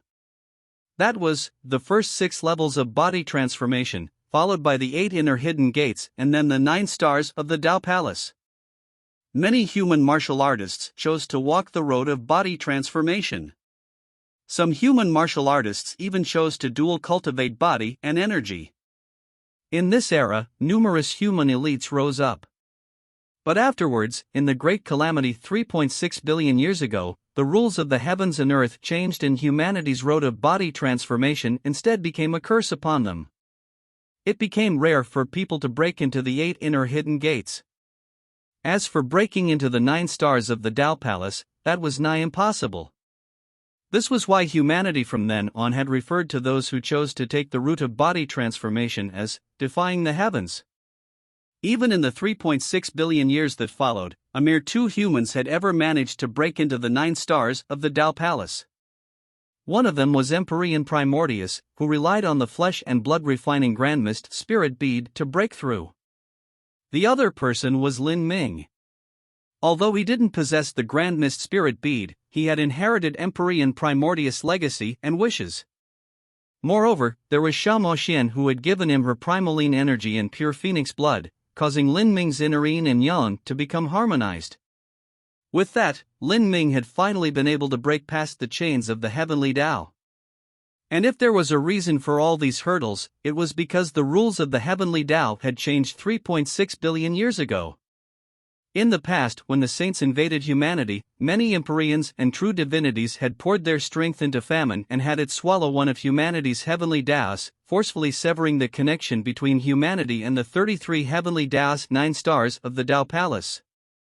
To change the heavenly Tao and the destiny of an entire race, that was a dreadful might which neared the level of a beyond divinity existence. And ever since that great war, the human race, which had lost the ability to cultivate the 9 stars of the Tao Palace, was like a person who had an arm chopped off. Following that, inheritances that involved the 9 stars of the Tao Palace were also slowly lost to time. Moreover, in that great war, Empyrean Divine Seal and numerous other human Empyreans had sacrificed themselves, causing innumerable inheritances to be destroyed and many holy lands to be annihilated. The result was that the human race began to decline ever since. As for the saints and spiritas, one race possessed the primeval realm ruins and the other possessed the Akashic Dream universe. These 2 races became stronger and stronger. In terms of population, humanity could still be considered one of the 3 peak races. But in terms of strength, the human race was far inferior to the saints and the spiritas. If famine managed to swallow one of the humans' heavenly Taos, how come my saint race wasn't able to thoroughly conquer humanity in the Great Calamity 3.6 billion years ago? The abyssal demon famine had already begun racing deep into the universe. Its speed was unbelievable, swiftly passing through the endless void. The good fortune saint's son stood atop famine's planet-sized body, asking a question to the good fortune Saint Sovereign. In the war 3.6 billion years ago, the only universe that the humans managed to defend was the Divine Realm. In the Divine Realm, my saint race suffered defeat after defeat. If there was a reason for this, then it would have been the leader of humanity at the time, Divine Seal. I have no idea what lucky chance he found, but his strength was even able to suppress the ancient Saint Sovereign. Amongst true divinities he was almost unrivaled. He led the true divinities of humanity to violently clash with the true divinities of the saints, even suppressing us, but afterwards, the the ancient Saint Sovereign used famine to devour humanity's heavenly Tao of the 9 stars of the Tao Palace, drastically weakening them. However, Empyrean Divine Seal was able to meld his Divine Seal art with the ancient Elysium Seal in a massive array formation. He took advantage of the fact that famine had used up the majority of its energy to swallow the heavenly Tao in order to directly seal away famine's soul. This is the reason why famine fell into a deep slumber ever since that war and had become impossible to awaken. Over so many hundreds of millions of years, many peerless saint sovereigns appeared amongst the saints, but none of them were able to awaken famine. Famine, which had lost its soul, then turned into a massive sea of blood called Famine Sea. Many Saint Empyreans didn't know what the use of this wild sea was, but the truth was that it was famine's true body. Originally, I also didn't have the ability to awaken famine. But that changed when I obtained the Grandness Spirit Bead. Using the Grandness Spirit Bead, I swallowed in a large portion of famine's flesh and blood essence and fused it into my body. Like this, I connected to the bloodline of famine and was able to have my spirit mark be remembered in the depths of his soul. Now, famine has already become controlled by my spirit mark. It is almost my avatar. Speaking to hear, the good fortune Saint Sovereign's voice filled with terror. His face, neck, chest, all were covered with bulging blood vessels. The blood vessels pulsated, making him look like a demon. The good fortune Saint Sovereign clenched his fist together, as if the entire universe would be held in his hand. With famine as my avatar, in the vast space of the 33 heavens no one can stop me. The good fortune Saint Sun's voice echoed through the cosmos. With his energy as a medium, it spread for millions of miles, causing planets to shake. Characters on the level of the good fortune Saint Sovereign each had their own deep ambitions. In this great calamity, when the God-lamenting wall vanished all over, a majority of the 33 heavens universes had nearly merged into one whole.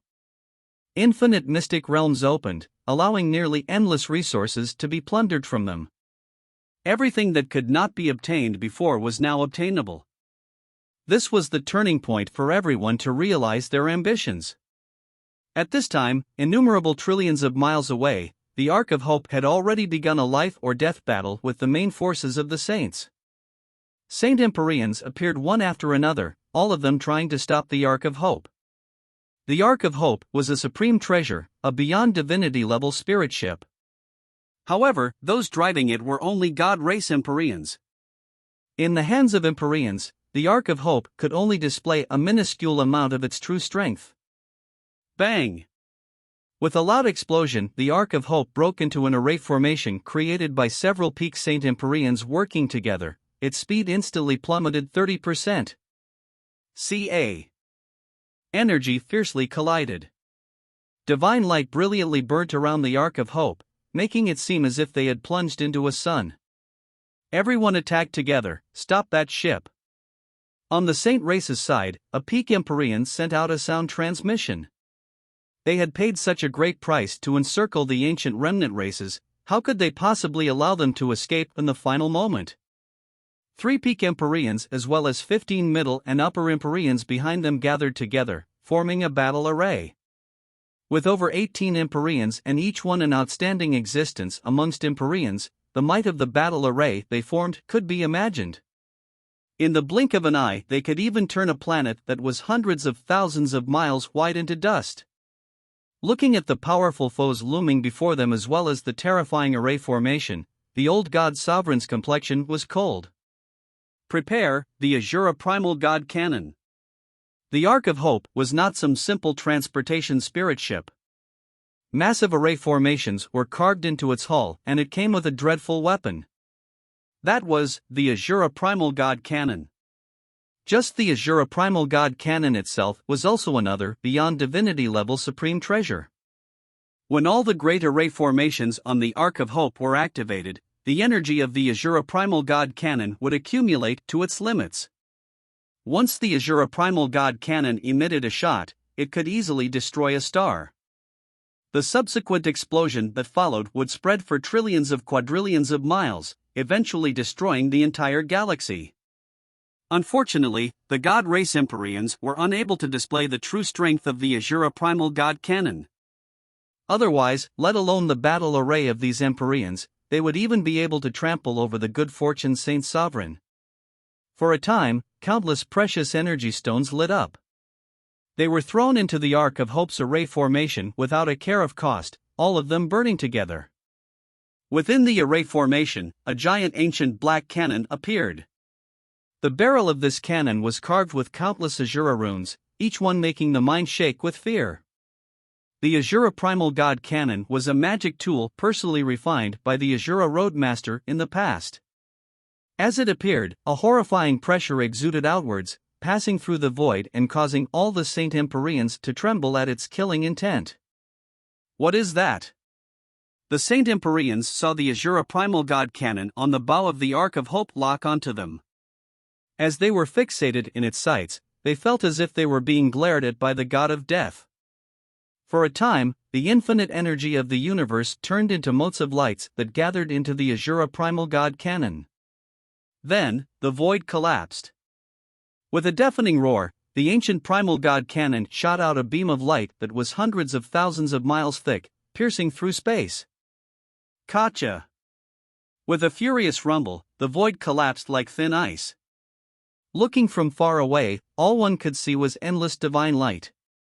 Even one's divine sense couldn't see through this light, as everything was completely twisted up by the terrifying energy storm. Ah! Two Saint Empyreans cried out in pain.